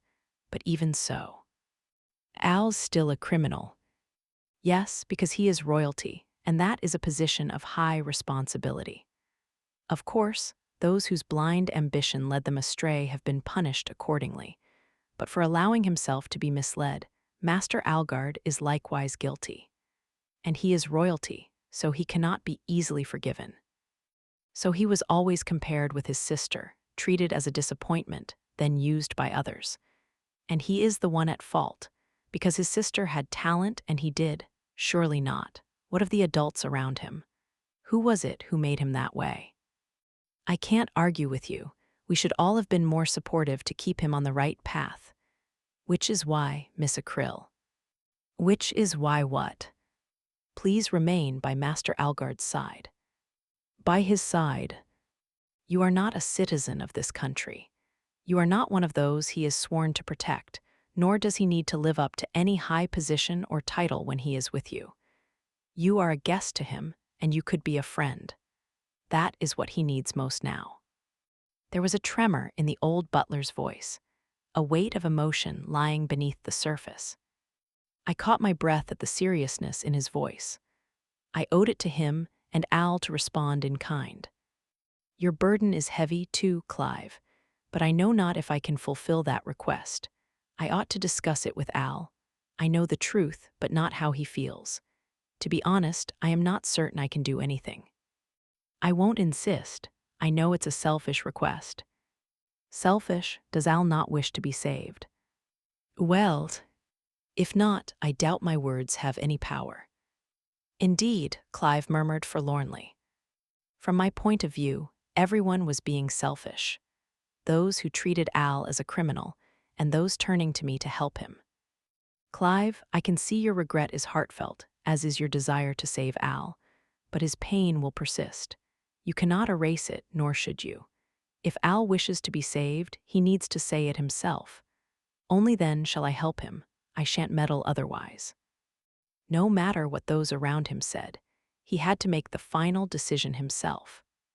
It had to be Al who made the choice, and it had to be he who decided how to respond to everyone's concern. Perhaps he never had anyone he could confide in before, I said. That may be true, Clive answered. I can't say I'm worthy of the task, but I'll listen if he wants to talk. Not because you asked me to, because I want to know for myself about Al's thoughts and feelings. Miss Akrill, I can only save someone who wishes to be saved. That was the truth. No matter how others fretted or worried, his heart and life belonged to him. If he didn't want to take anyone's outstretched hand, that would be it. I had no intention of forcing him to do anything against his will. That's all right. No, that's probably for the best. Please hold on to your convictions, Miss Akrill, and I will watch over him. This time, with those words, Clive rose to his feet and offered me a deep bow. Please remain near him, Miss Akrill.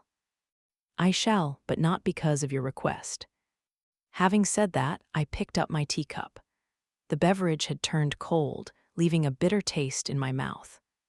I couldn't sit still after everything Clive had told me, and so I found myself heading for Al's room. Night had fallen outside, and I could see the moon and stars twinkling through the window. Nonetheless, I could sense that the person inside was still awake, so I knocked on the door. A few moments later, it swung open. Al stepped out to look at me. Krill. Good evening, may I have a minute? Come in, he said, ushering me inside with no further questions.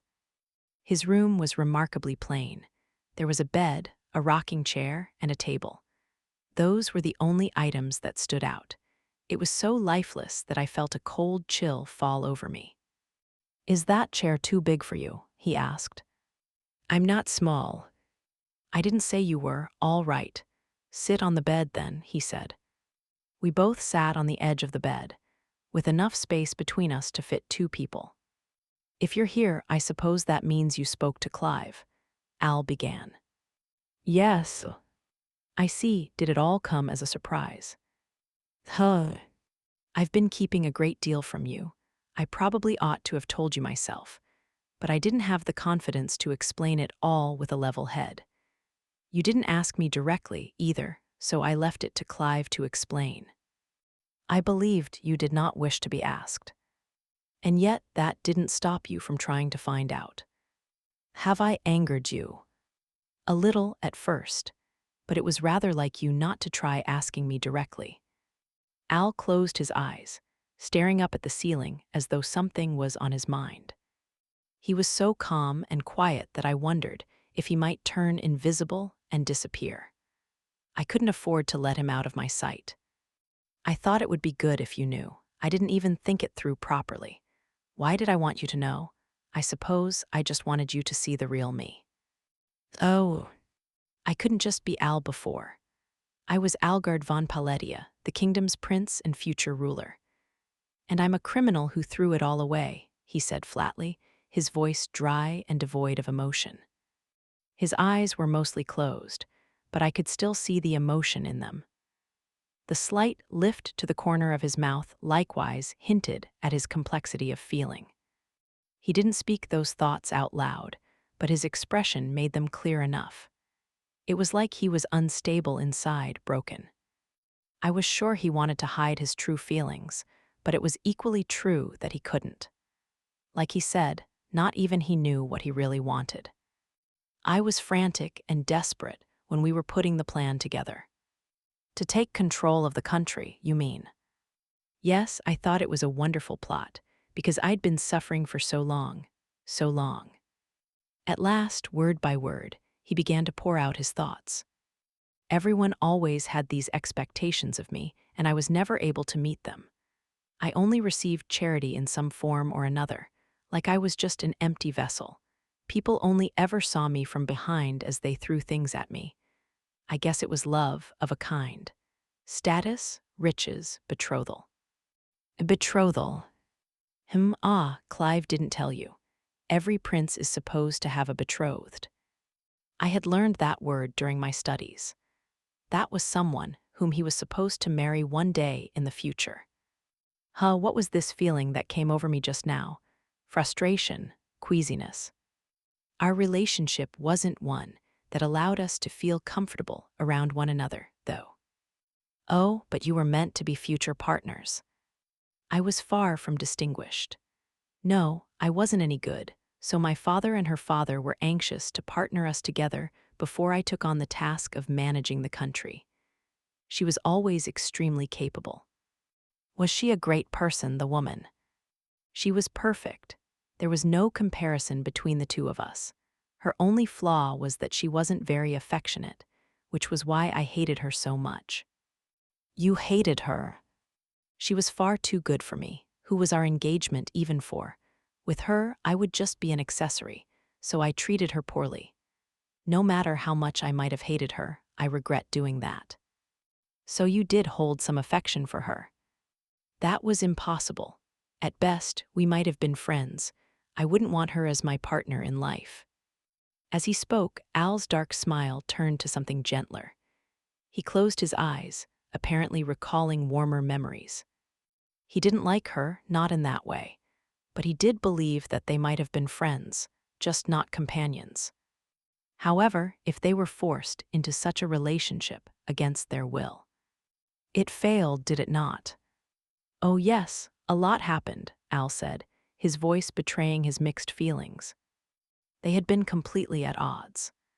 And yet the situation that they had been forced into continued to unravel in a way that couldn't be stitched back together. I wish I could have just accepted it all. Think nothing, feel nothing, just let it all go and be happy. That was what I needed, and yet I had so many doubts. But it was impossible. No, I was blinded by her. Who? My sister. My heart seemed to skip a beat as Al uttered those words. His older sister, Anisphia Paletia, he couldn't possibly ignore her. I was so surprised to hear Al bring her up that I became naturally defensive. Yet I was even more taken aback by his response. His expression was calmer than I had ever seen before. Almost as if he had taken out something precious to him, so he could fondly inspect it. I guess I've always admired her. Your sister. Yes, my earliest memories are of letting her drag me into mischief. I remember them so well. Every time we got scolded, all the trouble we got into, it was fun, and it felt so natural following her around. Al, that was probably when I could most be myself, and it was probably when I was happiest. Al closed his eyes, seemingly chewing over his thoughts. I lent him a hand, hoping to calm his concerns. But she pushed me away. Looking back, I don't suppose she had much choice. If I was to become king one day, she would only be a hindrance. That was what she thought, too, but I could never reach out to her the way I wanted to. His voice was now filled with deep regret. I wanted to shout back, but I couldn't find the words. These were his truest feelings, the ones that he couldn't mend or hide, and that was why they resonated with me so painfully. In the end, I betrayed my family, my duties, everything. What am I if not a sinner? I'm nothing now, I don't deserve forgiveness. That's not true. This time, my thoughts poured out of my mouth. All of a sudden, Al's astonished face blurred. Wiping away my tears, I let my thoughts flow out of me. No one who is empty would worry so much about his own flaws. You are hardly nothing, Al. Your doubts and fears were difficult to voice, nothing more. Why are you crying, Akryl? He asked. Because it's just so beautiful. What? Your heart, it's beautiful, Al. I am glad to have met someone as beautiful as you. I don't follow. How can you feel that way after everything I've told you? He asked, looking genuinely confused. I smiled back at him. I had never felt so calm before. My expression right now probably didn't make much sense from where he was sitting. I doubt I can put it into words. What? I simply thought so. And that's enough, do you not agree, Al? I asked with a smile, still unable to stop the tears from spilling down my cheeks. I couldn't put it into words, but this was why I felt this way. I had found his inner truth. Who did you wish to be, Al? With that single question, his composure crumbled. He sat there silently, then raised his hands to his chest as his face warped with pain. Everything that had built up inside him was struggling to come out. Life. He was trying to withstand the pain, but too many uncontrollable thoughts were rising to the surface. I moved closer to him and reached out, placing a hand on his clenched jaw. Do not torment yourself so, I whispered. No need to say it aloud. Your thoughts are yours alone. Even if we could put them into words, they would fail to reveal their depth and breadth. But they give me a reason to stay, and they are your truth. My truths, Al muttered, holding on to the comfort that I had given him. He paused, then placed his hand over mine, still scratching his cheek. He began. Yes, I wanted to be the kind of person who could walk by my sister's side. As he murmured his heartfelt wish, Tears spilled from his eyes, beautiful tears. With her, I didn't have any dreams or ideals. I didn't have to have the strength to achieve anything by myself. I was just living, and she taught me how wonderful that was. Try as he might to keep his voice steady, he couldn't hide a faint tremor. Right now, his heart was wavering too. She showed me such a wonderful dream. She showed me that you don't have to use magic if you don't have talent. If I had been born without it, I would have been just like her. I would have been able to stay with her. But she left, all because of this mediocre talent that has never done anything for me. The only thing that came of it was her abandoning me. If that was all it amounted to, I didn't want it. All I ever wanted, all I ever really wanted, I just admired her dreams. That's all. With that, Al's expression became more befitting his age, frustrated and sad. His whole body shook with the weight of his emotions. If it meant hurting her, I didn't want to be king. You wanted to support her dreams, didn't you, Al? Yes, you're right. That's what I wanted. To support her, he muttered in realization. I couldn't stand watching this fragile young man weighing up his own thoughts. Before I knew it, I had wrapped my arms around him to hold him tightly. Akryl, it's all right to cry. Why have you held these tears inside you all this time? Why? To me, Al was a lost child who had finally found himself after considering himself empty all this time. I understood his fear, his loneliness, his sorrow of wandering with nowhere to turn. And his heart had been wandering for so very long. When I thought of the unbearable pain he had endured, I couldn't help holding him close. It is all here within you, all the important things. Your heart, everything you desired, everything you truly cherished, and they are all so beautiful. Aya chai I see, he finally murmured, before gently leaning into me. We stayed that way for a long while, neither of us uttering a word, until at last our feelings calmed. Afterward, the days passed without incident, until Al's sister, Anisphia Paletia, arrived at the mansion on her visit. Ah, yes, I could see the resemblance. One look at her face made it clear that they were kin. That was all, but I just couldn't think well of her. Despite her resemblance to Al, her appearance stirred some anger within me. Al had been hurt so badly that he had lost himself.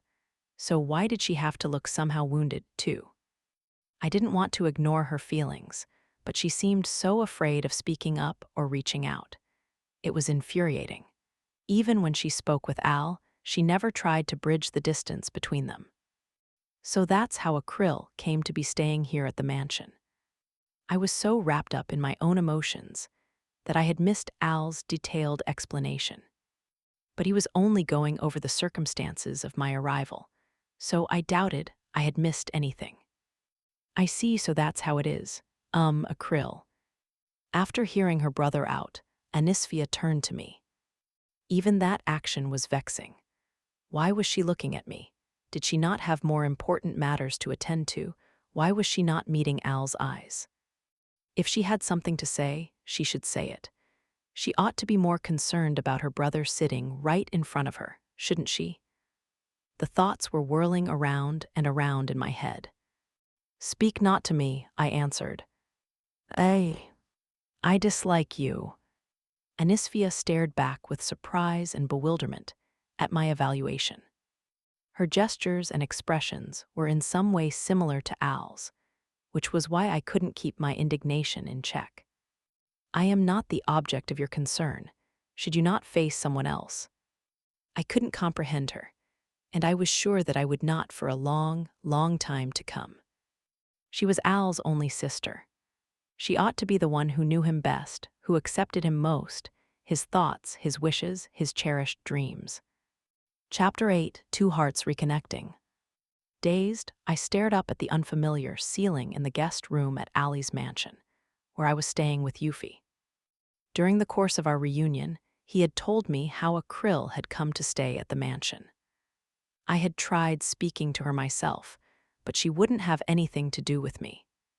Because of that, I had lost my enthusiasm for talking to anyone, and I'd retreated to my room to catch my breath.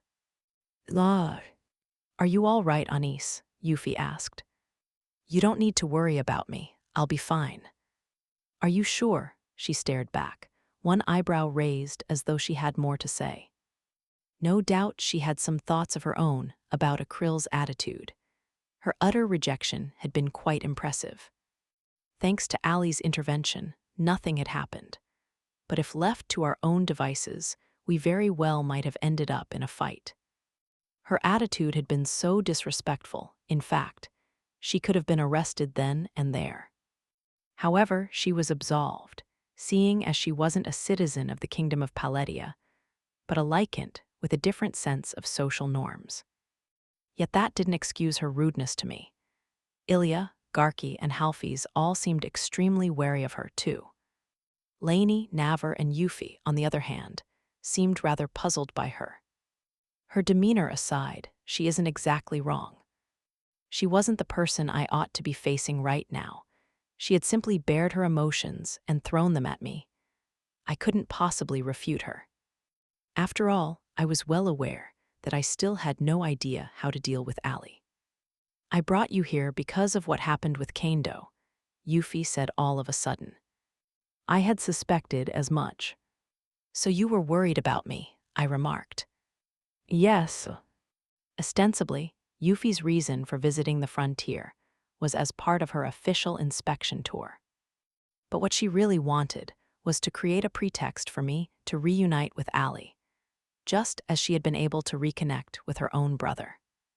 No one could have expected to meet Akrill here, so you don't need to worry about me, Yuffie. Do you think so? If anything, it's rather refreshing, meeting someone who hates me so much. Refreshing, really.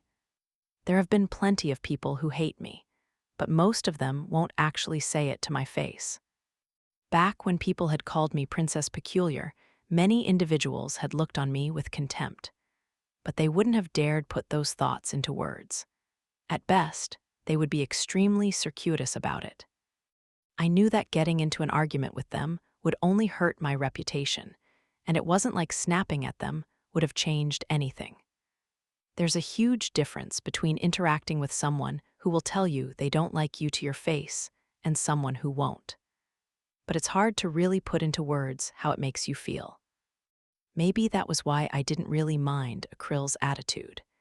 In fact, my view of her wasn't entirely unfavorable. Well, it still hurts hearing someone say it, even more so when you know you're to blame for it. Yuffie's expression was unreadable. I'm sure she was thinking about my inability to face Ali. But Akrill was right. No matter what anyone else said or did, nothing would change unless Ali and I settled our differences. I knew that, so why couldn't I bring myself to do anything? Have I made a mess of things? Yuffie asked in a small voice. The next moment, she covered her mouth with her hands, as though realizing she shouldn't have asked that question. But I knew why she had, so I responded with a wan smile. No, it's my fault I wasn't ready for this. Even if you set the events in motion, you're not the one to blame, Yuffie. I just don't know how I should act or what I should do around him. I had no idea whatsoever how to face him. What kind of relationship did I want with him? What kind of relationship could I expect from him? I didn't have the faintest clue. Instead, I was just filling with anxiety, unable to define anything for myself at all. I'm scared, I whispered. Of what? Of hurting him again. I felt like I had prioritized my own needs and thrown Ali to the wayside in the process. It wasn't that I didn't care about him, but everything I had done had amounted to nothing. It had the exact opposite effect of what I had desired. But even knowing how it had all ended, I couldn't not be who I was. Maybe I could have done something more for him, but I couldn't bring myself to change my own core. I couldn't give up on magic, not even for him. Alanis. All the excuses in the world won't change the fact that I turned a blind eye. If he thinks that means I abandoned him, I won't be able to deny it. I hung my head, gently squeezing my hands into fists. They were trembling ever so slightly. I want to face him, but I'm scared of hurting him again when I do. Of hurting myself, of ruining everything all over again. As I put all these uneasy, incomprehensible feelings into words, they began to make some semblance of sense. In the end, I was just scared that Allie and I would end up hurting each other once more. As much as I wanted to prevent that from happening, I wasn't confident that I could stop it. "Arg, I'm so pathetic," I cried, slapping myself across the cheeks. Some things were scary, and there was nothing to be done about them. But you couldn't solve anything until you stopped running away. And Allie, at least, could be trusted. I had to remember that reconciliation handshake he had offered me before we parted ways. I had to keep moving forward. This endless brooding wouldn't change anything. "Euphy," I said. "Yes." "I'll be back. I'm going to see him." "See you soon," she said with a soft smile, kissing me lightly on the forehead to cheer me up. It tickled a little, and her warmth brought a smile to my face. And so I made up my mind to leave the room. Maybe I should look for Clive first. I don't know where Allie's room even is. With that thought in mind, I started wandering through the mansion in search of the elderly butler. But before I could find him, I stumbled on a certain someone. Maybe it was coincidence, or maybe it was fate, but that someone was exactly the one I'd hoped to meet. "Allie, sister." We each startled at the sudden encounter. I had steeled myself to meet him, but still I wasn't ready for it. Meanwhile, Allie seemed to have the same reaction. We froze, while the seconds ticked by around us. Allie." Unable to endure the silence any longer, I summoned up my strength and said his name. And that seemed to help him unfreeze, too. "Sister, what are you doing outside your room?" "IDRs." My lips trembled at the thought of speaking my mind. Why did it take so much energy just to speak? It was unbearably frustrating. Allie simply waited patiently for his cowardly sister to find her words. I really was pathetic, losing my voice right when I ought to be taking the plunge. Finally, I just came out and said it. "I wanted to talk to you, Allie." My voice was louder than I had intended, but at least I had been able to say what was on my mind. Glancing timidly at his face, I found him watching me with consternation. "Ah," he said at last, "you really haven't changed, have you?" "Zahe." "You're just like I remember." He smiled, relaxing. His words were gentle and calming. "Come with me, sister." "All right."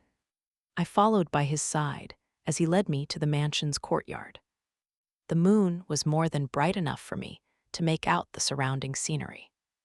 The garden was hardly grand, seemingly having received only a minimum of maintenance. Nonetheless, there were wildflowers in bloom in the center of it all.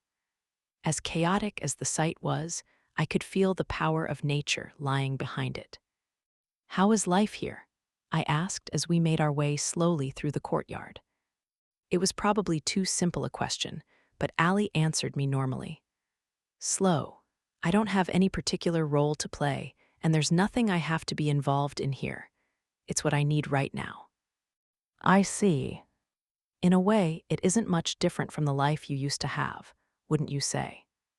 "Now that you put it that way, I suppose it is." The frontier and the detached palace are obviously very different, but talking to you here, I realize now just how similar they really are. "Isn't it hard being here?" "No, not at all." Allie came to a sudden stop. Ahead of him was a flower bed in full bloom. He kneeled down, reaching out his hand to gently stroke the petals. I couldn't make out his face fully. "How are you doing, sister?" "Me." I was surprised when I heard that Euphyllia had become queen, but it did make perfect sense. She kept her promise to me, didn't she? "Hold on, what promise?" "I asked her to take care of you, that's all." "When did that happen?" "Oh, so how about it? Is your life comfortable now?" "I suppose I've got more room to breathe." "I see." Allie let go of the flowers and rose to his feet. In his hand, he held a single blossom. Then, for some reason, he placed the flower over my ear. It was so sudden that I had no time to react. What are you doing? I just thought it would look good on you. Oh, I wanted to put it there, and then I did, without another thought. I could never have done that before. His hand was moving away. I studied his face again, illuminated in the moonlight. He had grown since our last meeting. Something about his features and expression seemed more mature, and I realized I was staring. On top of that, I could sense a calmness and composure in him that I hadn't noticed before. There was a twinge in my chest. There are certain things you don't realize until you can see someone again. Allie, I'm glad to see you're doing well. It looks like I needn't have been so worried. What are you talking about? When Euphyllia became queen, I worried there might be a dispute over her accession to the throne. There was. It was so hard. And things are probably going to be even more difficult from now on. You're probably right. As we spoke, my words began to flow easier. And so we started exchanging thoughts, questions and answers, back and forth, back and forth. It's hard to believe we're talking so easily now, Allie remarked. It is, isn't it? I'm sorry, sister. Huh. Would you laugh if I told you I regret my actions now? Allie asked, staring into my eyes.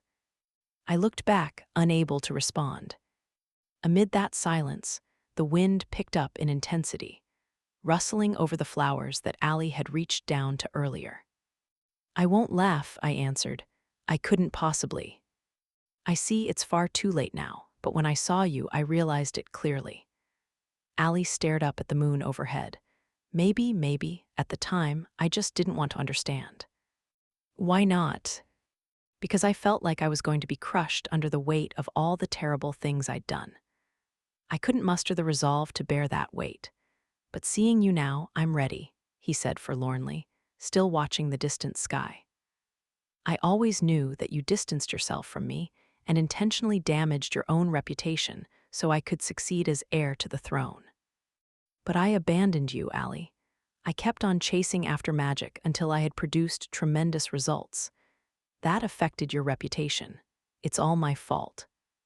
Did you mean to abandon me, sister? I sucked in a breath at that. It was too direct, leaving me unsure how to answer. I grabbed my chest in an effort to calm my racing heart. I couldn't think of anything to help you. Nothing. There's a difference between making the choice from the beginning and making the choice because there wasn't another one. Were you pleased by my downfall? Do I look pleased? There was no need for me to shout out here, but my voice came out raspy and loud. Of course, I wasn't happy to see Allie banished to the frontier. I had never wanted him to become a vampire, the direct cause of his exile in the first place. No, I hadn't wanted any of that. But excuses wouldn't change what I had done or lessen the burden of my guilt. Then I'm glad. Yet Allie's smile was a peaceful one of relief. You were fighting, too. You wanted to get your hands on magic, didn't you? I understand how badly you wanted to be able to use it. Allie, but I know, we couldn't help each other. Do you think we could have made everything work if we hadn't had our falling out? Somehow, I doubt it, he muttered with a gentle smile, closing his eyes in regret. The two of us were standing right next to each other. Yet, for some reason, he felt very far away. No, now that I think about it, things probably wouldn't have ended well even if we hadn't fallen out. If I had tried helping you achieve your dreams, you could have been assassinated. There was no way the nobles would have let you rise to the top. Maybe, but still. Or perhaps there might have been a way with Duke Magenta's help. If you and Euphyllia had met sooner and worked together, that could have led to an ideal outcome. Looking back, I would have chosen that future, but there's always clarity in hindsight. What's done is done. Allie glanced down at his hand, slowly closing his eyes as he clutched it softly. I always thought you had betrayed me and cast me aside. And I was preoccupied with the responsibility of one day being king, the corruption plaguing the nobility, the distorted face of our society, I'm not trying to make excuses. I just wasn't strong enough not to let it warp me, too. You couldn't help it, I insisted. Besides, I ended up distorting society myself. I still think the kingdom needs something to straighten it all out, so I don't think you're wrong. No, it was my methods that were the wrong choice. Slowly, Ali opened his eyes and glanced down at his fists. They were clenched so tightly that I feared he might end up injuring himself. Even if I hadn't met Lainey and became king just as everyone planned, I still would have had to address all those problems. The afflictions of the kingdom of Paledia were terminal. Without a drastic reshaping, the realm would have rotted away until its eventual destruction. Ali, what did you want to do with Lainey's vampire powers? That was the question that I had wanted so desperately to ask him, but I hadn't been able to work up the courage. I wanted to hear it straight from his own mouth. He fell silent. After a long pause, he finally said, I would have suppressed the major nobles and established a dictatorship of sorts. Then I would have seized control of the political sphere and brought about a complete overhaul of the corrupted aristocracy. And then. He paused for a moment. Then softly, he added, I would have called you back. If I was going to reform the kingdom and reduce the influence of the nobility, that would inevitably require raising the status of commoners. Your magical tools were always the most effective means to that end. So after seizing control of the country, I planned to bring you in to help reform it. After that. Then what? Once my reforms had advanced far enough, and the nobles were no longer needed, I would have eliminated everyone who knew the truth, myself included. I'd have left everything to you. I caught my breath at this, raising my hand to my chest as my heart turned to ice. Ali, didn't you hate me? I asked. A shiver ran through my whole body. I hated you utterly. I always asked myself why you abandoned me, and then you kept on getting in my way. So yes, he said, shaking his head as a calm expression fell over his face. But that hatred I had for you was also directed at me and my own weakness, and at the nobles, even the kingdom itself, for dragging you away from me and refusing to recognize your potential. Ali. So I thought it would be best just to destroy it all, and to let you build it anew, you who were denied more than anyone else. If I did that, I thought you might instead be freer than anyone else. I was unable to respond to this confession. He had told me how he felt about me once again, but how should I respond? Ali flashed me an apologetic smile. I'm sorry, really. Why are you apologizing? I was blinded by hatred. Now that I think about it, there was an obvious path for me that wouldn't have meant relying on vampire powers. If I had asked Euphyllia, I know she would have helped. It's just as you said. In the end, I only measured her worth by her power as a mage and her status as the daughter of a duke. Yes, Euphy's amazing. She even catches me by surprise sometimes. You're right, say, sister. What? I wanted to be like Euphyllia. The woman she is now, that's what I wanted to be as king. Ali gazed at me sadly, and there was something distant in his eyes. It was like we were separated by an impossible gulf. I wanted to be a king who could help you. Ah, my voice was tight. The silence between us was so great that the sound of the wind was almost painful. Sister, if I had asked you for your help before I started making my plans, if I had told you how much I wanted to help you achieve your dreams, could I have walked the same path you do now? My vision blurred. When I realized that I was crying, I raised my hand to brush away the tears. But no matter how many times I wiped them away, everything was getting blurry, and I could hardly breathe. What if Ali had asked me for help before everything that had happened? My heart knew the answer, but I couldn't put it into words. I felt bitter, frustrated, sad, and helpless. This would be so much easier if I could just break down right here. I would have helped you. If you had asked me, I would have helped you. It was cowardly of me to raise my voice here. The more I tried to steady the shaking in my voice, the louder it got. I couldn't see anything now through my tears.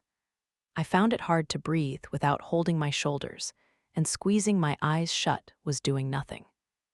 Ah, of course, I knew the answer to that question even before he asked it. After all, Ali was my little brother. I see, yes, I see, he answered calmly. I wiped away my tears and opened my eyes.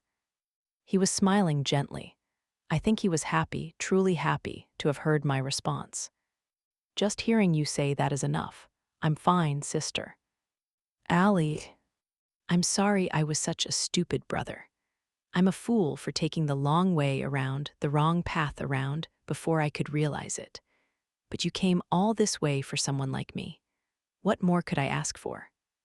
But I was the one who abandoned you. I was the one who started all this. That's not true. You didn't abandon me. We've both been able to move on since that day, I'm sure.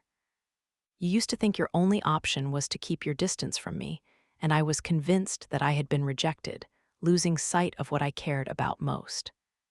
Ali placed a hand on my shoulder. I had been unable to gauge the distance between the two of us for so long now. We had both lost sight of each other. Now that distance had shrunk a bit. The gulf that had grown between us was fading away. I remember saying to you that it's hard not being who you want to be. Yes, it's only natural I couldn't pull it off. After all, I lost sight of who I wanted to be in the first place. Yes, which is why you're so incredible, sister. You've made it so far. How many people now are cheering on your dreams? You reached out to them. People are looking to you to build a bright new future. To them, you're like a beautiful star glittering in the night. Ali, I want to congratulate you on achieving your dreams and wishes. I've been wanting to say that for a long, long time. My heart skipped a beat at Ali's calm voice. But I couldn't keep on crying forever, and so I rubbed my eyes to wipe away the tears, looking straight back at him. He, I am amazing, are I? You are. It took forever, and I went down so many detours, but I made it. People had been denying me for so long, but little by little, they've started to accept me. Yeah. And I met someone I'll cherish for the rest of my life. Yeah. I'm happy, Ali. Don't let the tears flow. Don't let your voice quiver. Please don't stop my message from reaching him. But I will continue pursuing my dreams. My goal is still a long way off, and I can't reach it by myself. But now Yuffie and many others are supporting me. I won't give up. I'll keep on marching forward. I took a deep breath, steadying my shaking as I wiped away the last of my tears and looked Ali squarely in the eye. They aren't just my dreams anymore. What do you think, Ali? Do you still want to share them with me? Sister, no matter how far apart we are, as long as we're both hoping to reach the same place, we can still walk the same path. Won't you come with me again, Ali? Please, lend me your strength. I want you to explore every possibility here on the frontier for me. Without saying anything, he reached up to my hand on his shoulder and wrapped his fingers around it. We remained that way for a short while, each watching the other. Then slowly, he gave my hand a tight squeeze. I never had a dream for myself. There were always too many other brilliant people around me. I always thought I knew what I was capable of, and what I was. You think I can help you, sister? I'm asking because I know you can, Ali. Even if I don't believe in myself, do you really think I can live up to those expectations? How can you trust me if I'm not even confident I can do that? Because I know you, Ali. What do you mean by that? Giving up your humanity in an attempt to beat me, turning against the whole kingdom to achieve your goals. I might not agree with your methods, but it's clear you had tremendous resolve. So you're not powerless, Ali. I didn't give up out of weakness, and neither did you. So I know you can do it, all right. After all, we're brother and sister. We even look alike. Sister, no matter how hard it is, no matter how painful, we won't ever give up. I believe in you. I'm sure you'll see this through. Ali said nothing, simply staring back at me. I wasn't crying or wavering anymore. Now I could face him with a truly heartfelt smile. After remaining a short while, Ali chuckled under his breath, apparently unable to contain his laughter. You got me there. I've never been a match for you. You're going to give me all the hard tasks, aren't you? He, you guessed. There's nothing to guess. This is where I live now, isn't it? I'm sure there's plenty of spirit resources lying dormant around these parts. It will probably take decades of effort to make them available. It'll be a lot of work. It certainly will. I can't think of anyone off the top of my head who I'd entrust such an important job to. I can think of you. Ali grinned as he let out a light chuckle. He rubbed the corners of his eyes as he held his hand over his face. It was only a momentary lapse, and he quickly lowered his hand, smiling back at me. Sister, please forgive me. Forgive you. For having the audacity to want to share your dreams once more, after I turned on you. We've already made amends, Ali. Can you forgive me, too, for asking you again for your help? Ah, if that's what you want. We clasped hands and felt each other's presence again, laughing without any worries, just like we had as children. Chapter 9, Amid the Great Current.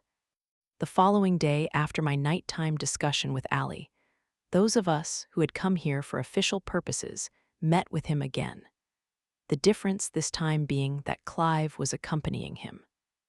We had to interrupt our conversation yesterday, so I'd like to pick up again on our reason for coming here, Euphy began. All right, Ali nodded after first glancing my way. As I'm sure you already know, I have been officially adopted by the royal family and have acceded to the throne as queen. As ruler of the Kingdom of Paletia, I intend to improve the status of commoners and their standard of living by spreading knowledge of Anis's magicology and increasing adoption of her magical tools. I see, so what do you need?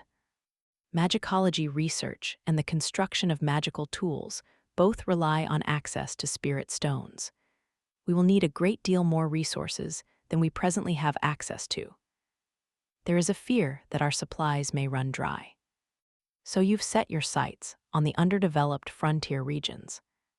Indeed, conditions in this remote area are similar to those in the Black Forest in the Northern Territories, which is presently our largest mining area. To meet our future needs, I would like to further develop this region as a source of additional spirit resources.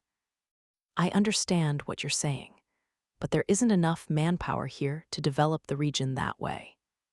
I'm aware of that.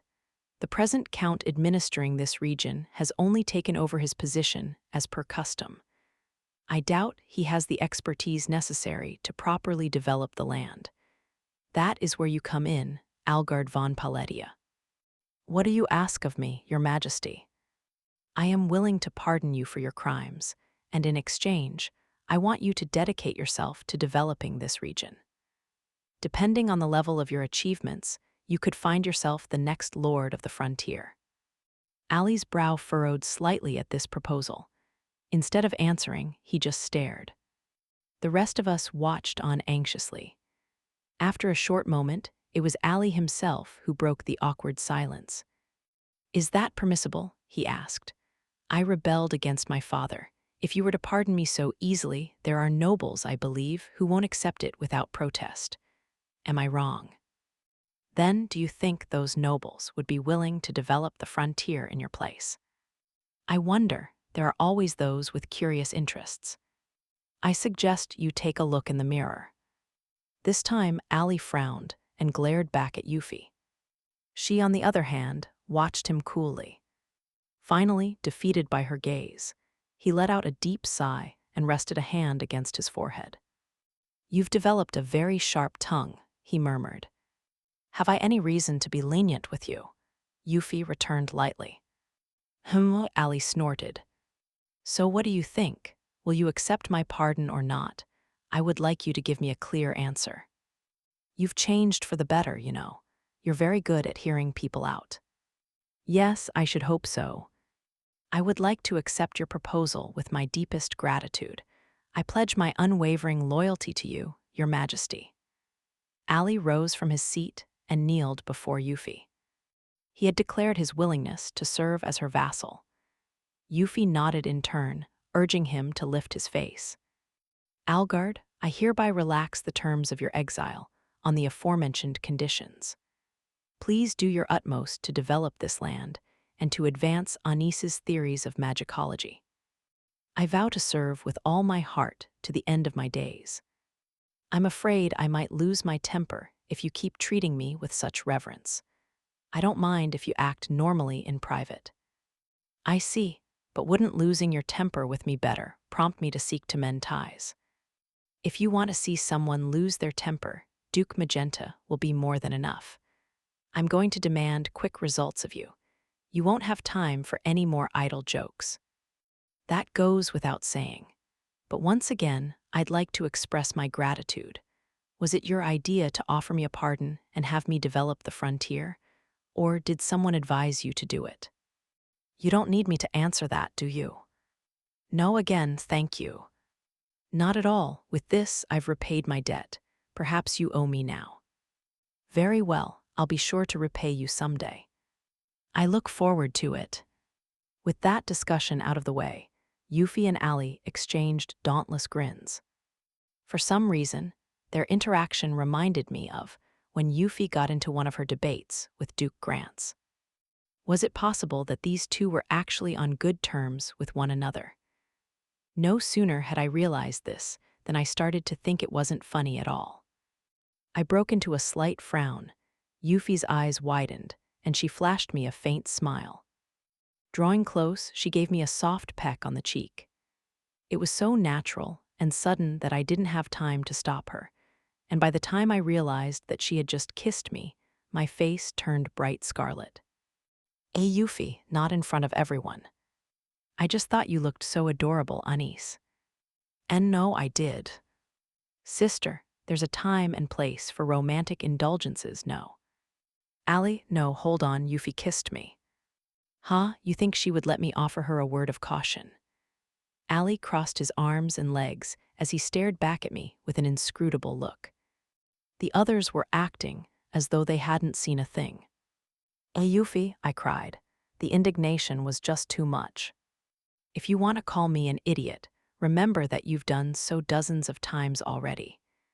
She responded without the slightest hint of remorse. Because you're always doing stupid things, NGH, I shouted back. The next time she did something embarrassing in public, I would kick her right out of my bed. But Euphyllia, Ali began, turning back to the subject at hand. It's all well and good to want to develop the land, but that will hardly be possible with the personnel here in this mansion. Will the Crown be offering any support in that regard? Of course, I'm hoping we can discuss that as well, Yuffie said with a nod as she started laying out her plans.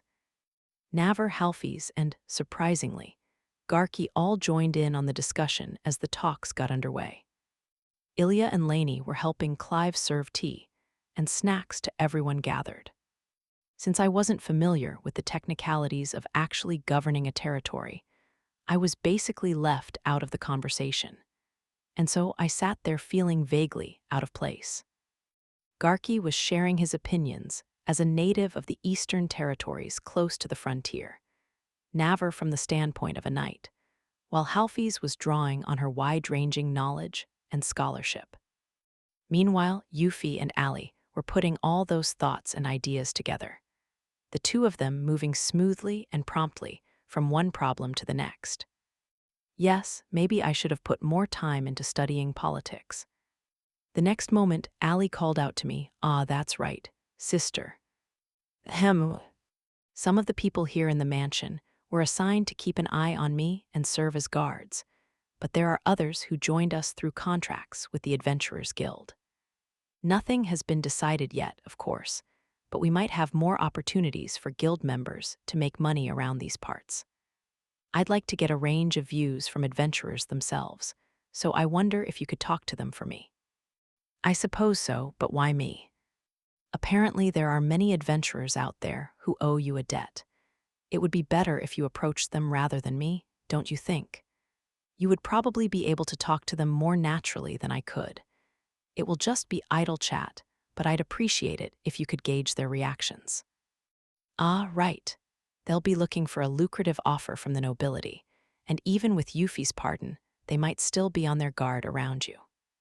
Precisely, so I thought you would be the best choice, as the one they would feel most comfortable around. You're the right person, so would you do this for me? He asked with a forced smile and a shrug of his shoulders. Faced with this, I found myself grinning back at him. It seemed that he had sensed my discomfort at being unable to contribute to the discussion. So he had given me a job that I could do talking to various adventurers. I was a little surprised by how considerate he was being. In that case, I guess I'll be off. I do want to hear what the locals have to say about the area anyway. Ah, Garky startled. Then maybe Naver or I should. I'm fine, really. You can help everyone better here by sharing your input, right? Anna's, Yuffie began with a frown before her expression lightened. I would like to hear the adventurers' thoughts, too. I would be grateful if you could sound them out. She likewise seemed to have sensed my unease now, that Allie had taken steps to relieve it. There might even be a few familiar faces out there, so I'll go say hello, I said, flashing her a smile so that she wouldn't worry. With a light wave of my hand, I made my way to the door. This is something only I can do, so I shouldn't make everyone worry too much. I'll have to try to leave this all behind me for the moment. With that in mind, I stepped out from the room, when I sensed a movement up ahead. The presence seemed to be farther down the corridor, so I turned my gaze. When out of the corner of my eyes, I spotted a gray tail. A krill. Had she heard everything that we had discussed inside? After a moment's hesitation, I approached the area where she had disappeared. But even after turning down the corridor, I couldn't see her. Pressing ahead, I glanced around to make sure that she wasn't hiding in my blind spot. Are you there, Akrill? You are, aren't you? I called out, but still no answer. The corridor remained eerily silent. You're very good at hiding, but if you try too hard not to be noticed, you'll only end up standing out in a crowded mansion such as this. And besides, I can still see your tail. No, you caw. All right, I was lying about that part, but I did know you were there. The voice sounding from the shadows was unmistakably Akrill's. She appeared in front of me with a frown, no doubt dismayed that I had managed to work out her hiding place. She fixed me with a glare, her ears perking up and her tail wagging. Eavesdropping is hardly appropriate, is it now? If you wanted to listen, you should have just come inside. Al said I was an outsider this time. Ah, well, we were talking about the kingdom's internal politics. He was probably right. You do not fear speaking of him now, Akrill said in a voice that didn't convey much positive emotion. I couldn't help responding with a smile. I owe it to you, Akrill. Huh. Thank you for telling me to face him by myself. Akrill responded to this expression of gratitude, as though she couldn't comprehend why I was thanking her.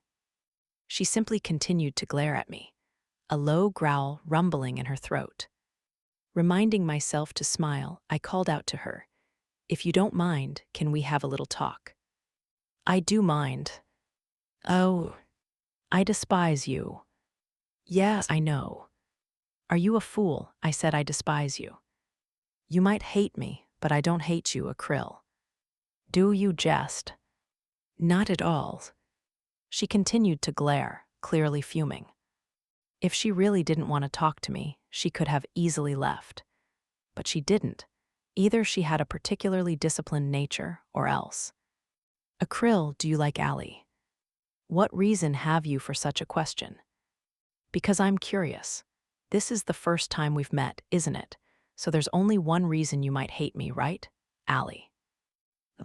Was I right? I guess you've heard about his past then. A deep chill seemed to dwell within Akrill's blue eyes. They reminded me of how Allie's eyes used to be, and my heart ached for everything that we had lost. What? Akryl growled in a barely audible voice. She looked like she wanted to say something, and her mouth moved without forming any further words. I decided to wait for her to find her voice. What are you? What am I? Were you not evil? Strange you are, yes, but not evil. I cannot abide it. Abide it? What does Al mean to you? My eyes squeezed shut at this question. I bowed my head, taking a deep breath to calm my racing thoughts. He's my precious little brother. I wish I could have kept him smiling forever. You lie, Akryl screamed as if she couldn't take it anymore, her wolf ears standing up and her fur bristling. You dare call him precious? You, of all people, why did you not help him? You're right. I accepted her criticisms without arguing. The accusation stung, but it was true. Always he waited for you, always he suffered. Why did you not share his pain? Is that not the purpose of family? If he was precious to you, then why did you abandon him? You're right. Would that you were evil, that I could strike you down now. So why do you not play your part? Al was suffering so much because of you, and you saw nothing, you did nothing to aid him. I despise you. Akryl's criticisms hurt more than I had expected. They hit like a blow to the face. After all, I was the cause of Ali's suffering. I couldn't deny it. I hadn't noticed. I couldn't help him. To an outside observer, it probably did seem implausible that I suddenly cared about him now. You're thinking it doesn't add up, right? Why do you not object? Why do you not argue in your own defense? You care for Al, do you not? Because it's a fact. Everything that happened between the two of us, there's no turning back the clock. You haven't misunderstood. There's no mistake. It all happened exactly as you said. You have every right to be angry. But there's also something you don't understand. Something I want you to know, I said, staring straight into her eyes. It was true that I had hurt him, and I hadn't been able to help him. But if we were going to talk about what happened, I had to correct her belief that all of it was my fault. What you're saying isn't wrong, Akryl, but it isn't the only correct answer either. What do you mean then? Did you not just say that I am not wrong? You must have learned growing up that you can be neither right nor wrong, Akryl, which is why you haven't grasped the full picture. Speak clearly. How much do you know about the kingdom of Paletia, Akryl? This isn't the Lycant village you grew up in. Different places have different norms and customs. The correct answer isn't always what you might expect, either. It might be different depending on where you are. And if people have different values, they can end up misunderstanding each other through no fault of their own. Akryl glared at me, ready to lash out at any moment. But angry though she was, she didn't let her indignation get the better of her. She was disciplined and earnest, as well as vigilant and considerate. The greater her knowledge, the more opportunities she had to put it to use. But at the same time, she was too honest and direct, which resulted in her failing to get along with those around her. Still, I found a spark of hope, so I called out to her, Akryl, if you don't mind, do you think we could have a little sparring match? A sparring match? That might be the easiest way for us to communicate our thoughts to each other. And there's something I need to tell you, something I want you to know. I think this will be the best way to get it across. So, what do you think?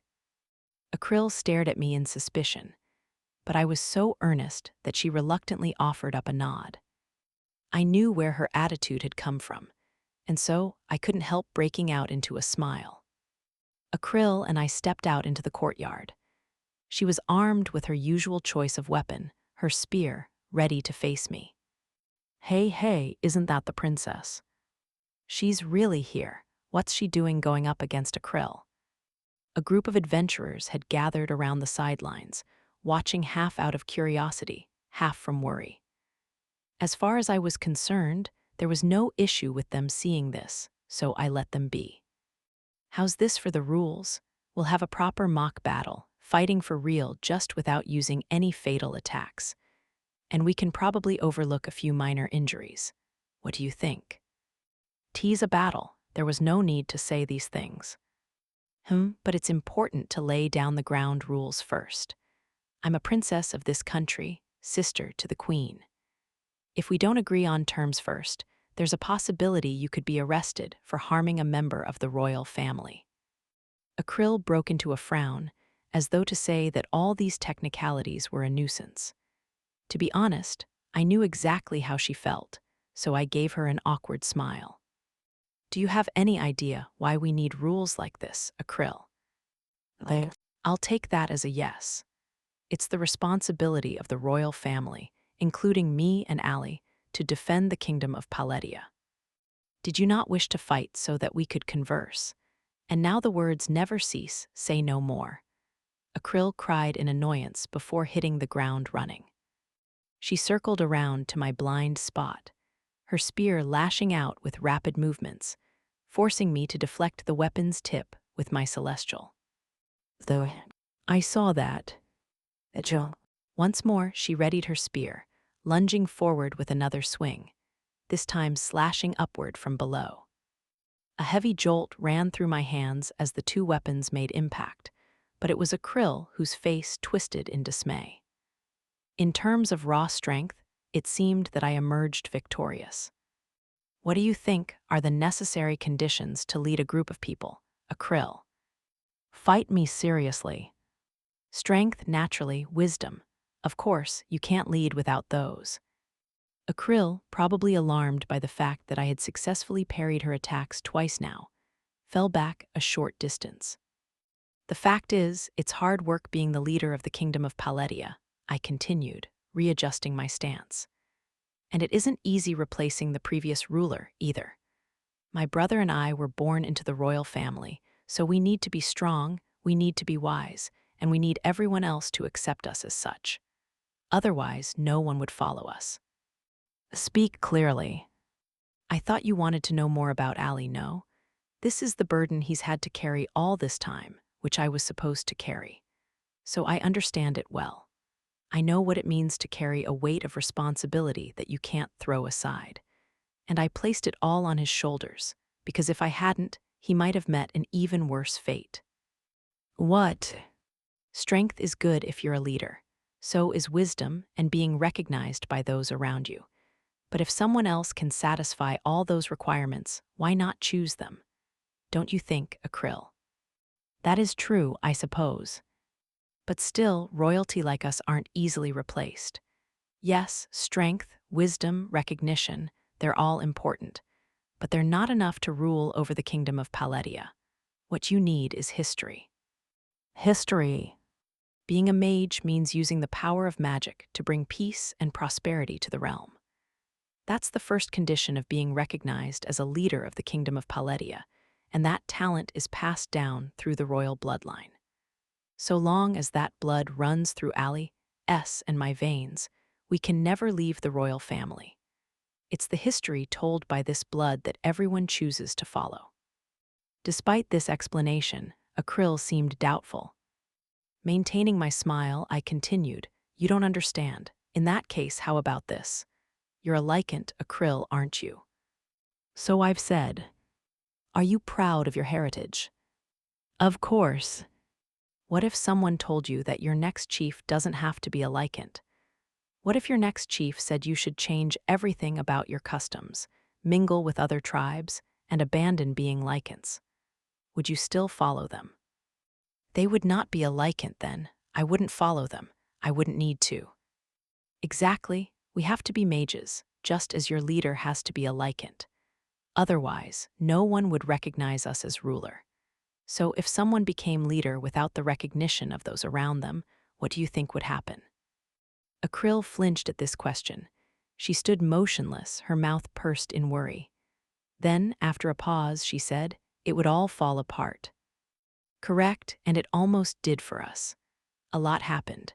Many people ended up suffering, and more struggled to stop it all. There are so many people in the kingdom of Paletia that they couldn't agree on any one solution. They were all trying to accomplish what they thought was best. With that, I stepped forward and lashed out at Akryl with an attack of my own. She was hearing me out now, and she readied a defensive stance and parried my blow. I had delivered only a single hit, but it was still a good strike. Yes, she was no ordinary fighter.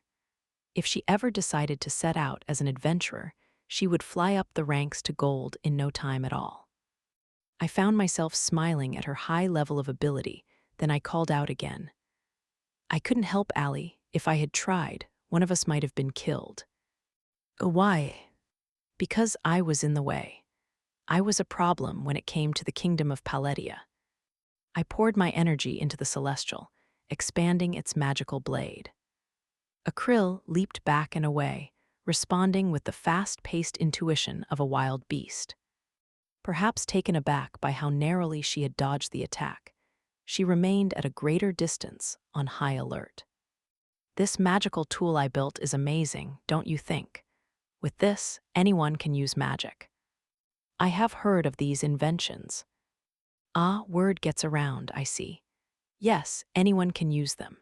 Magic itself can only be used by nobles, and in exchange for their promise to protect the common people, they were awarded all kinds of luxuries and privileges. Naturally, they weren't inclined to accept my inventions, which was why I couldn't remain by Allie's side. Because he could become an enemy of the nobility, like you. If he had been on my side, people might have thought of him that way, even if he himself didn't. So I believed I had to keep my distance from him. I thought it was the right thing to do.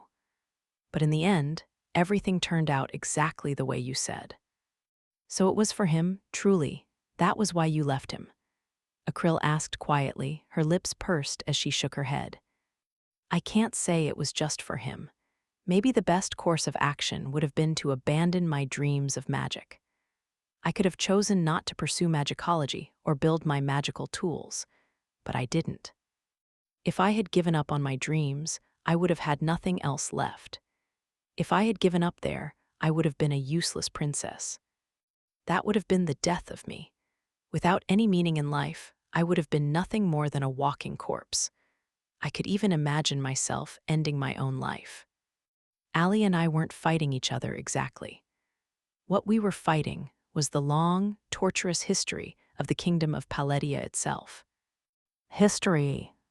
It's hard to fight because it doesn't have a physical form the way monsters do. And during that battle, we both chose our own paths. Neither of us could give way to the other, and so I effectively turned against him. I was fighting for the acceptance of my new type of magic, while Allie wanted to destroy the country itself and the magic that ruled it. We each adopted different means, but we both wanted to do something to change the national polity. That's why Allie chose to become a vampire, so he could rule the country with the power of one. Yes, but at the same time, that would have meant depriving people of their liberty and free will. I couldn't stand by and let him do that, whether his reasons were justified or not. And by pushing him aside, that meant I had to take his place. The kingdom of Paletia had prospered, thanks to the protection of magic. I thought that I had no choice but to become queen, even if it meant robbing the kingdom of that vital role. It was my responsibility, I had concluded, to depose Allie, even at the risk of destroying the country itself. And so I'd made up my mind to shoulder that heavy burden. Yuffie saved me. Thanks to her, I didn't need to take it all alone. But yes, you're right. You must be wondering if I could do all that. Why didn't I save him? You. Given everything, it's little wonder you blame me for not having saved him. As I said those words out loud, a sharp pain tore through my chest. The explanation is simple enough. I was too weak. Aerial system, dragon heart. Summoning up all my will, I drew from the dragon magic in the impressed seal on my back, then released that power all around me, making the air shimmer in transformation. Though Akryl's wolf ears perked up in alarm, her hair standing on end. She took a step back, staring at me as though she didn't dare look away. Are you afraid of me? What are you? Are you human? I don't know anymore. I don't really care. Look carefully. Let yourself feel this power. She tried desperately to hide her fear, to keep from being swallowed up by it, while I continued to peer deep into her soul. This is me. This is what I'm capable of, and none of it was enough to save Allie. If I had obtained the dragon's power earlier, might that have made a difference? Would I have been able to change his mind? I couldn't help wondering. In all likelihood, it might have made the situation even worse by forcing either his hand or someone else. I might very well have been killed long before our confrontation. But such speculation could never triumph over reality. There was no going back or changing the past. So long as we were still breathing, we had to keep looking forward. Even with all this, there are enemies that can't be beaten. Those are the foes that Yuffie, Allie, and I have to fight. Power is essential, but it's not enough by itself. We need more strength, more wisdom, more power. Allie said he had forgiven me, and that he wanted me to forgive him. He said we would both follow the same path this time around, but I know it's not an easy road. He knows it too. I couldn't do it alone. By myself, I would succeed only in resisting the waves of time and change. But I also had Yuffie, and Ilya, and Lainey, and so many others crossing paths with me. And because we were all traveling together, we would be able to hold our own against the mighty enemy of history, to build a new age.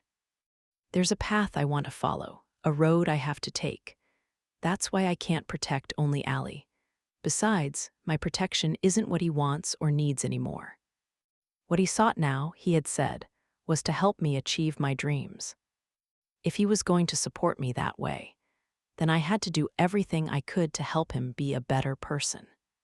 From now on, Allie is going to have to carve out a new life for himself and everyone else who lives here on the frontier.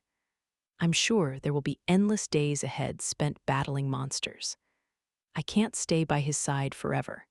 I might have all this power, but I can't wield it all just for him. What about you, Akryl? You're angry with me for his sake, so I have hope for you. Akryl nearly interrupted. Her glare sharpened, but she was no longer frightened. Her gaze bored right through me. I do not understand everything you say, she began, but I believe I do understand the heart of it. Perhaps it is like what we call the Great Current. The Great Current. The world is so much bigger than each of us in it. The Great Current is the will of the world. When the wind blows, when the rain falls, all is according to the Great Current. Yes, I think I understand. I didn't know if there was really such a thing as the will of the world. From our own perspectives, perhaps we might never know. The world would go on today, and tomorrow, without any regard for our own lives. Sometimes it swallows up life without mercy, but life will always return to the earth in the days that follow. There's no need to mourn its passing. One day, we shall be gone too. Lamentations won't fill your stomach, nor will they make life any easier tomorrow. And our lives will not end until their time. If we howl and cry while we still have our lives here and now, our hearts will fail us when we need them most, Akryl said, without lowering her defensive stance. I arrived here, I met Al, and our lives connected. All because of the Great Current. I know not where life shall take me in the end, but I've found a place to anchor myself again. I see.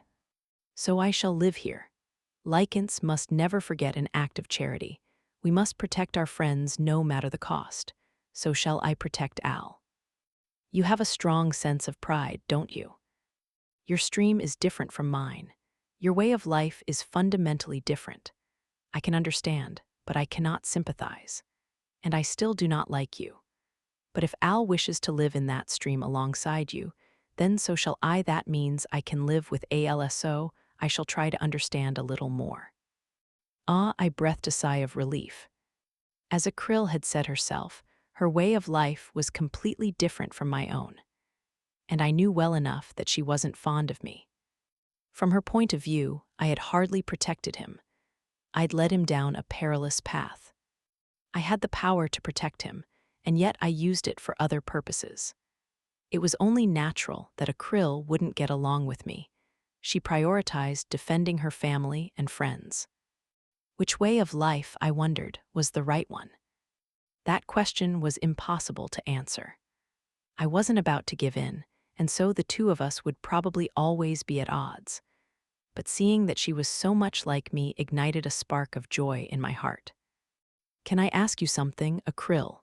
Do you care about Ali?" "I do." "I see, I love him too. But I guess I might make you angry saying that. Because I despise you. I think I could like you, though. Do as you please.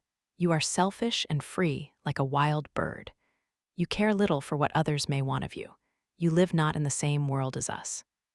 "I can't deny that. You are bizarre, but not evil. Perhaps you are even kind. But you are not what I want to be. I cannot go along with your way of life. I do not want that way of life for Al either." "Of course. But if that is how things are in this country, if that's how Al wants to live, then I will not stop trying to understand it." "I see. We're all part of the great current. You as well. I understand some of your words. That the wind moves differently from place to place, that the flowers bloom differently. So I've nothing more to say. It's important to have your own outlook and to be able to put it into words. Not everyone is going to think the same way as you, Akryl." "Anisphia." For the first time, there was no hostility as she said my name. If anything, her voice betrayed a hint of amazement, perhaps even a little pity. "Is it not difficult, living so differently from everyone else?" she asked. "Does it not bring you pain? Like you said, I'm just part of the great current, don't you think? How troublesome you are, like a bird flying through the air doing whatever it wills. I like nothing about you." "Ha ha ha, but I do love the sky. That's where I started after all.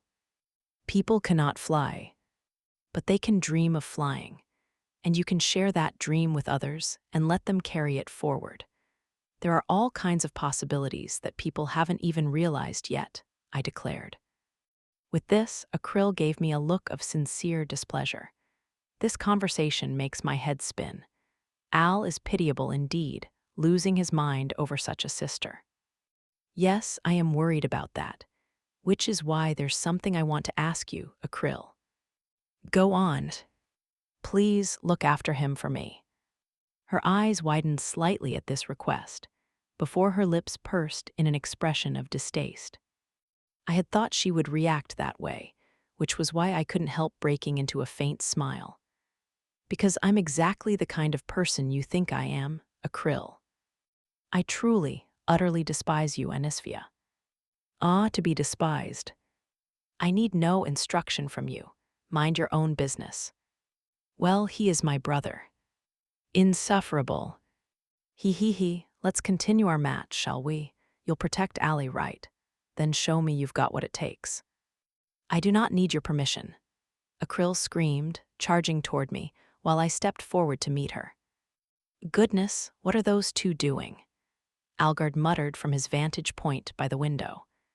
"Well, judging by the looks on their faces, I don't think you've got anything to worry about," I answered. "You're awfully relaxed, Euphyllia." In the courtyard below, Anis and Akryl were clashing, sword versus spear.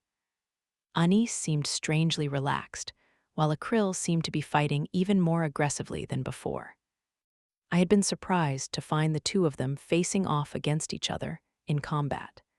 Just how much enmity did Akryl have for Anis? But nervous though I was, the two of them seemed to be talking in the midst of their physical exchange, so perhaps I shouldn't have been so concerned. Before I knew it, others had gathered around the courtyard. They were either stunned by the fierce contest, dumbfounded by what they saw, or egging one or the other on. There were probably very few knights who could hope to keep up with such a heated exchange of blows. The fact that Akryl was holding her own against Anis suggested that she possessed rare talent indeed. Gark and Navar were among those watching the fight. They were warriors themselves, so I'm sure they found the whole thing quite a sight to behold. It was little wonder they were so engrossed by it. "You sure seem to be enjoying yourself, sister," Algard murmured under his breath. "She does look like she's having fun, doesn't she?" I whispered in response. "You remember, don't you?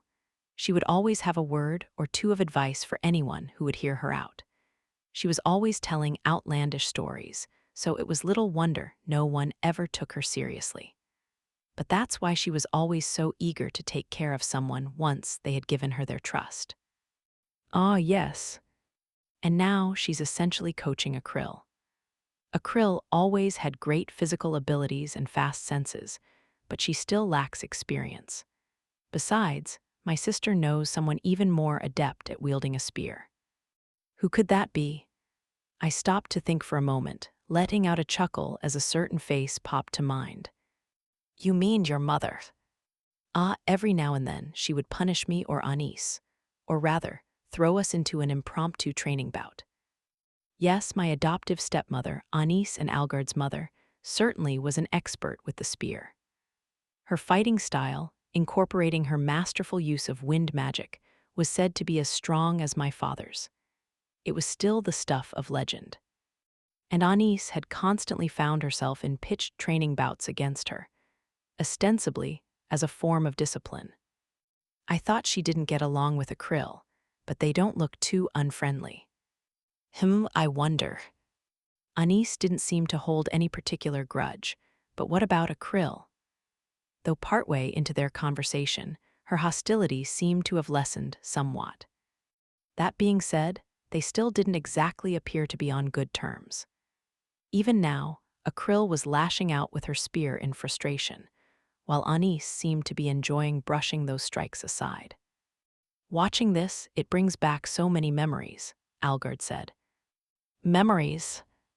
I never fought a mock battle against her, but her expression right now, it reminds me of when she used to tell me about her research progress and new discoveries. Algard's smile was serene, his eyes following Anis's every move. Something about it rubbed me the wrong way, and I frowned as I recognized it for what it was, jealousy. You've started acting a lot like she used to, I've noticed, he remarked. Oh, it was a long time ago.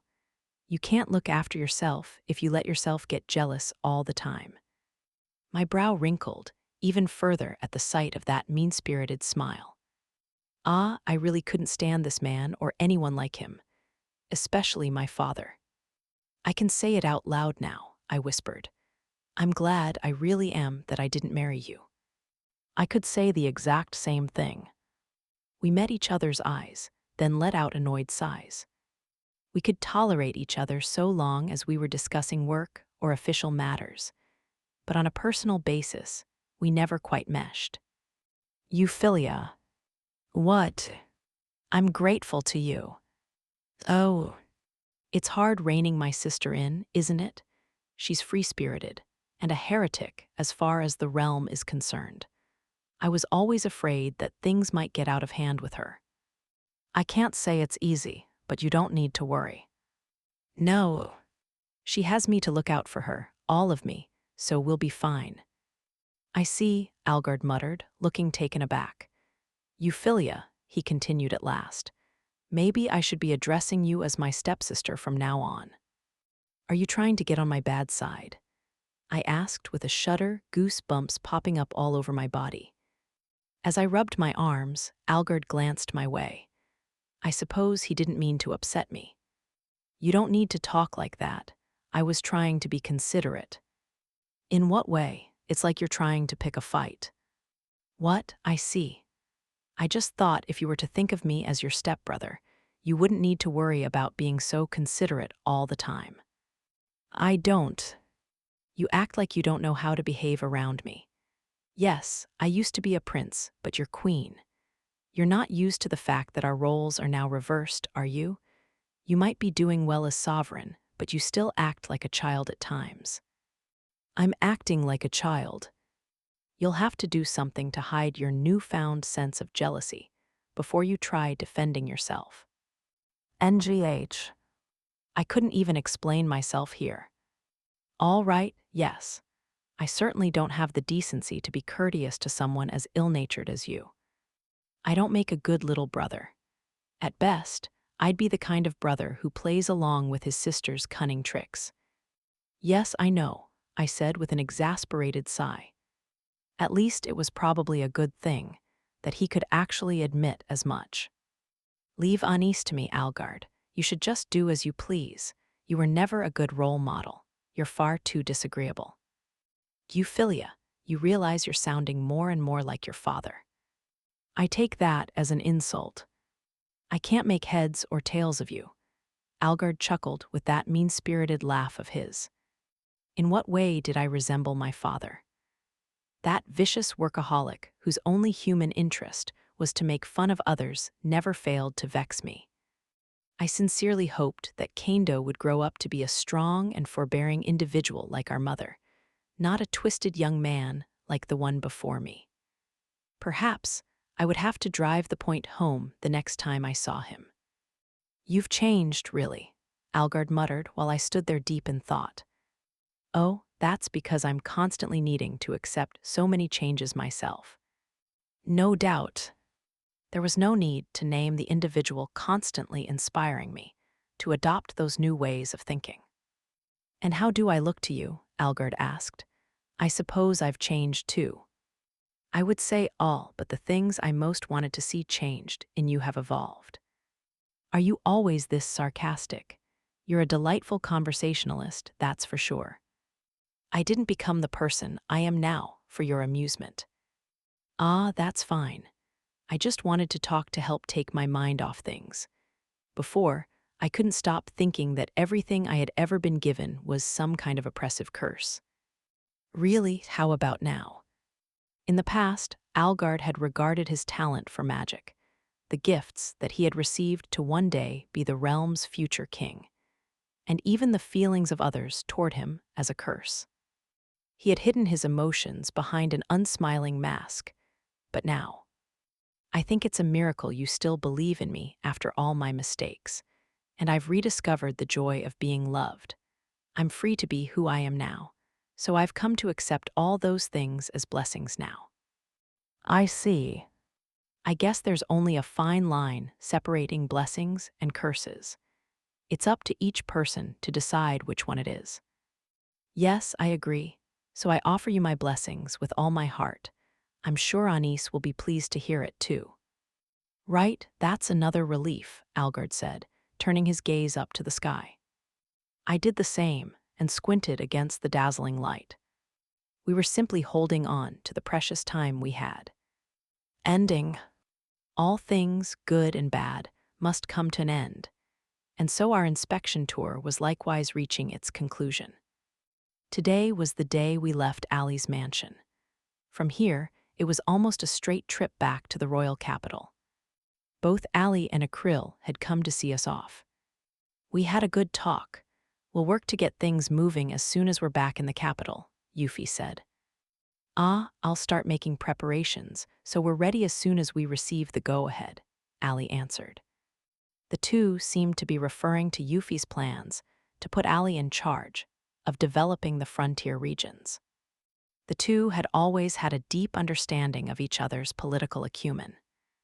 Indeed, their discussions seemed to have been quite fruitful, and they were both in good moods.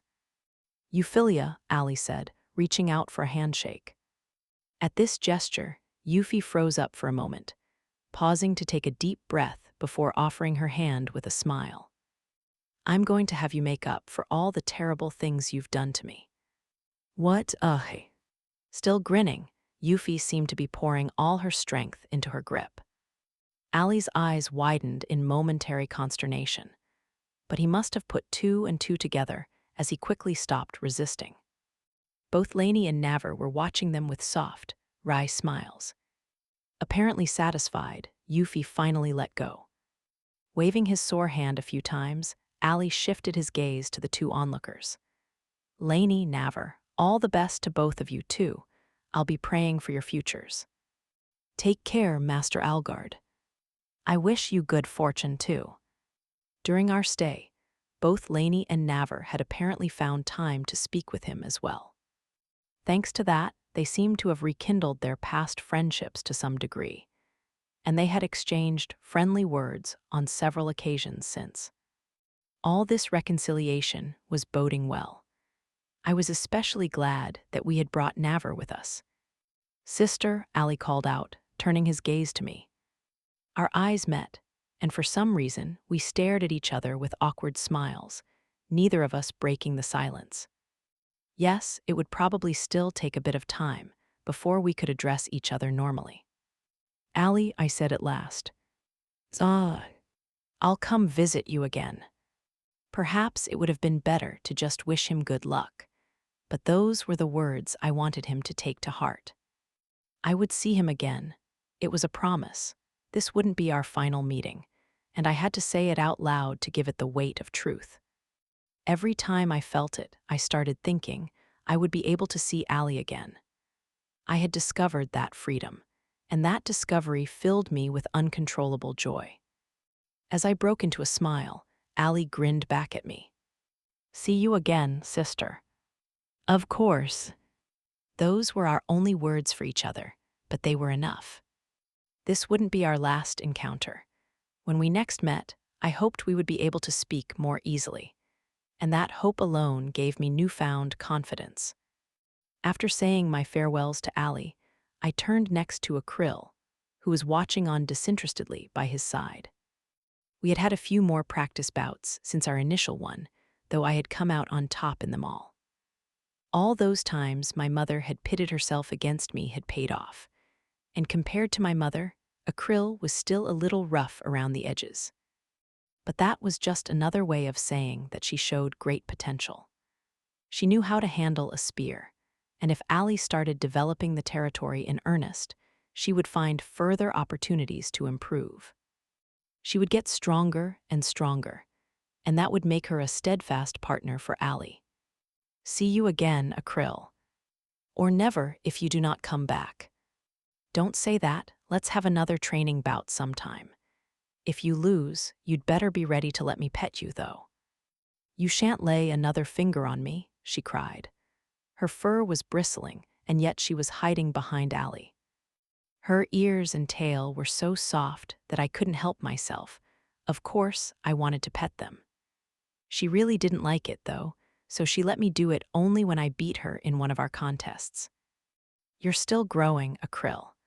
Make sure you eat well, so the next time we meet, you'll be a splendid young lady.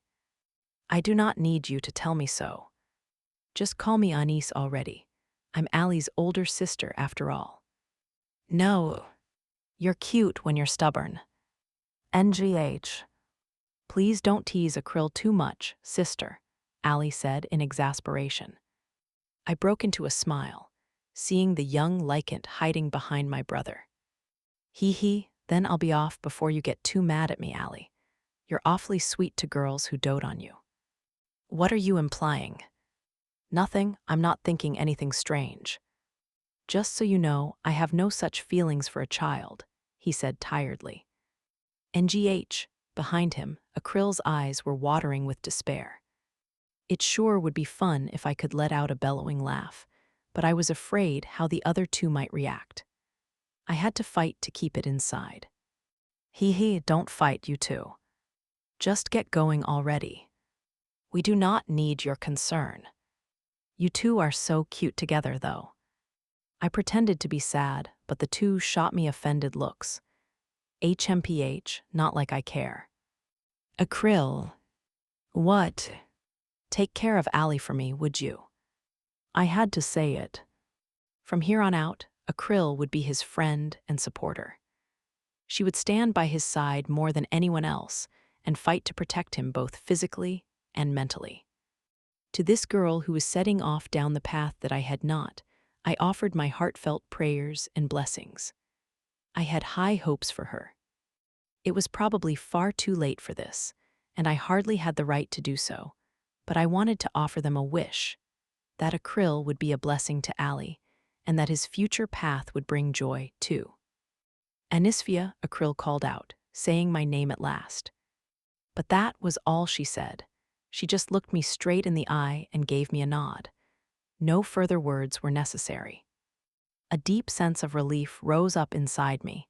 She understood, and she had accepted it. See you then, I said with a nod, my final words of farewell. I approached the others, waiting a short distance ahead.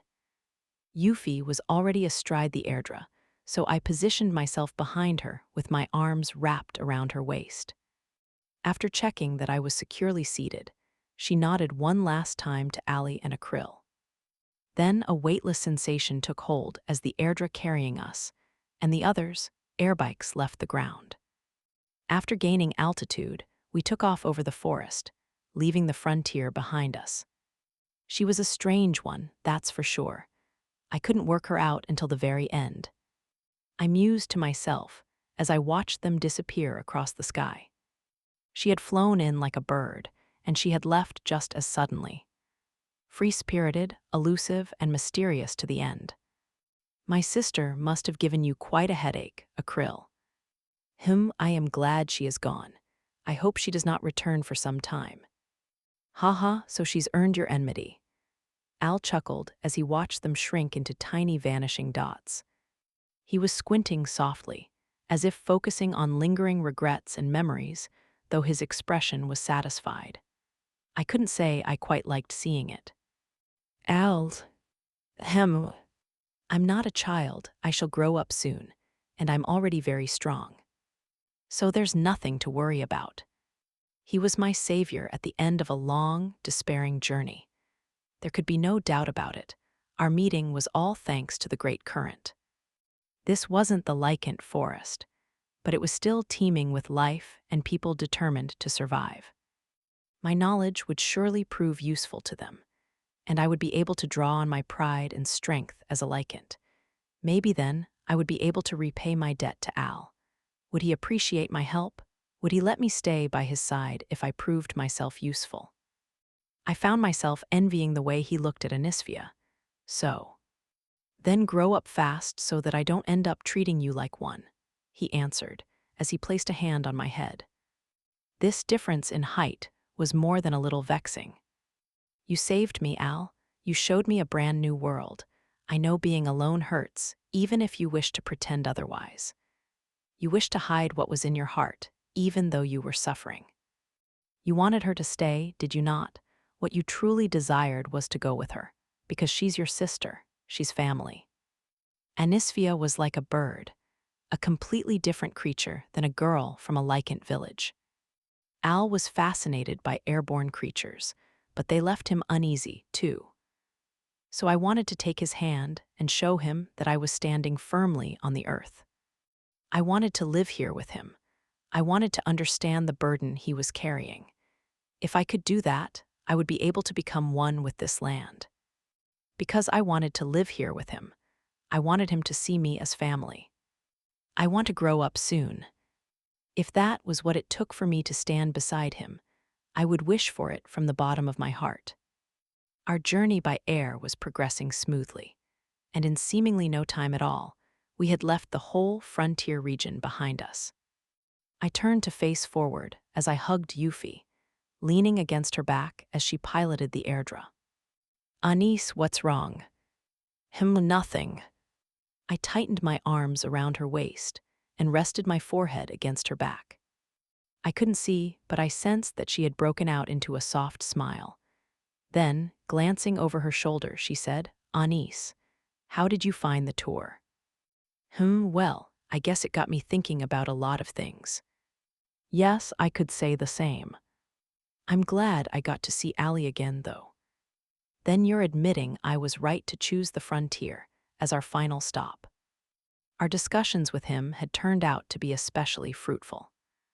As was to be expected, he had provided many useful insights stemming from all the training and preparation he had received to one day rule as king. At times, he had offered insightful opinions that took even Yuffie by surprise, and he had suggested steps that we might adopt so that people would accept her reforms without resistance. He told me you were too well behaved, Yuffie.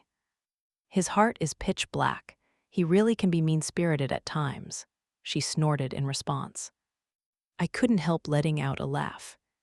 Had I just worked out what kind of relationship the two of them had? Were they the type to constantly snipe at each other? I didn't mind if that was the driving force behind their discussion, but Yuffie's attitude reminded me of how she dealt with Duke Grants. It was hilarious. But we can count on him, she added. And we may have to ready ourselves for dealing with the kingdom of Cambus, too. We know so little about them, and it's home to lichens like a krill. Our primary concern will have to be the existence of vampires there, Euphy muttered gravely. I nodded in agreement.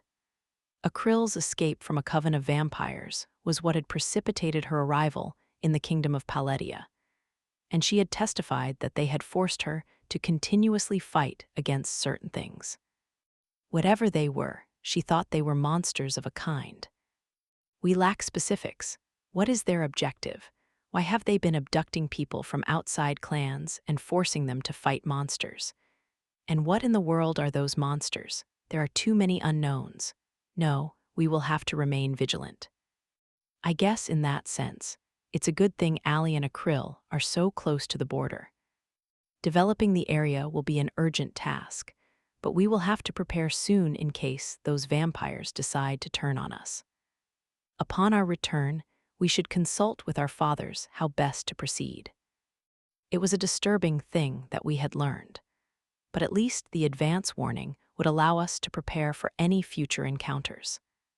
Yes, now that we had learned of vampires other than Lainey and Allie, we would have to be on full alert.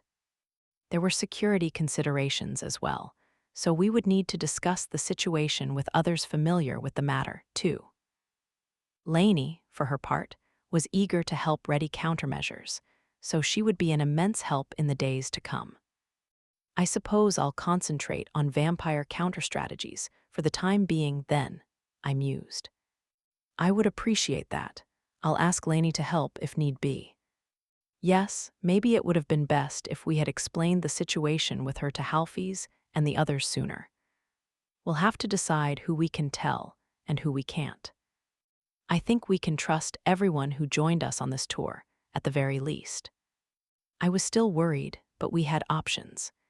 We would just have to apply ourselves and be ready for whatever happened. But it wasn't all bad. I now had Allie on my side, ready to help me acquire new spirit resources and prepare against future vampire incursions. I can't wait to tell Father and Mother how Allie is doing, and I'll have to tell them about Akrill, too. She's a nice girl, isn't she? I'd like to get to know her a bit better, though. What do you mean exactly? As a potential future sister-in-law, I guess. Oh dear. Talking with Euphy, my words flowed out like a waterfall from my heart. Euphy. Yes, what is it, Anis? You know, this wasn't my first time coming to the East. Yes, I'm aware of that. I thought I already knew it. But coming out here with you, it made me realize there was so much to learn. Is that a good thing? Yeah, I'm really glad we went on this trip. Even seeing the same scenery again, I had been able to look on it all with a fresh perspective. On this simple flyby, I had learned so much, changing my very outlook on the region. You know, Euphy. Yes. I want to spread my magicology and inventions, and I want to help expand everyone's horizons. I want everyone to know the joy of magic, so I want to usher in an era where everyone can use it. I really do. There were still parts of the kingdom that remained the way they had been for centuries past. There was this region, ravaged by monsters, with questionable prospects for revitalization, but where the people still stood strong. And I had been able to meet Allie again here. My brother, who had promised to lend me his strength to pave the way into the future. Euphy, do you think everyone will recognize me as a mage after all this? Though I had once held that dream dear, I had given up on it long ago. But I did want to be a mage and to be recognized as such. And I wanted everyone to feel the wonder of magic. I wanted them all to see that there was hope for the future, and I wanted to see them all wearing brilliant smiles. Those wishes been reduced to a smoldering ember, but they were still dear to me. I had to hold that ember close to keep it from going out. Its heat was proof of who I was.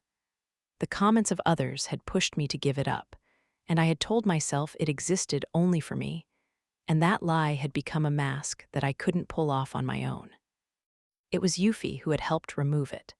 and now my dreams were flowing inside me, once more like fuel to reignite my smothered passions. My heart raced with anticipation and worry. What if that light was about to be extinguished all over again? All this time, I could only hold on tight, fighting to keep it from going out. But what about now? Had things changed? I recognize you as a mage, Anis. Euphyllia. So hold your head up high. Ah, she had just said what I had always wanted to hear. Many nobles are starting to acknowledge you, too. And the people, once they have a chance to actually hold your gifts in their hands, will as well. Every one of those words fueled my dream, making it grow larger and larger. It certainly won't be smooth sailing, Yuffie added. It isn't easy to change a country, let alone the world. I would have to stay strong and passionate and flexible, and I would breathe into my dreams to give them life. And that breath would give them wings. So remember, Anis, I'll always be by your side. I wasn't alone anymore. So many times I had been reminded of that fact. Now I could finally bring myself to accept it. I turned my face up to the sky, endlessly blue, endlessly wide. It was my favorite place of all, the place that had set me free. With Yuffie, I could now savor happiness as we soared through that wide-open freedom. Filled with gratitude and the deepest love, I hugged her tightly. I'm so happy I met you, I said. I'm glad I met you too. I want to stay with you forever, Yuffie. I rubbed my forehead against her back like a spoiled child. It was a pity I couldn't touch more of her while we were flying. I would put my thoughts into words, words that she would always remember. I love you, Yuffie. More than anyone, more than anything, I loved her. I felt Yuffie tense up slightly after my confession. Then she let out a deep sigh. If she hadn't been driving the Airdra, she might have completely slumped down in exhaustion. You're a handful, Anis. Huh, what? I couldn't hear you, Yuffie. I can't wait to get home. Huh, why? So I can lock you in my room and love you from the bottom of my heart. You had better be ready when we get back. Wait, what? You said you're going to put me away. Is that what you said? And we continued to banter as we soared through the sky, faster than ever before, higher than ever before, farther than ever before. Our trip might have been over, but the journey had barely begun. As we continued on that journey, we would keep on dreaming that, someday in the future, everyone might be able to share in our excitement. Afterword. Hi there, Piro Karasu here. Thank you so much for picking up the 5th volume of The Magical Revolution of the Reincarnated Princess and the Genius Young Lady. It's been a year since the release of the 4th volume, so I'd like to express my heartfelt gratitude to my readers for all your patience. Volume 5 is all about Anis and Yuffie's honeymoon, doubling as an official inspection tour. Since much of the story generally takes place within the walls of the royal palace, they don't often have a chance to venture outside. It was reinvigorating to be able to give new opportunities to our 2 heroines this time around. And of course, we have the reunion between Anisphia and Algard. It's finally time for them to mend their relationship and set off on their own distinct paths. The relationship between these two isn't one that can be described in a single word. It's the end result of good intentions gone awry. Both of them were swept apart by their environment. Without meaning to, they both hurt each other and lost sight of what they wanted to be. Wounds like theirs don't heal easily, and past mistakes have a tendency to resurface in the form of bitter memories. But I believe that if we keep moving forward, bit by bit, and never stop, we will all find a new way forward. Time, perhaps, can solve these kinds of problems. So I believe the most important thing in life is to keep moving forward. Anis and friends may feel lost or worried, but they will keep pushing onward, aiming for grand dreams. And speaking of grand dreams, the magical revolution of the Reincarnated Princess and the Genius Young Lady is now scheduled for an anime adaptation. It's only thanks to your support, my dear readers, that we've been able to make this dream come true. I want to thank you all from the deepest depths of my heart. We'll have more information to announce in the future, but I hope that you all look forward to watching it. With that, it's time to rest my pen. I hope to see you all again soon in the next volume. Pirokaresu.